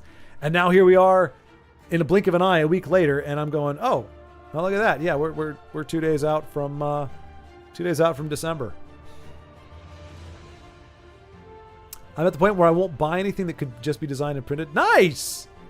Heck yeah. So that builds up your catalog, right? Because like once you learn how to machine something or like you get the blueprint for it, once you get it in there, you can just crank those out at any point, right? So you're just building up a library of pieces that you can replace on your own. And then, in a year, if that piece breaks, you just hit print, crank out another one. Playing Battletoads again, I realized I never beat that game. Yeah, I lag Meister. I mean, considering you actually got through the tunnel, the turbo tunnel, and I haven't, and you still kind of gave up on it, that makes me a little nervous. Because that means I'm going to have to master the turbo tunnel because I'm going to have to play through it regularly to get to the harder parts of the game that suck even worse. So I don't know. That's why I'm only like 1 day a week for it. Because if I had to do it every single day until I beat it, I would probably just give up on life. So, I mean, not really, but like I'd give up on it. Where it's like, okay, I'm gonna play it for 5 or 6 hours, and if I actually start making real progress, I might do it. But the tunnel itself is hard on the eyes. Like you kind of need to beat it and move on because it's just like the rapid blinking. It's just like, oh, I remember my last time going through there, I threw those 4 lives away because I couldn't keep my eyes on the screen right. Lupercalia is February 15th. Lupercalia? Oh, it's a festival. Pastoral Festival of Ancient Rome, observed annually on February 15th to purify the city, promoting health and fertility. Nice. Okay. Well, wait. What do we have? It's February 14th, Valentine's Day? So, okay. So Lupercalia is, I guess, what? Yeah, I guess that was, because fertility, I mean, I guess that's kind of like a Valentine's Day-ish thing. It's just a day early. Although Valentine's Day shares its name with martyred Christian saint, some historians believe that holiday is actually an offshoot of Lupercalia. Unlike Valentine's Day, Lupercalia was a bloody, violent, and sexually charged celebration awash with animal sacrifice, random matchmaking, and coupling in the hopes of warding off evil spirits and infertility. Okay, so maybe not necessarily, gone, but not forgotten or necessarily nostalgia. Wow, that's oh wow. The festival began with animal sacrifices, followed by the feast of Lupercal. Priests then ran from Palatine Hill to the Roman Forum, whipping people with strips of animal hide. Okay, yeah, I'll take Valentine's Day. I'll take Valentine's Day. Let's see. Oh, fruitcake. Oh gosh. Oh. I don't know that. I think I've had fruitcake. I don't think I hate it as much as it gets the reputation for, but I don't remember particularly being fond of it. I'm guessing it's cheaper to buy materials for 3D printing than it is to buy pre-made stuff. Fruitcake is never good. This is true. You okay, Rob? Oh dear. That's the last we heard from Rob was maybe okay, I'm off. Hopefully that was it. I approach it from if someone makes something 10,000 at a time from injecting molding, it probably isn't worth me printing to sell. I gotcha. Yep. Okay. It adds up. You could start 3D printing under $200. I try to focus on things that are more unique to the capabilities of 3D printing that aren't available in other forms. Any new 3D printer should get a Bamboo A1 Mini. The ecosystem, ease of use, and generally price are just unbeatable. Keep that in mind. I recommend an Ender 3 for anyone starting. You could get an Ender 3 or V2, but that's a lesson in 3D printing more than it is a printer that just prints. I don't really want to ruin it, but when you get to level 4, you will say, F this game. Oh, for crying the heck out loud. You ruined it, Lagmeister. You ruined it. You ruined it. But commit to the 8-bit, you know? I mean, it may take me 600 years at 1 day a week, but Battletoads will fall. I'm going to watch You Can Beat Video Games because, as the name suggests, he shows you how you can beat video games. And I'm going to use that. I'm going to ingest it. And I'm going to execute with great pomp and vigor. And you, sir, shall be encouraged and rallied or inspired to beat it yourself. I guarantee it's going to happen. It's going to happen. Maybe not today. Maybe it's tomorrow. Maybe not 17 days hence. But eventually it will.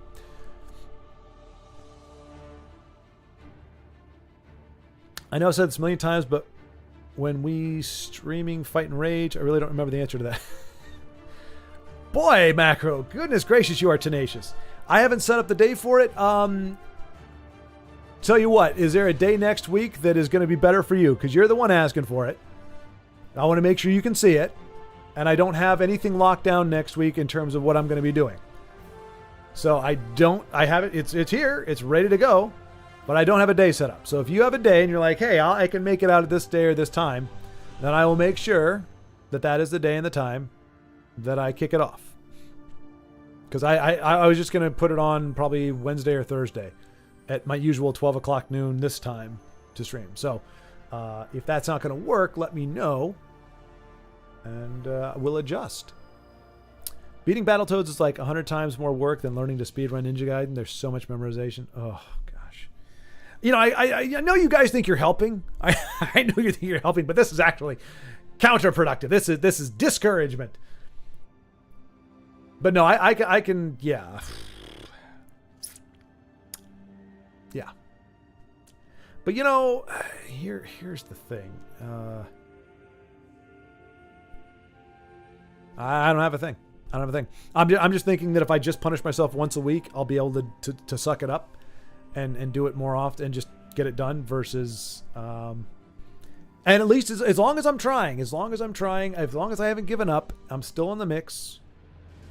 It's all a mind game, really. It's got this reputation of being all that difficult, but I'm gonna prove to you guys it's not. I'm gonna prove to you that with the right mindset, and if you believe in yourself and other platitudes and cliches, then you can do anything. Let's see. It'd be awesome to see you destroy Battletoads. That would be awesome. Good luck. Thank you, Underhill, and thank you, Lagmeister. Yeah. I will endeavor. Macro, it depends. If you're talking one of the noon spot, the prime time of the channel, probably Wednesday, because Monday is Battletoads, Tuesday is Final Fantasy. If I'm able to beat Final Fantasy soon enough, because there's only one bad guy left. If I can beat Final Fantasy, probably also try to beat the bad guy that we got stuck with Mario Brothership. So Wednesday is the first one where I don't necessarily have a game locked in. And same with Thursday. I'm here 3 p.m. to 11 p.m. my time. Let me calculate that in your time. Yeah, because if it's later in the day, then probably I could do it Monday. Because Battletoads by 5 o'clock, you're 9 hours earlier than me. Really? So it's 7:10 for me right now. 7:10 at night. So if I'm earlier, then that means for you, that's about 5. So it's 4 in the morning for you right now. Is that right? No, 5. 5 in the morning? 4 in the morning. Yeah, it's 4 in the morning. 4 in the morning for you right now. So if I'm 9 hours early, that would mean you're here from 3 p.m. Oh, goodness gracious. Yeah, okay, it's 4 a.m. So that means if I were to start now,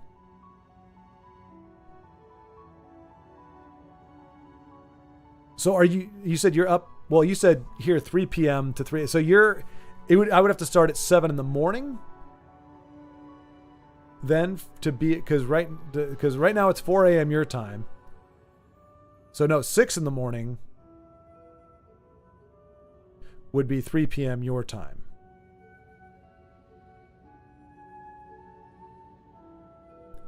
So I can't do the mornings just because that's when I do my job, my freelance work. I do that until noon. So that's 3 p.m. to 11 p.m. 3 p.m. Let's see.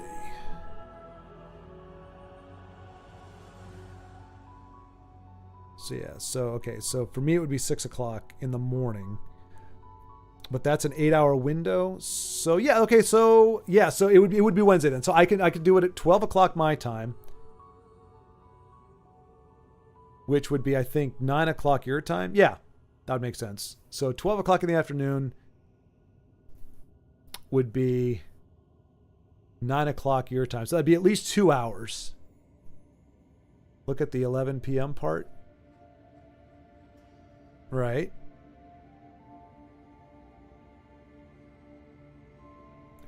Right. What am I missing? So 3 p.m. to 11 p.m. is an 8-hour window. But that's 6 a.m. to 2 p.m. my time. I can't do it until noon.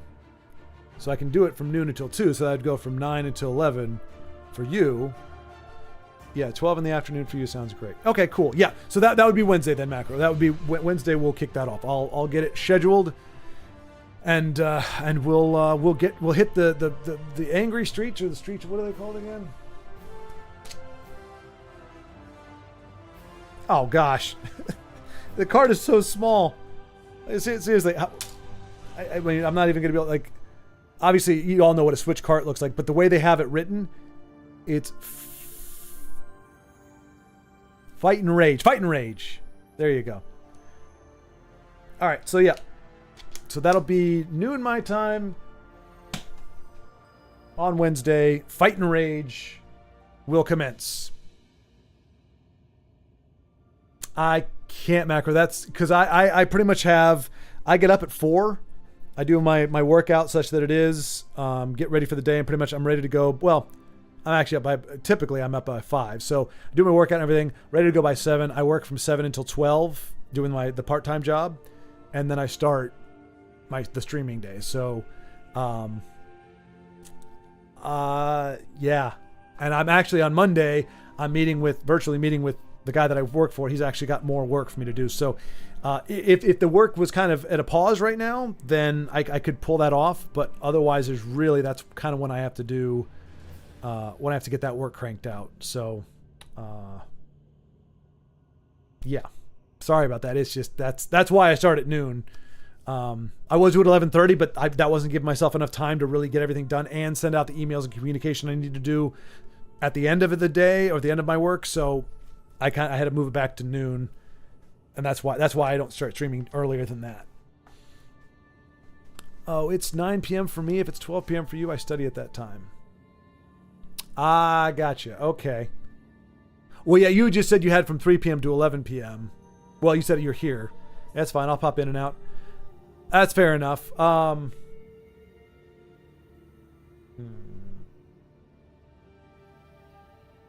Well, all right. Tomorrow, I don't know how long I can go for it because I do need to get some other stuff done. But tomorrow I can do it at 10 a.m. because I'm not working tomorrow. So I can get a lot of my stuff done, and then I can play it for maybe 4 hours or so tomorrow. Workout session, destroying a plate of French toast. Hey, Lagmeister, don't reveal that to the public. And it's not a French toast. It's apple pie because we've got leftovers from Thanksgiving. So I'm making sure the food doesn't go to waste. I'm doing a good thing for the world. I'm currently ranked 8 out of 700 in the Elder Scrolls Online card game, Tales of Tribute. Nice, Douglas. Nice. 8 out of 700. That's spectacular. Hot dog. You are that is a dominant. That is a sign of dominance. What do I do freelance? Editing. Video editing, Underhill. So yeah, I work, there's, at least here in the States, there's like Buffalo Wild Wings and a lot of bars and restaurants. They have these TV screens that run different advertisements, different like visual things you just kind of have people look at. So I work for the company that does the programming for those. So there's like Guinness Book of World Records videos. There's these drone, I can't remember the name, like something Viz. I can't remember the full name, but they do like, they go around the world with like drone shots and go through like, these like naturally scenic things like waterfalls and stuff, but also do like, I don't know, the Eiffel Tower. I mean, they don't do that one because I'm sure that's like a no-fly zone, but stuff like that. And so I just basic editing, putting stuff together. Like in Guinness Book, you have like a 3-minute, somebody's doing something for like 3 minutes, like the most whatever in 3 minutes. So I figure out ways to taper that down to 1 minute and then string them together. It's really low, I would say creative. You just gotta have a little bit of a little bit of editing stuff, but it's fine. It's it pays a section of the bills. It's not as good as full time, but it's well within my capacity. And like I said, doing it about 3 hours a day, 4 hours a day is it's something. So yeah. And the guy I work for is a really cool dude. And actually, it's my brother-in-law's company. Or not his company, but the company he worked for. So they were looking for an editor. He recommended me. I tried out. They liked it. Said I did good, fast work. So yeah, be doing that for, I don't know how much longer though, because I kind of get stuff done very quickly. So that's why we're on our third. They've got the third batch of stuff for me to do that's been backlogged for like 5 months. But once I'm done with that, I don't know what more there is. Okay, cool. All right, Macro. Then yeah, tomorrow 10 a.m. We'll get some fighting going. Top 1.1%. Indeed, Douglas. Indeed. Yeah, that is freaking awesome. Sounds good. I like throwing vanilla ice cream on apple pie. Yeah. Yep, vanilla ice cream sounds like a good gig. It is. Cinematic shots. Oh, it's beautiful. Like, so one, when it was Guinness Book, it was like really cool. Like they had one, like the longest cat skateboarding. Just the darn cutest thing. It's like a little cat on a skateboard and it's pushing off with his little back leg. He's got this little board and he's just going. And I mean, then there's some ridiculous stuff like the most cans crushed by somebody holding an egg in their fist. And so it's just a guy going down this long line in like a minute. And so it's this long line of cans, soda cans. And he's got an egg in his fist and he's just going by punching all the cans and has to show that the egg isn't broken. Just weird off the sky. But yeah, the kitty stuff. And there was one, I wish I could show you guys, but I, legally probably not allowed to, but it was the longest backflip between like bar, how like in the Olympics you have those bars, they do the flippy stuff on. So you had one set of bars here, one set of bars. I think it was 16 meters or maybe it was 16 feet. Probably 16 feet. It was long. It was a long, like we had to go a super wide shot. Like super, well on the screen, it was, if the guy's like this big, it was like that. Anyway. And so he does this, he's spinning and spinning and spinning, goes, and it's this one long, magnificent backflip, just kind of this very long thing. So just a single one. So he just does this and goes off it backwards, swings around, catches it, swings around and drops. Absolutely amazing looking, just awesome as heck, and just terrifying. Because I mean, how do you go like 16 feet in the air, like across? Like it's that far from bar to bar. Anyway, so you see some really cool stuff, and then they have like the drone stuff. Because you're seeing some gorgeous places that look otherworldly. Like you look at it and go, this looks like a foreign planet or an alien planet. It's not. It's just these places that typically you don't fly over a whole lot, and if you do, you're not getting a lot of footage. So they have these like really high-end drones that do this stuff, and it's absolutely beautiful. So it's fun stuff to watch. Somehow I thought you freelance editing even though it's your main job.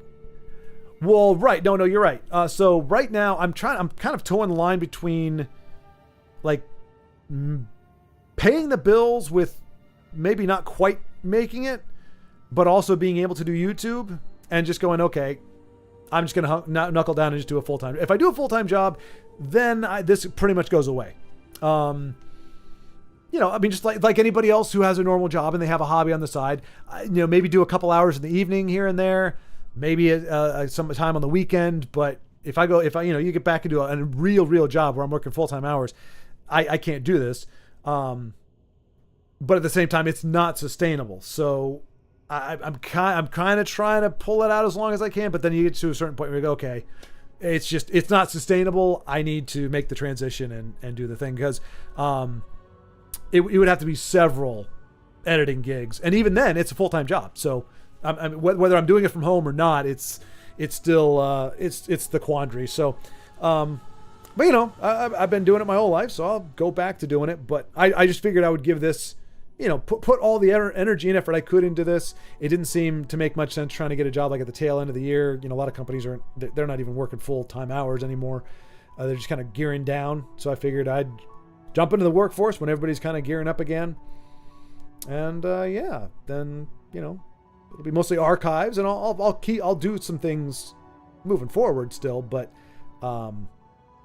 you just at some point it's just hobbies. Hobbies are hobbies. They're not jobs. So it is my main job right now, but it is freelance. And I have done freelance editing as a full-time job, but I just had clients that kept me busy for 9 hours out of the day instead of 3 or 4. I imagined as a contractor you would have been building decks and porches. Oh, no.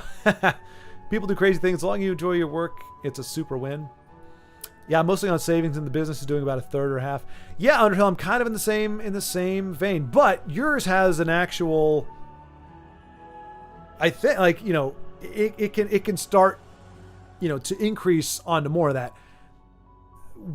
Unless you have like 100,000 eyes on every video you do, you're not making a sustainable living on, you know, like doing this kind of thing. So at least yours, like, it's a prudent, I would say it's a prudent business decision where you're doing it because you love to do it. It's what you really want to do. And right now you're kind of having to float it a little bit, but the more efficient you get, the more, you know, you're able to get your stuff out there on TikTok or, Etsy or whatever, the marketplace. You can feasibly see that starting to pick up, and that gradually able to take more and more of your financial load each month. To call that a plan, you see, that's a plan to move forward, which is great. So I think that's the difference. One is a feasible way forward. The other one is kind of hobbling. But yeah, I'm kind of in the same boat. I've been, kind of going off of savings for a while because, you just don't, you want to at least say you tried it. It's, same thing. Hopefully the business is going to work out, but it's like you said, you kind of get tired for working for people. I can't think of a single thing that I want to do. There's not like, hey, if you could do this job, what would you do? And I'm like, like kind of what I'm doing now is pretty cool, but it's actually a very small percentage of people that actually can make a living at it. Especially doing the stuff that I do. You get people on there if you want to talk things that are more controversial or whatever stuff. I've seen a lot of channels pick up a lot of traction very quickly doing things like that, but that's just what I want to do. Retro gaming, not quite as big, not people clamoring for Battletoads. Even Mario, Brothership, like not people are streaming that because there's just not a lot of interest in it for whatever reason.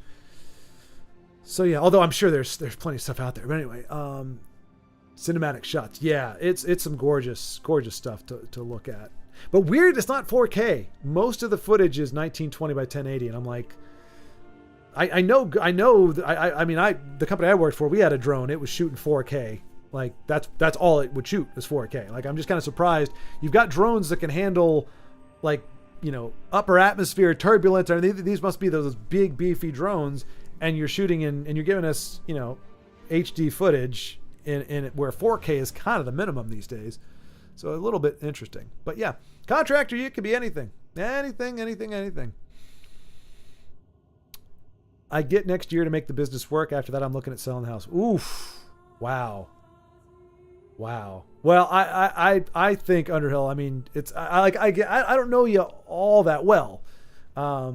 Just, the bit that we've exchanged, but you sound very, very grounded and very much nose to the grindstone kind of person. So with that kind of work ethic, I feel like at least you're going to be breaking even in a year. I mean, it's not as bad as a restaurant gig, So I think you doing, putting the effort into it over the course of a year, I think you'll be able to get to a place where it is sustainable. You may not be making bank just yet, but I think you get to sustainability.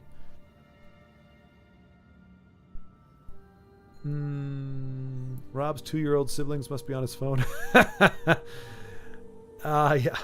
I have off-grid property in Nevada I can hang out, but that's going nowhere. Oh, gotcha. Most people don't have 4K TVs anyway. No, Lagmeister, no. But so here's the thing too. So like I'll get the footage and it's got this little like banner, like, the name of the company or whatever. It's like drone footage, whatever. And it's just like little, like a lower third type thing. And so that's fine for horizontal, but when we do vertical adaptations of it, we don't want, because you're not going to have the whole thing on there just because of how it's oriented. Like you want to kind of stay in the middle of the frame for the most part, but you can't have just that little bit of white or a little bit of the lower thirds in there. So really right now, the only way I have for some of the shots that have that lower third in it predominantly, that where it's not perfectly centered, I have to punch in. And if you punch in and you've got a 1920 by 1080 timeline and you punch in a 1920 by 1080 footage, you start to lose a little, depending, like I have to go in about 25%. So that's a big chunk to push in on so that I can center it up and not have that crop out that lower thirds. But when you do that, the resolution, especially for a lot of this footage, it's not necessarily the crystal clearest anyway. So you punch in 25%, it loses some of that resolution. So ideally, we would have it in 4K so that if I punch in, it's still twice the resolution of HD. If I put it on a 1920 by 1080 timeline, it's going to look crisp and gorgeous, and you won't even know that I punched in. So it's not because the TV screens in the bars and everything, they're not 4K, to your point. But if you shoot on 4K, that gives you so much more freedom. And if you do have to punch in or crop or do anything to the footage, it's going to look a lot better after the fact than if it was just the max resolution is 1920 by 1080 and then you enhance. You know, unlike Hollywood, where like enhance, and they enhance it and it gets really blurry and then it gets crystal clear. I mean, AI is kind of helping fix that now, but like in general, you're still losing resolution. You're still taking an image and you're making it bigger when it. So yeah, ideally 4K, because if you put 4K footage in a 1920 1080 timeline, it's huge. It's ginormous. It's way bigger than the screens. You have to actually shrink it down to get in there, which just means you get a better resolution out of it. But let's see.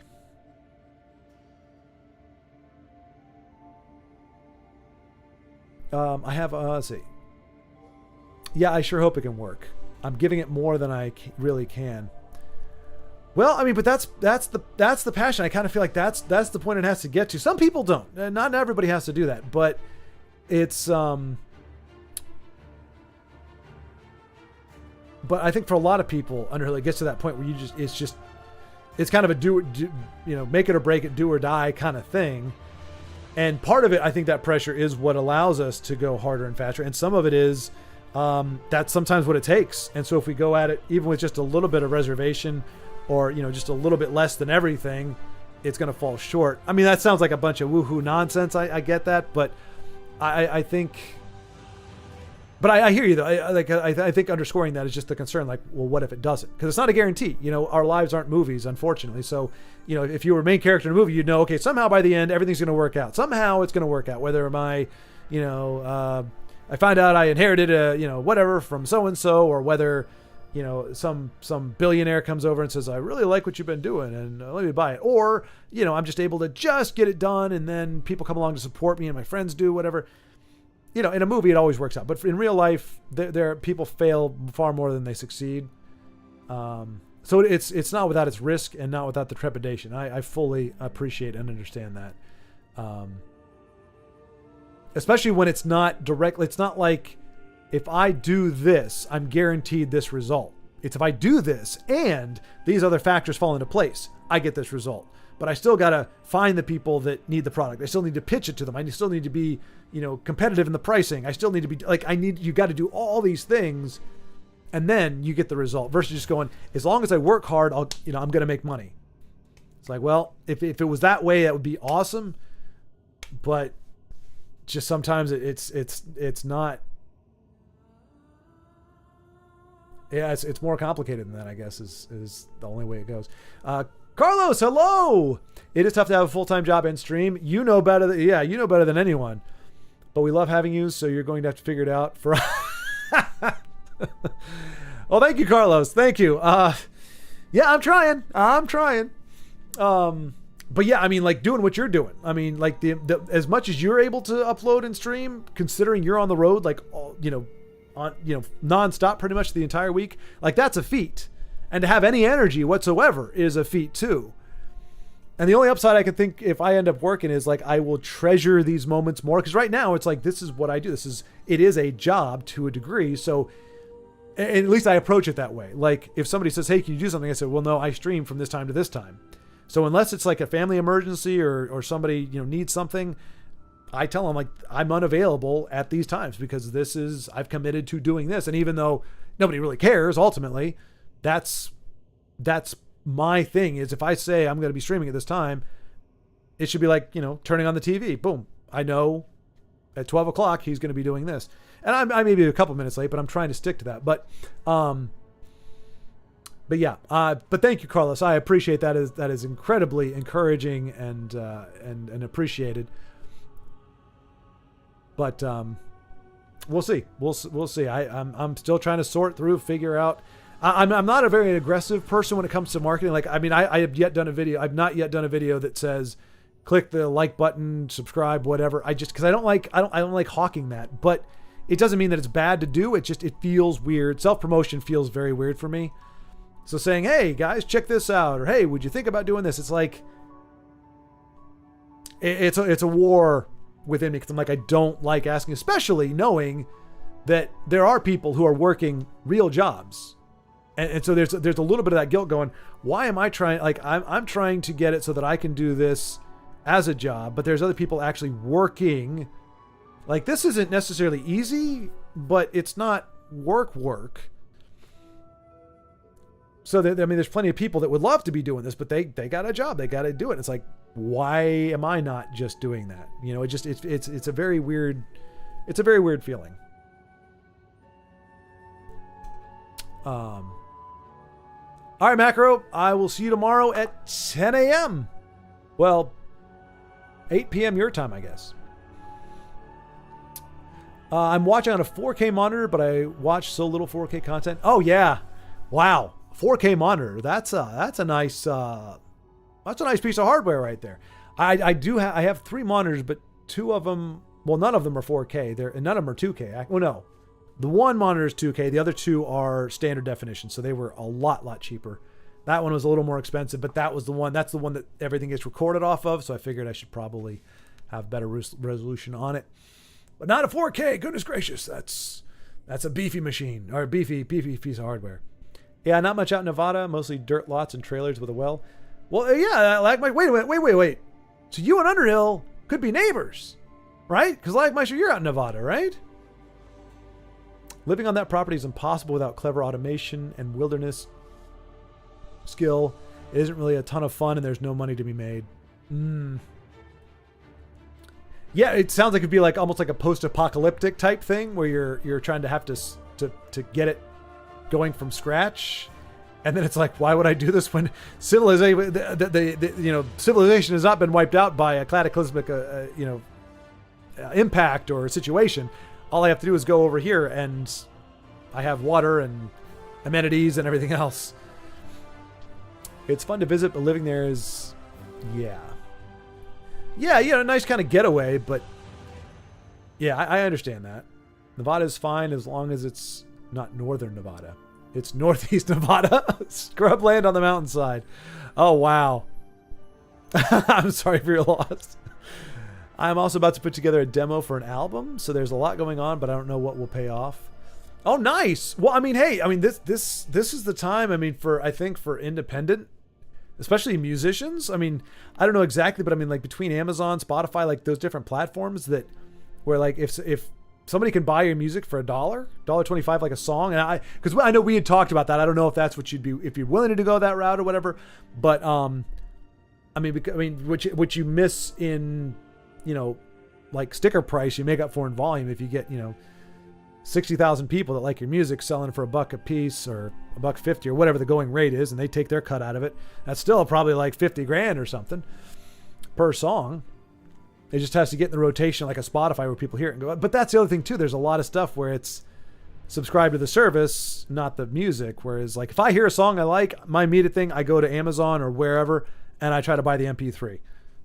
Just because I want to own the song. I don't like the idea of it being just on a stream somewhere that I can lose at any point. So I'll buy music, but typically, I mean, I haven't bought an album, a full album. I bought vinyl, but I haven't bought like an actual record in a while. Cause just a lot of bands and musicians, there's not, I don't know, like just in terms of like 14 songs or 12 songs of like, oh yeah, I'm really into this.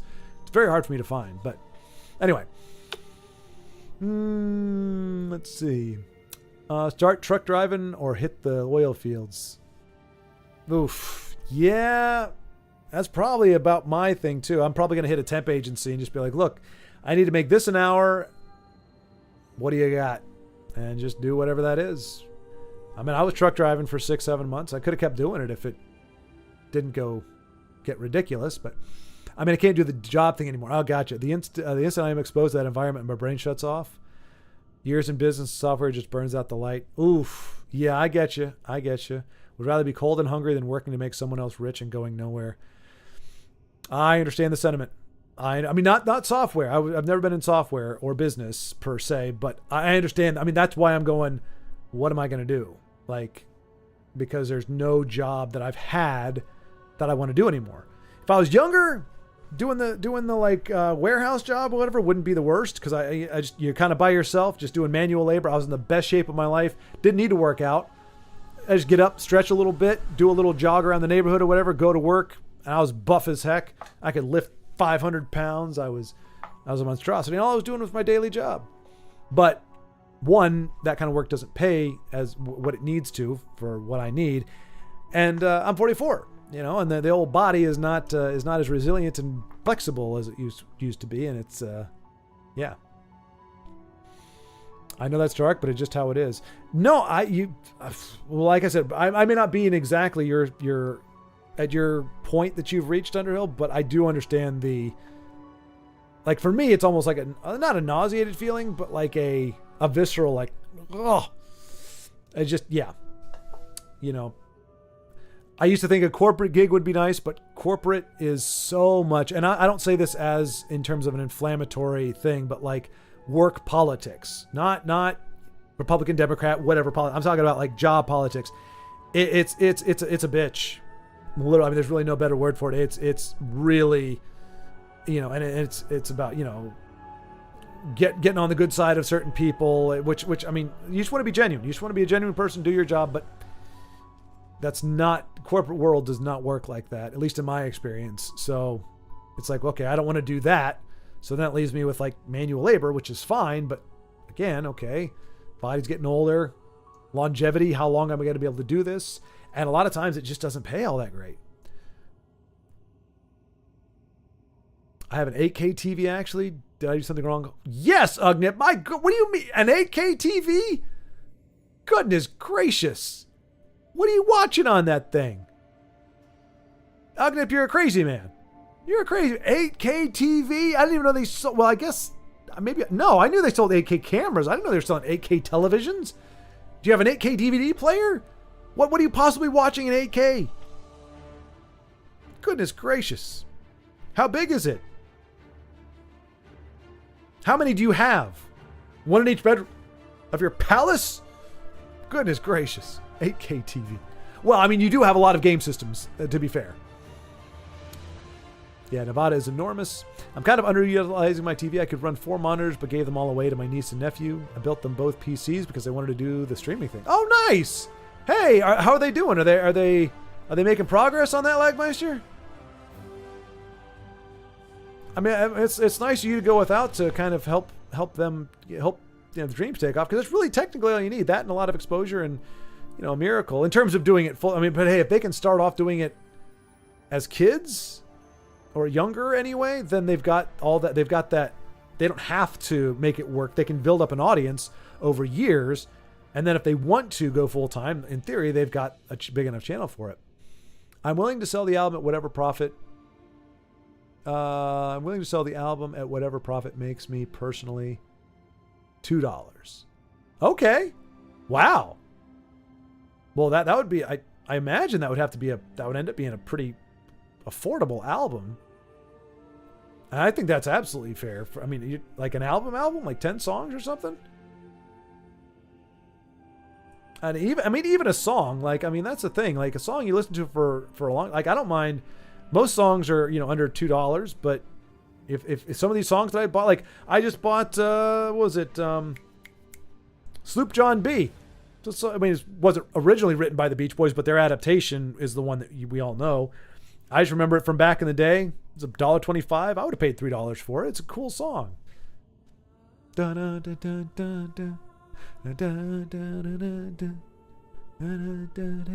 good song. Anyway, I'm happy in the desert. I can't do the whole winter doesn't stop snowing for 6 months kind of places. Well, to be fair, like Virginia, Kentucky, Tennessee, those are like, you may get snow somewhere between very late November and February. So you got 3.5 possible months of snow. And usually, even in that time, you got maybe a week's worth, maybe. And only out of those, maybe 3 to 5 days where it was actually like made travel difficult.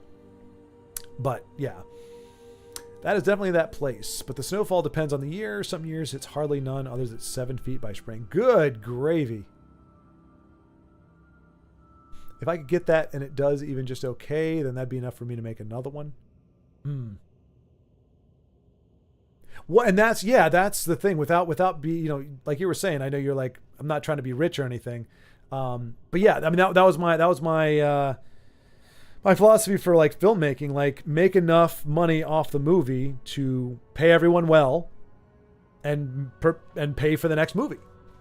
And so it was like, I ideally I would not, like, I'm not a vacation guy. I can go on vacation for like 2 days maybe, and then I start getting bored. So like, and I start thinking like, what can I do while I'm here that's productive?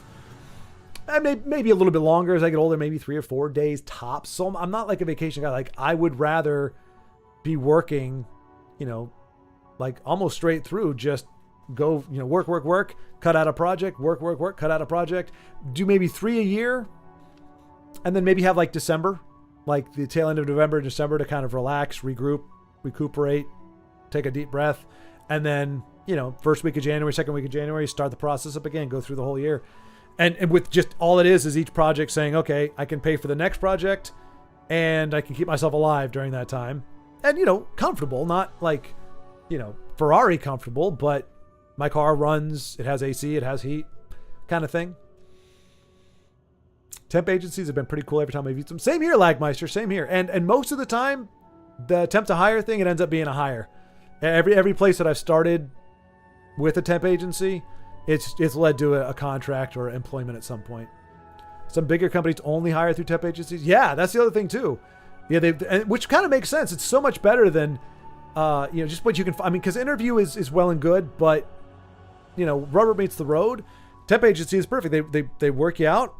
They're like, okay, we like his ethic, we like whatever, or we don't. He's not going to fit in here. We didn't hire him. We don't have to go through all that HR nightmare. We just say, okay, we don't need to see him back here.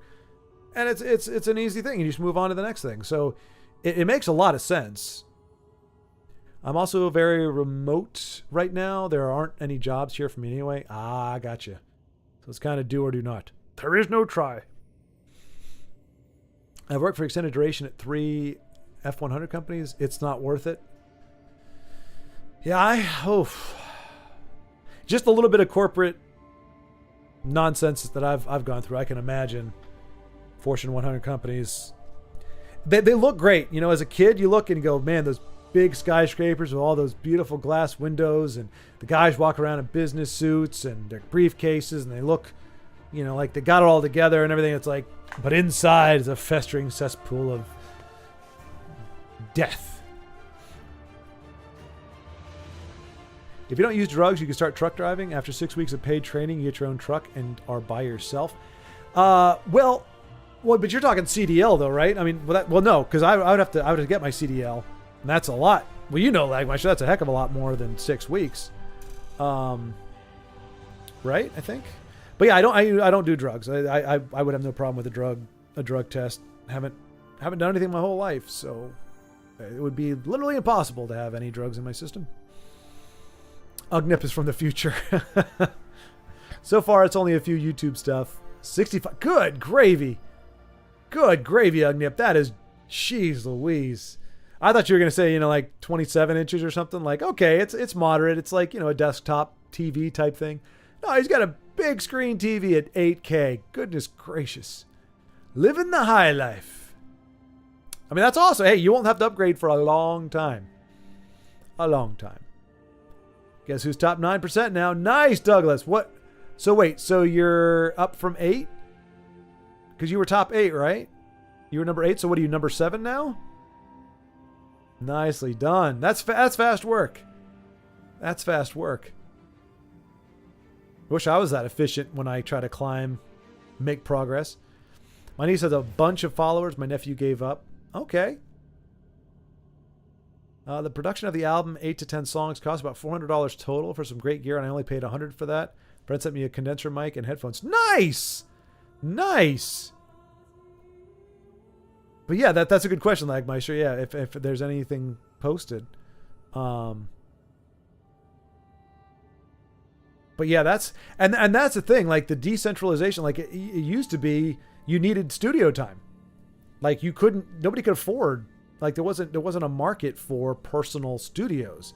You had some people that could do it if they had, $1 billion house, they could build a studio in there. But like so today, where you could just get in a room with good sound, good acoustics in there, get you a condenser mic, lay down a track with the guitar, lay down a track with your vocals, lay down, if you got the instruments, I don't know how many instruments you're doing, but there are plenty of people that do it all themselves. And they just put them all together on any number of software, some of them free, some of them relatively inexpensive. Like if you got the talent, you got the ability, and like you said, a modest amount of equipment, you can get it done. I do not. It's about 85% done. I'm working on it. I'll gladly let you know. Excellent. Yes. Please do. As of this week, 6 songs are playable, but need more fleshing out. Okay. And then have to record it. That is the hard part. The production is always, especially if you have to do it by yourself. Like even just having somebody else being able to hit record and kind of monitor what's going on is a huge help. Like right now, I'm like, okay, you got to do all the setups yourself. It's a pain in the butt. And it's just like every take is so like, yeah. It is any artistic production beyond, I would say, like a Photoshop type thing, or like art, just where you're doing like anything that music or video is like really more hands make light work. You get just one other person in there and it cuts it in half. But it's also very tedious, so you don't want to ask somebody like a friend, be like, hey, would you mind recording and doing this and like resetting this so that I don't have to get up and do whatever. And it's like, okay, sure. But yeah, it's an undertaking.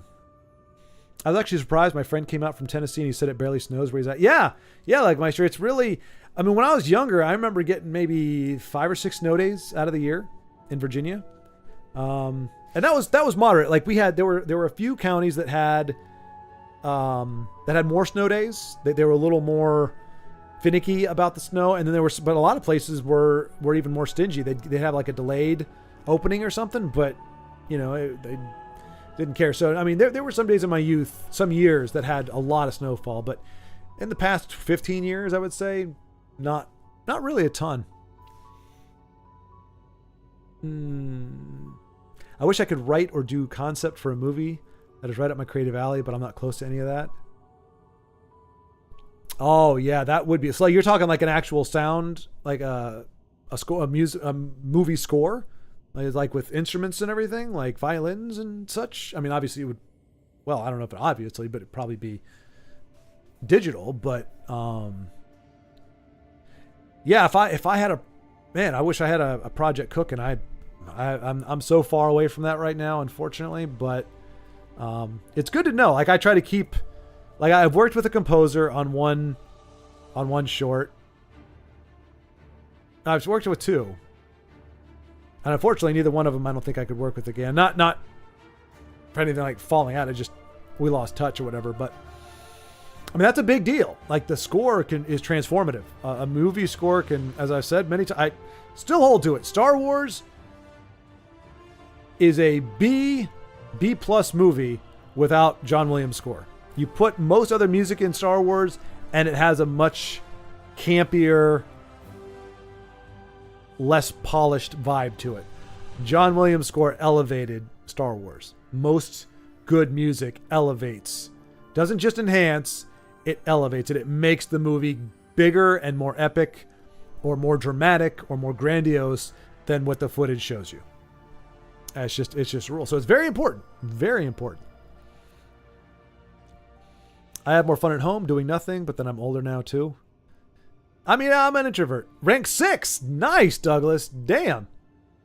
Well, hey, we're coming up on the end of the season here, right? I'm guessing their season ends in 2 days as well.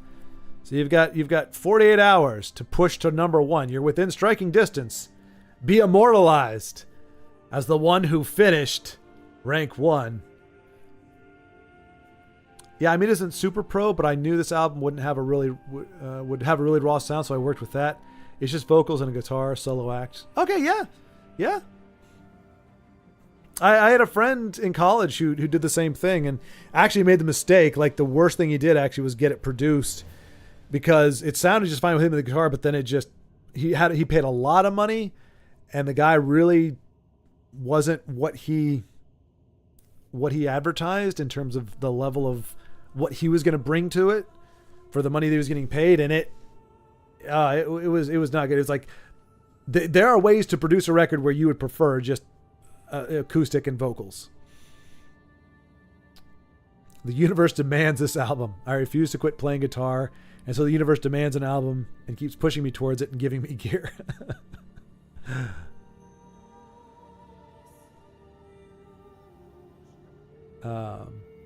Nowadays you could rent a studio for fairly cheap. Okay, I didn't know where that was at. I've heard, studio time $500 an hour, $200 an hour, something like that. To me, that's not really feasible if you're talking about an album. I mean, if it's $50 an hour, maybe if you go in there prepared, you know exactly what you're doing, that might be doable for 10 songs. But yeah, I hear between 200 and 500 on the low end. I'm like, probably 6 hours a song, maybe, if not more. That's a lot of money. You can get as mega condenser, but keep your foot off that blasted samoflange. I don't know what that is, Douglas, so I'm not going to argue with you. I'm going to say yes, damn it. Darn that blasted samoflange. It's all about drums. I don't know if it's any good or if anyone wants to hear it, but the universe will get its album. Hey, you know what? What is it? If you try and you fail, if you try, you might fail. If you don't try, you definitely fail. I think that's the phrase. But I hear you. That's kind of what I'm working through myself with some stuff. Like, I don't know if it's going to be worth a damn. I don't know if anybody's going to want to watch it, but I kind of want to do this. Kind of want to write this, do this. I just need to make better use of my time. I used to play guitar and bass. The second I started playing drums, I stopped playing guitar. Oh, dang. Why is that? Lagmeister. It's kind of dark, bluesy, Bob Dylan, folk, old school country, if I'm being kind. Rock and metal elements here and there. Okay.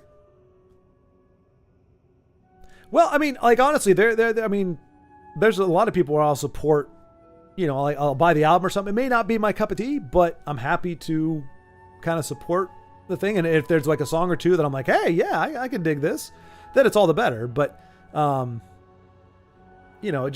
I feel like there is that support for the creative aspect. If you're a major album company, whatever, you're paying the late radio shills and whoever else to put your music out there.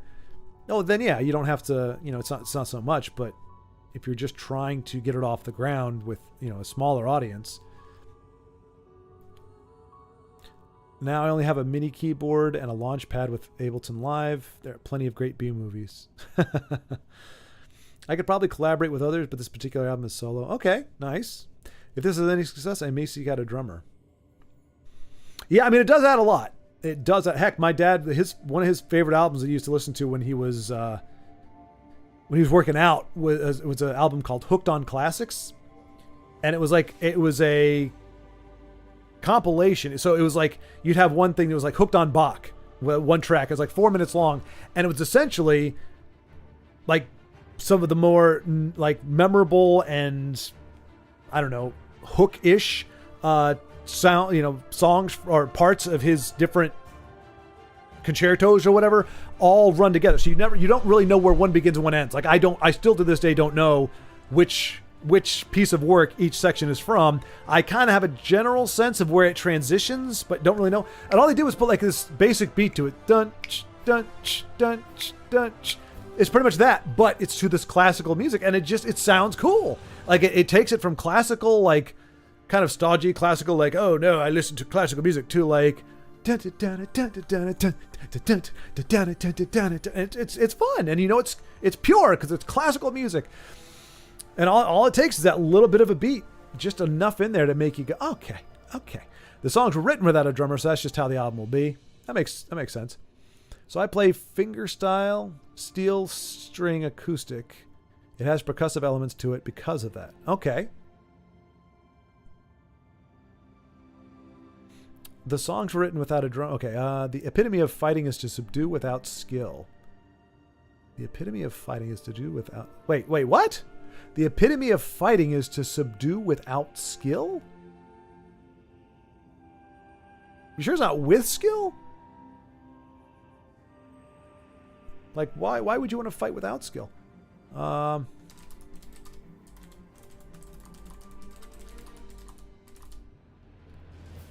Is to...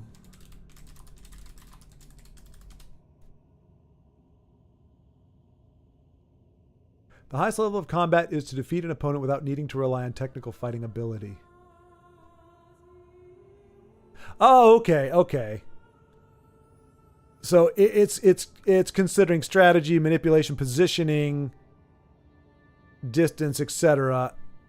It's not considering that skill, which is weird. I think that is weird. That is very, very, very weird. I mean, I hear you. It's just a weird thing because to me, and I've only done a little bit of martial arts, just a very, very little bit, but all of that is part of the skill. Like to say is to subdue without skill. I mean, like being able to, you know, like your footwork, the distance that you are from your opponent, your, you know, reading of their movements and, you know, their tells or what they're going to do. Like all of that is part of the skill of fighting. Like it's all one big thing. So it's really weird to say technical fighting ability and then saying strategy, manipulation, or positioning isn't part of that. Okay, put it this way. I'm seeing a quote here. The supreme art of war is to subdue the enemy without fighting. That I can understand. It's just it's a weird thing to say subdue without skill. To say subdue without fighting, I can understand that or appreciate that because nobody really wins a fight. But when they tack on fighting without, like to subdue the enemy without skill, it just sounds weird. It just sounds weird. But apparently that's actually from Sun Tzu's The Art of War. Or no, his quote, the supreme art of war is to subdue the enemy without fighting, is apparently from Sun Tzu. And I guess the gentleman you quoted is a derivative of that, or it's a version of that. Yeah, subdue the enemy without fighting. That I get.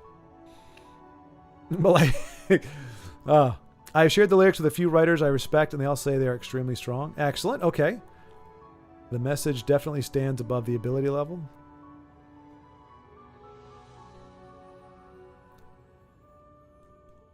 I never knew I was a drummer until I played the drums. I thought I was a guitarist. Now I realize I'm a drummer. It's so much fun.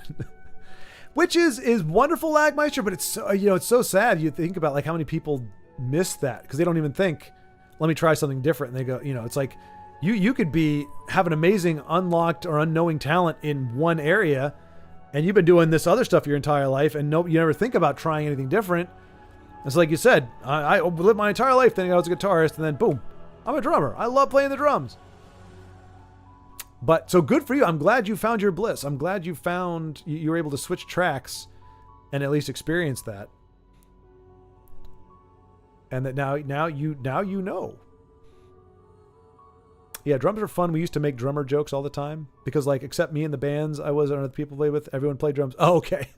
So to be the drummer, you had to be better than everyone else or have people playing your set. There you go. Yeah, the supreme art of war is to subdue the enemy without fighting. They could be different translations of the same thing. Good, bad, I'm the guy with the gun. Right?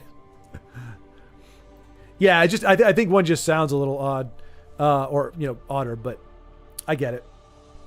I started with metal guitar and that was all I was interested in. And then one day my friend had this old nylon string Goya and I fell in love with it and learned fingerstyle. I'm not, well, see, look at this. We've got musicians branching out here, and y'all are still young. I mean, especially, Underhill, I think you're probably younger just in general. Lagmeister, we're about the same age, but still young, you know, in the grand scheme of life. We're not, you know, I think I'm going to say, it kind of goes along with like when society, such that can be trusted, is saying you can retire at this age, like 70-ish. That's what I'm gonna say. It might be a little too old to to make some drastic changes. Although that's probably going to be what happens. I'm going to have my best years are like 70 to 90, which is crazy to think about. Like, guys, that is a crazy thing to think about. Like, you could hit your stride artistically, musically, whatever it is, as long as your body can keep you going, you could have the best, most creative years after you've had all this experience, had a family, raised a family, whatever. You're 70 years old, people are retiring, you're going, no, you know what? Now's the time for me to pick up my pen. Now's the time for me to pick up the guitar. And as long as these old fingers will move, I'm going to do some stuff, A lot of people have it like, oh, if I don't get this done by the time I'm 30, by the time I'm 45, by the time I'm 50, then it's all over. It's like, no, you got plenty of years left. You just can't have it in your head that you're too washed up to do anything. Oh, you're my age. Okay. Carlos, alrighty, sir. Yeah, sorry, we kind of have dropped. I don't know if anybody's playing anymore. No, we got two fellows in. Otherwise that was pretty much it. But yeah, Carlos, good to see you, man. And we'll I'll be seeing you soon. I'm gonna have to hop off as well, especially if I'm now for Macro. I'm gonna be doing a stream tomorrow, which I wasn't anticipating, but I guess I'll go ahead and prepare for that. And actually I do have to edit because me and Vincenzo finally finished our Divinity Original Sin playthrough. So that needs to get edited and uploaded. So, okay, so you are my age. Okay, all right. Well, we're nowhere close to our peak, but we've got plenty of time, and there's no limit on when exactly. Yep. Thank you, gentlemen. It has been a pleasure, as always. I'm sorry, it's a little bit of an abrupt ending, but I'm like, oh my gosh, like I've hit a wall here. So I will talk to you all soon. Have a fantastic evening.